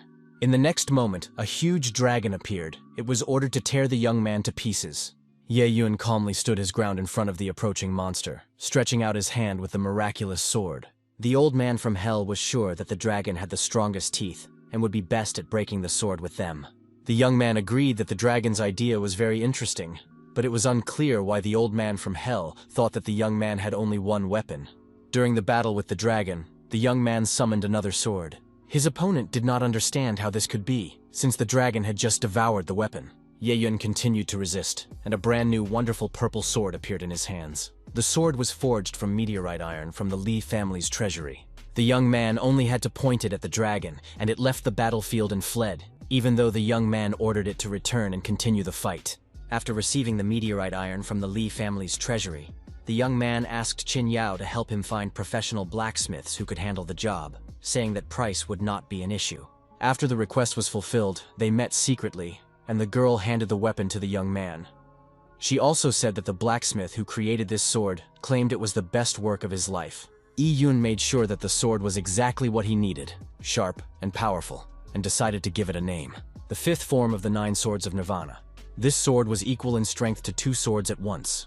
It instantly cut through the enemy in space, leaving no chance for the opponent. In the next moment, the enemy was defeated. Everyone present accompanied the fight with shouts of support and applause. Somewhere deep underground, beneath the stone slabs, the old man from Hell was still alive. He couldn't believe that the young man had brought him to such a state. He acknowledged that the boy was indeed strong, but said it was too early to rejoice. He declared himself invincible and merged with the dragon. He planned to deliver his next blow to the young man to kill him.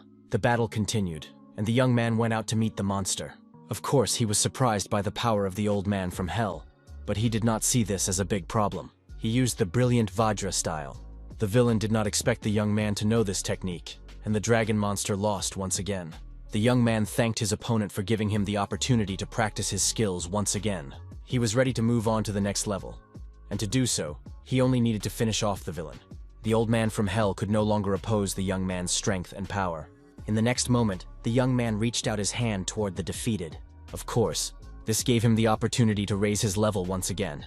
The young man discovered that he now possessed 40 times the attack speed. He did not expect such an increase in his strength and power. It was a pleasant surprise. The old man from hell noted that the young man had used Storm Strike to interfere with his spell. He was supposed to turn into a dragon, but this youngster ruined everything.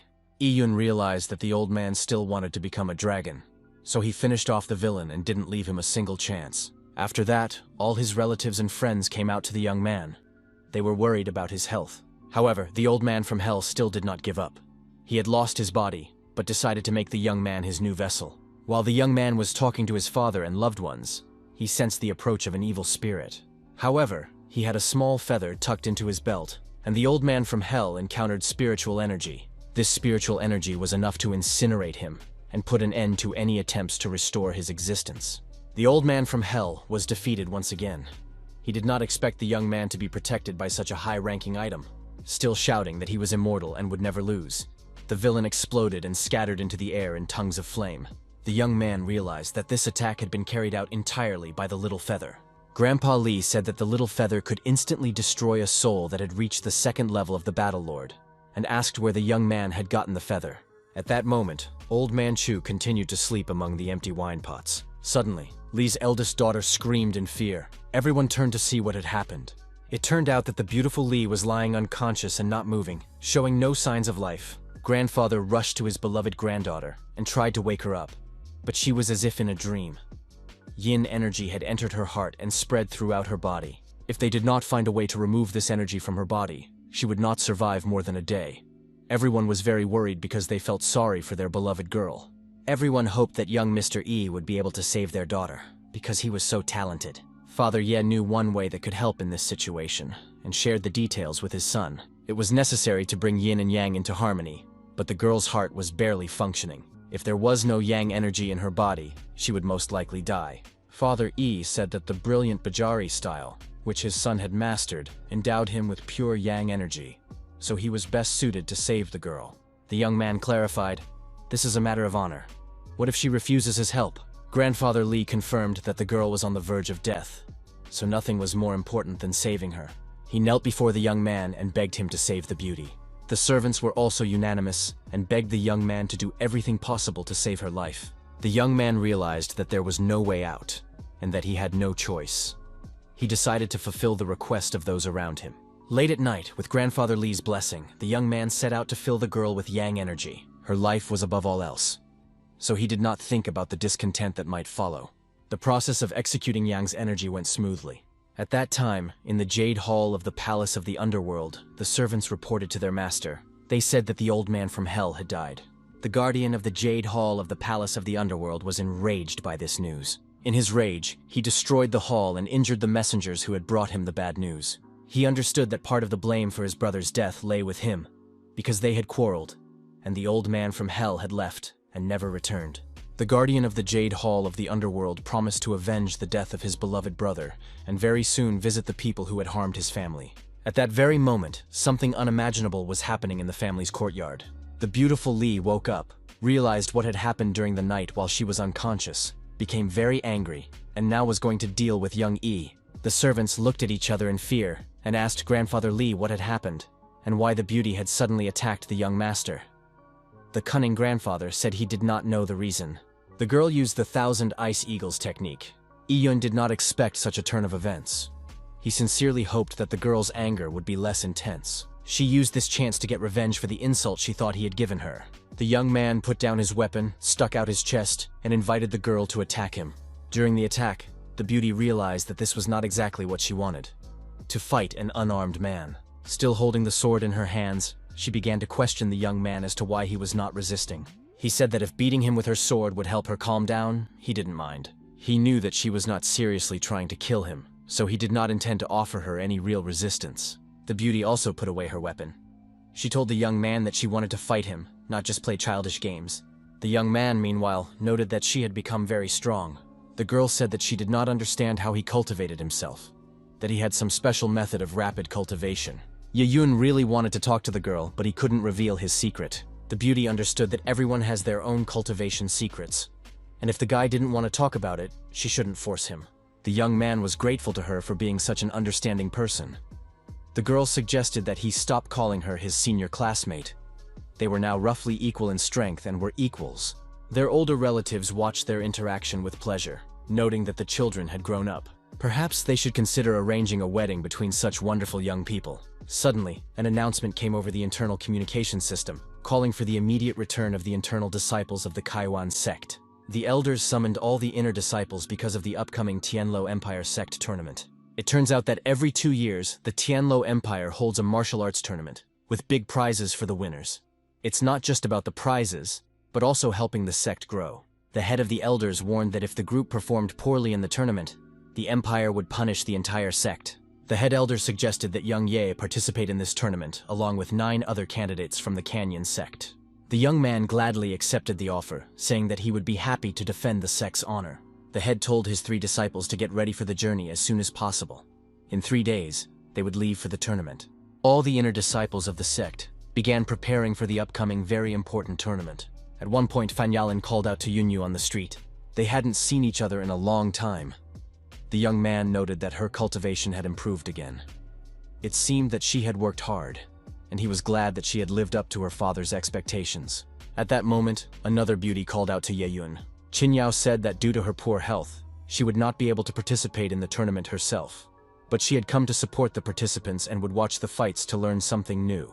She asked the young man about his impressions of the power of the Star Sword. He thanked her and told her how the sword had helped him win. The girl also suggested that the young man stop being so formal with her and just call her Yao Yao since they were quite close friends.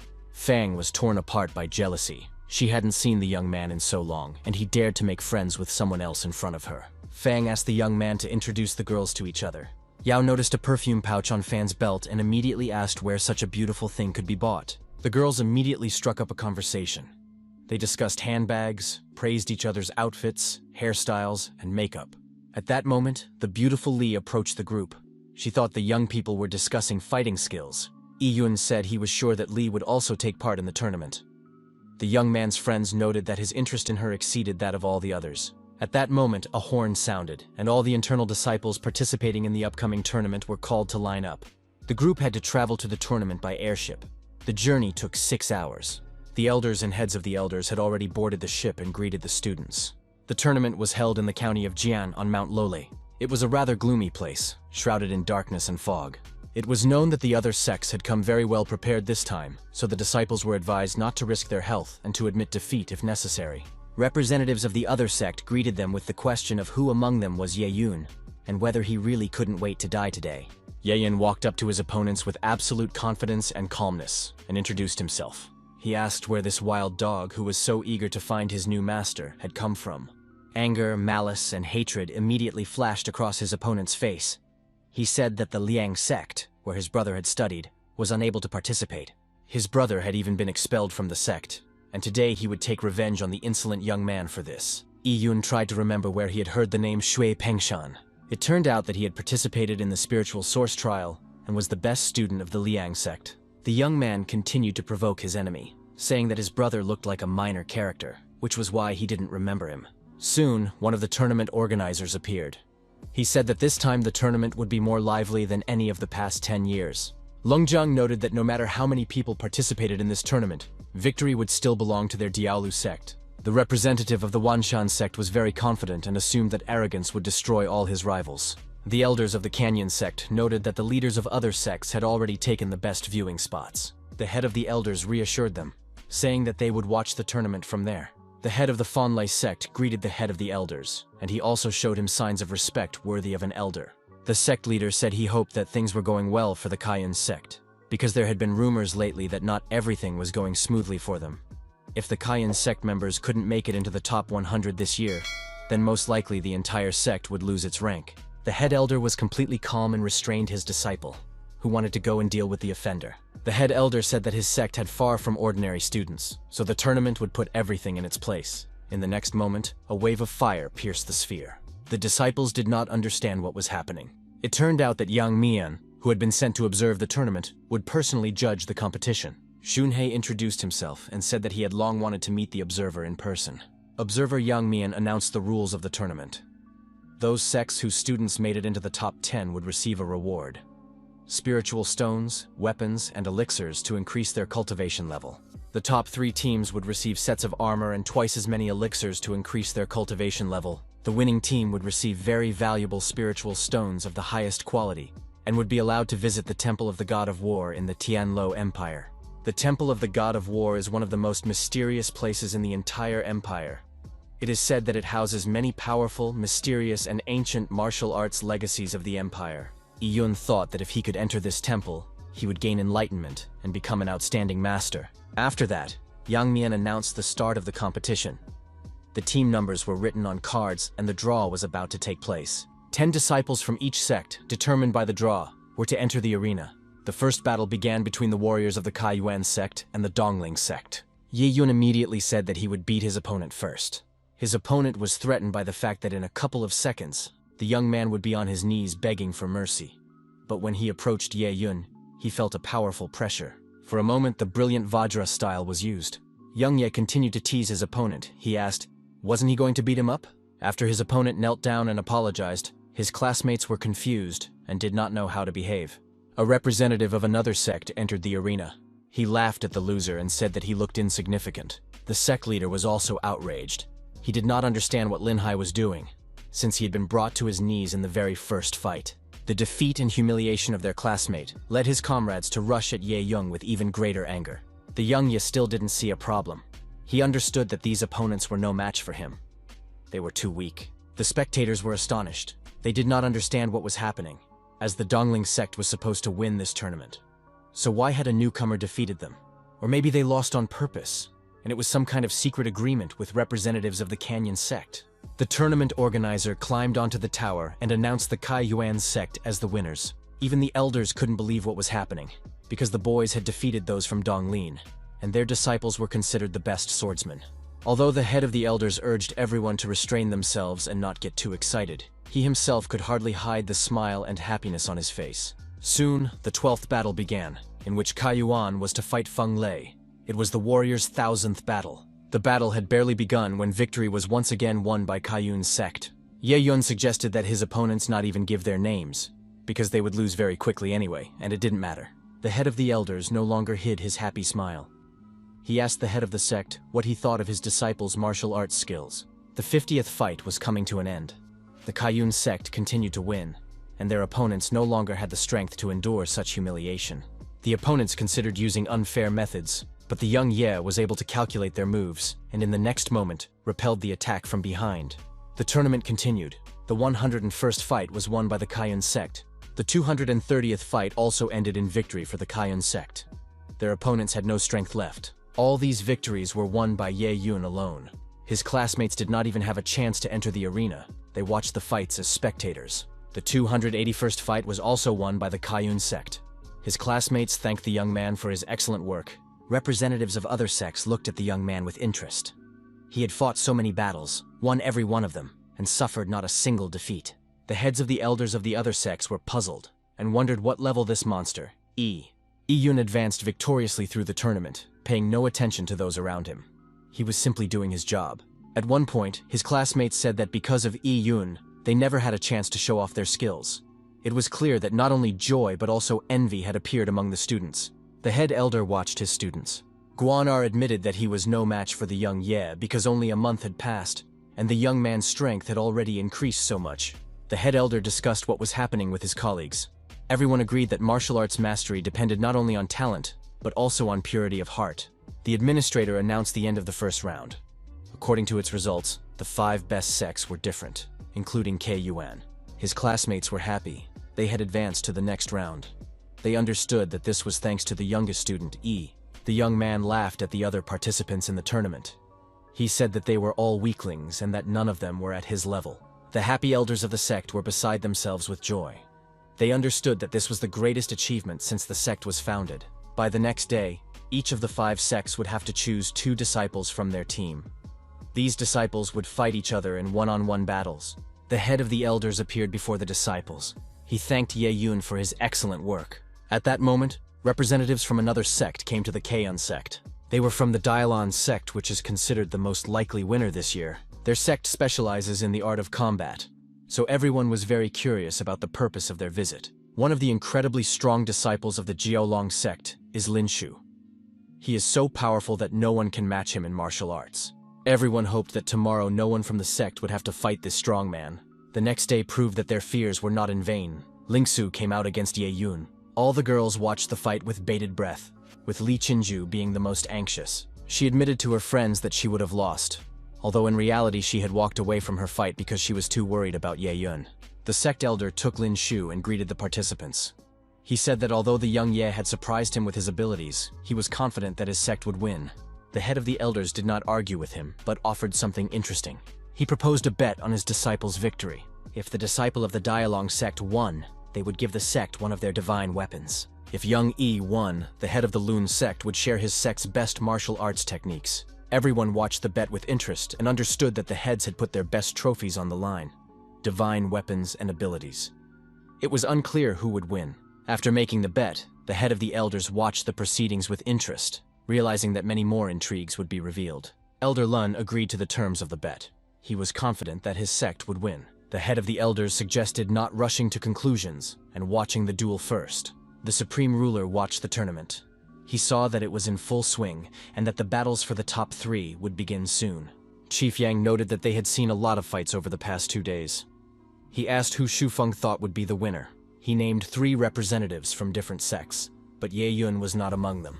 Head Yang laughed at him and said that although he had orc eyes, this time he was wrong. The fight had already begun, and the opponents had clashed. It was noted that although Ye Yun was skilled with a sword, his fighting skills were still lacking. And since they had met today, Lin Zhu decided to teach the young man a good lesson. He emphasized that one should never be too confident, and that there will always be someone better than you. Ye Yun calmly listened to his opponent's advice, while continuing to analyze his opponent and trying to identify his weaknesses. He noticed that his opponent was very fast and easily dodged his attack, which was 30 times faster. The young man became interested in such a strong opponent because it was the first time he had met a worthy competitor. And if so, then perhaps Lin Shu was the right person for a real fight with the young man. He rushed headlong into the attack, no longer listening to his opponent's moralizing.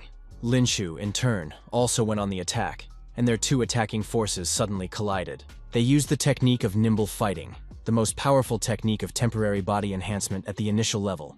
It was the sect's best skill. This technique provided superior physical strength and increased the body's performance. However, it was considered to violate the laws of nature. The opponent was also very fast. He managed to fend off the young man's attacks at tremendous speed. The spectators watched with interest and realized that they were witnessing the power of martial arts. No wonder the mentor had ordered them not to approach the disciples of the Dialun sect. The battle continued. The opponents exhausted each other, using increasingly powerful and effective fighting techniques. The sect leader knew that his student was a genius in the art of combat, and the most talented of the entire sect. But if he was putting so much effort into this fight, it meant that Ye Yun had made tremendous progress. Lin Shu himself was shocked by such speeds. He realized that he couldn't even hit his opponent. Soon, he received permission from the elder to use a super forbidden technique. It was a technique of wild, fast fighting called blood explosion. His opponent realized that Ye Yun's strength exceeded all his expectations, but that was not the end, because no one had ever survived the blood explosion technique. He urged the young man to use his best sword technique if he did not want to die in this battle. Ye Yun showed no panic. He was completely focused and ready to fight. He decided that the time had come. He stretched out his fiery hand and said he wanted to see what he could achieve in this fight. If, as a result of the fight, he could surpass his opponent in his specialization, it would be a good result. Before Lin Shu could properly unleash his explosion technique, the young man had already dodged and begun to use his own techniques. The confrontation between the 2 best students of the sects took on a gigantic scale. Neither of them gave up, but neither of them won. The next moment, Lin Shu used the Meteorite Fire Fist, a very powerful technique. Yi Yun continued to deflect all attacks with dignity. He not only laughed at his opponent's strongest blow, but also invited him to finally attack. The enemy became seriously angry. He could no longer control his emotions and continued only to threaten and attack. The young man deflected all attacks with dignity and managed to use his own powerful techniques. After another explosion, the sect elder rushed to his disciple's aid. Lin Shu lay motionless, showing no signs of life, and the sect elders were shocked by what they had seen. Of course, the young man did not want to stop there. In addition to winning the fight, he had his own goals. The opponent, gathering his strength, uttered words confirming his defeat. He admitted defeat, Even the young Yi's classmates could not understand how this had happened. How the possessor of incredible strength could have lost the fight so shamefully. The head of the elders reminded everyone of the agreement made before the battle began. This battle was watched not only by those involved, but also by outside observers. The elder of the Wanshang sect was amazed by the young man's incredible strength. He said that his disciples would prove to Ye Yunyu that spiritual cultivation was important in martial arts, not just brute force. The tournament continued. Fights also took place between disciples of other sects. The girls watched these sparring matches with interest. Li Qinju managed to understand that one of the opponents possessed a special aura of the level of a martial lord. She said that it was hereditary power. Standing nearby, Fang asked what hereditary power was. The girl explained that if a cultivator wants to become stronger, in addition to practicing martial arts, he uses various treasures and can also inherit the power of a stronger cultivator. It seemed that Li Minxian had inherited power from some master. It came to him and brought him to the peak of the martial lord level. Therefore, although the guy himself is at the 9th supreme level, he can defeat any opponent thanks to the inherited power that gives him extra energy. The girl warned Ye Yun that his opponent was the strongest opponent in this tournament, and that he needed to be careful. The guy reassured her, saying that he would be happy to show his opponent that there are people stronger than him. The opponents entered the arena for the final battle for the title of the best and strongest player. Li's opponent turned to the young man and offered to show him how strong he really was. He employed a new technique. Enormous demonic dragons came to the defense of his aura. This was the Phantom Beast technique, an art cultivated by the most experienced disciples. It was concentrated energy compressed into an infinitely powerful Phantom Beast. The elders of the sect were very pleased with their disciple's progress and watched his attack with interest. Ye Yun used his defensive powers to withstand the Phantom Beast's first strike. The elder thought that this technique would be difficult to withstand even for those who had reached the level of martial lord, but Ye Yun was too overconfident and rushed forward to attack. The young man asked his opponent why he was so arrogant with such insignificant power. The opponent admitted that he was indeed a genius of martial arts, and that probably no one in his region could compare to him. Then, the angry opponent decided to use another powerful secret technique. It was the secret technique, Merging of Air. This spiritual weapon bound the young man with countless spiritual chains. He felt his spiritual energy being suppressed and slowed down. The opponent rejoiced. He had practiced this technique for a very long time, and it was perfect for restraining cultivators. Victory was close. The young man's arms and legs were bound by spiritual chains. He could no longer move. His friends watched the battle with concern. They could not help the young man. His opponent continued to tighten the bonds, declaring that he would not let the young Y escape. He had practically buried the young man, but the latter still stood motionless and offered no resistance. In the next moment, there was a huge and powerful explosion that enveloped the area in smoke, dust, and fire, making it impossible to see what had happened. Yun's friends could no longer hold back their tears. They wanted to rush into the arena to find their comrade. The sect leader, Wanshang, smiled happily, even though he knew that the young Ye was a very talented and strong warrior. In the next moment, the smoke cleared, and the beautiful, unharmed Ye Yun appeared before their eyes. Everyone was shocked and did not understand how he had managed to free himself from countless spiritual chains. Ye Yun did not explain what had happened, but continued his march toward victory. In the next moment, he reached out toward his opponent and began to execute his favorite secret technique. Of course, it was the complete absorption of his opponent's strength and cultivation. His opponent felt his divine weapon, control over it, and all his skills flowing into the young man. No one understood what kind of power was before them. Ye Yun was able to forcibly absorb spiritual energy from divine weapons. The young man continued the absorption. Soon, his opponent felt that the divine weapon had broken. However, it had not broken, of course, but had simply been absorbed by the young Ye. By the end of the absorption, the young man's level had increased significantly again. He was pleased with the result. He advised his opponent to correctly assess his strength next time.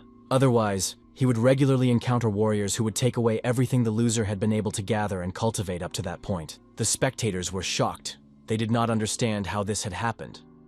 Never before had such a powerful and fast fight unfolded before their eyes. The loser, Li Mingshang, admitted defeat. He asked the young man to tell him what technique had been used against him.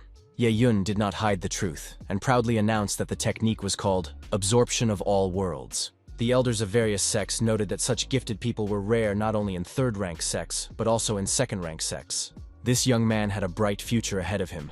Someday, he would surely become the head of the sect. Elder Yang watched the results of the battle with satisfaction. With that, the tournament was over, and the Kaon sect was declared the winner. All of his classmates were happy. They rushed to congratulate each other and thank young Ye for helping their sect win. The elders also admired the young disciple's feat. They believed he should be rewarded upon his return. However, the head of the elders did not look happy. He understood that this tournament was a chance for Ayun to prove himself. The young man had performed this task perfectly, and now everyone knew about his talent and abilities. So the head feared that Yeyun would leave them. Soon, all the participants in the tournament lined up in the square for the final meeting. The organizers congratulated the participants, thanked them, and began to hand out awards to the best fighters. The 3 best warriors received not only prize places, but also the most valuable awards. Chief Yang personally addressed the young man and said that he was very impressed with his performance. He wanted to present him with an additional award from himself. It was a quota to participate in the Geniuses of the Empire battle in 6 months. The participants were amazed by such generosity. They understood that a quota to participate in the Geniuses battle was the most precious award one could receive. The Battle of the Geniuses of the Empire was a competition in which only the most outstanding participants could take part. Ordinary students could only dream of it. Even if a young man did not win a single battle there, he would still be remembered as a participant, and he would have a chance to see different martial arts and improve his own cultivation.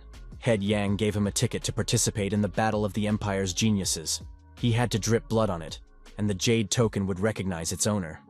That was how he could get into the competition. Ye Yun proudly and joyfully accepted Head Yang's gift and sincerely thanked him for his kindness. Head Yang also advised the young man to train hard, because everyone expected him to perform as well in the Geniuses of the Empire battle as he had today. His classmates began to congratulate the young man, thank him for his victories, and asked to see the jade token, which they had never even dreamed of seeing before. The head of the elders began to calm his students down, saying that the young man was very tired and should rest first, and that everything else could wait until he returned home. It was decided to return in a few hours, but interested parties were already watching the Kaon sect. They realized that the young Y was stronger than they had thought, and if this continued, their sects would not be in first place. Therefore, the leaders of the other sects decided to make the first move. When the young man was left alone, he drank the elixir he had received as a gift, and learned that he had reached the 3rd level of the Battle Lord. At that moment, the elders of the other sects found him and appeared before the young man. The young man immediately tensed up. He thought that the elders had come to take revenge for their disciples, whom he had defeated in the tournament. In fact, the elders offered him to join their sects. This was very unexpected. The young man did not expect the elders of other sects themselves to come and invite him personally to become their disciple. At that moment, the elders began to quarrel among themselves. They argued with each other that the young man should join them, that they were the first to notice him and single him out from among the other disciples. They told the young man not to rush into his decision, promising that he would be treated as their best student and given 1,000 spiritual stones every month, or possibly even 2,000.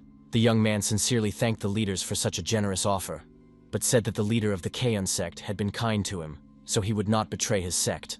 The leaders understood that the young man not only had talent, but also an excellent character. They agreed that the Kaon sect was very lucky to have such an outstanding student. The leaders accepted the young man's refusal with dignity, but said that if he changed his mind in the future, he could contact them at any time and would be gladly accepted into their ranks. The head of the sect, Wan Shang, also confirmed his desire to become the young man's patron at any time. Everyone said goodbye with dignity, thanked each other for their kindness, honesty, and understanding, and went their separate ways. The elders of the Kaon sect watched what was happening from the top of the ridge. The head elder confirmed that the young man had proven himself to be very worthy, and that nothing would force him to leave their sect unless he himself wanted to. At that very moment, strange events were taking place in a certain mountain range of the Kaon sect. A young fawn fell victim to a huge, bloody, fiery heart. It swallowed the small animal, and after that, the chains holding the heart broke. A huge demonic creature grew out of this heart, and announced that its time had finally come. At that moment, a huge airship was flying back to the valley of the Kaon sect. Suddenly, a huge flash of fireworks lit up the surroundings, and the elder realized that it was a signal fire, signifying the highest level of danger. The elders saw that there was a magical barrier in front of them. Something serious had happened in the sect's mountain range. The head of the elders immediately realized that something was wrong and ordered them to return quickly. Meanwhile, a huge demonic tiger attacked the outer and inner disciples of the sect who remained in the valley. Eun rushed to defend his comrades, sword in hand. He cut through the air and the demonic beast along with it. The disciples thanked their heroic savior and asked what was going on. It turned out that the heart of the demon lord, which had been dormant deep within the mountain for a long time, had awakened again. and the demonic beasts had begun attacking everyone indiscriminately. It was known that if the heart was found, one could obtain the legacy of the demon lord, and the young man immediately set out to search for it. The elders tried to stop the young man, but he could no longer hear them. He was too fast and unstoppable. The demon lord of fire dragons, Lev, was a 6th-ranked demonic beast. After the lord's heart was resurrected, the lord of the dragon demons began to rule the underworld. A huge number of demonic animals and creatures were created and sent against humans. The sect's disciples resisted as best they could, but there were too many creatures. If this continued, they would be exhausted before they found the demon lord's legacy. The battle with the demonic creatures continued as much as possible.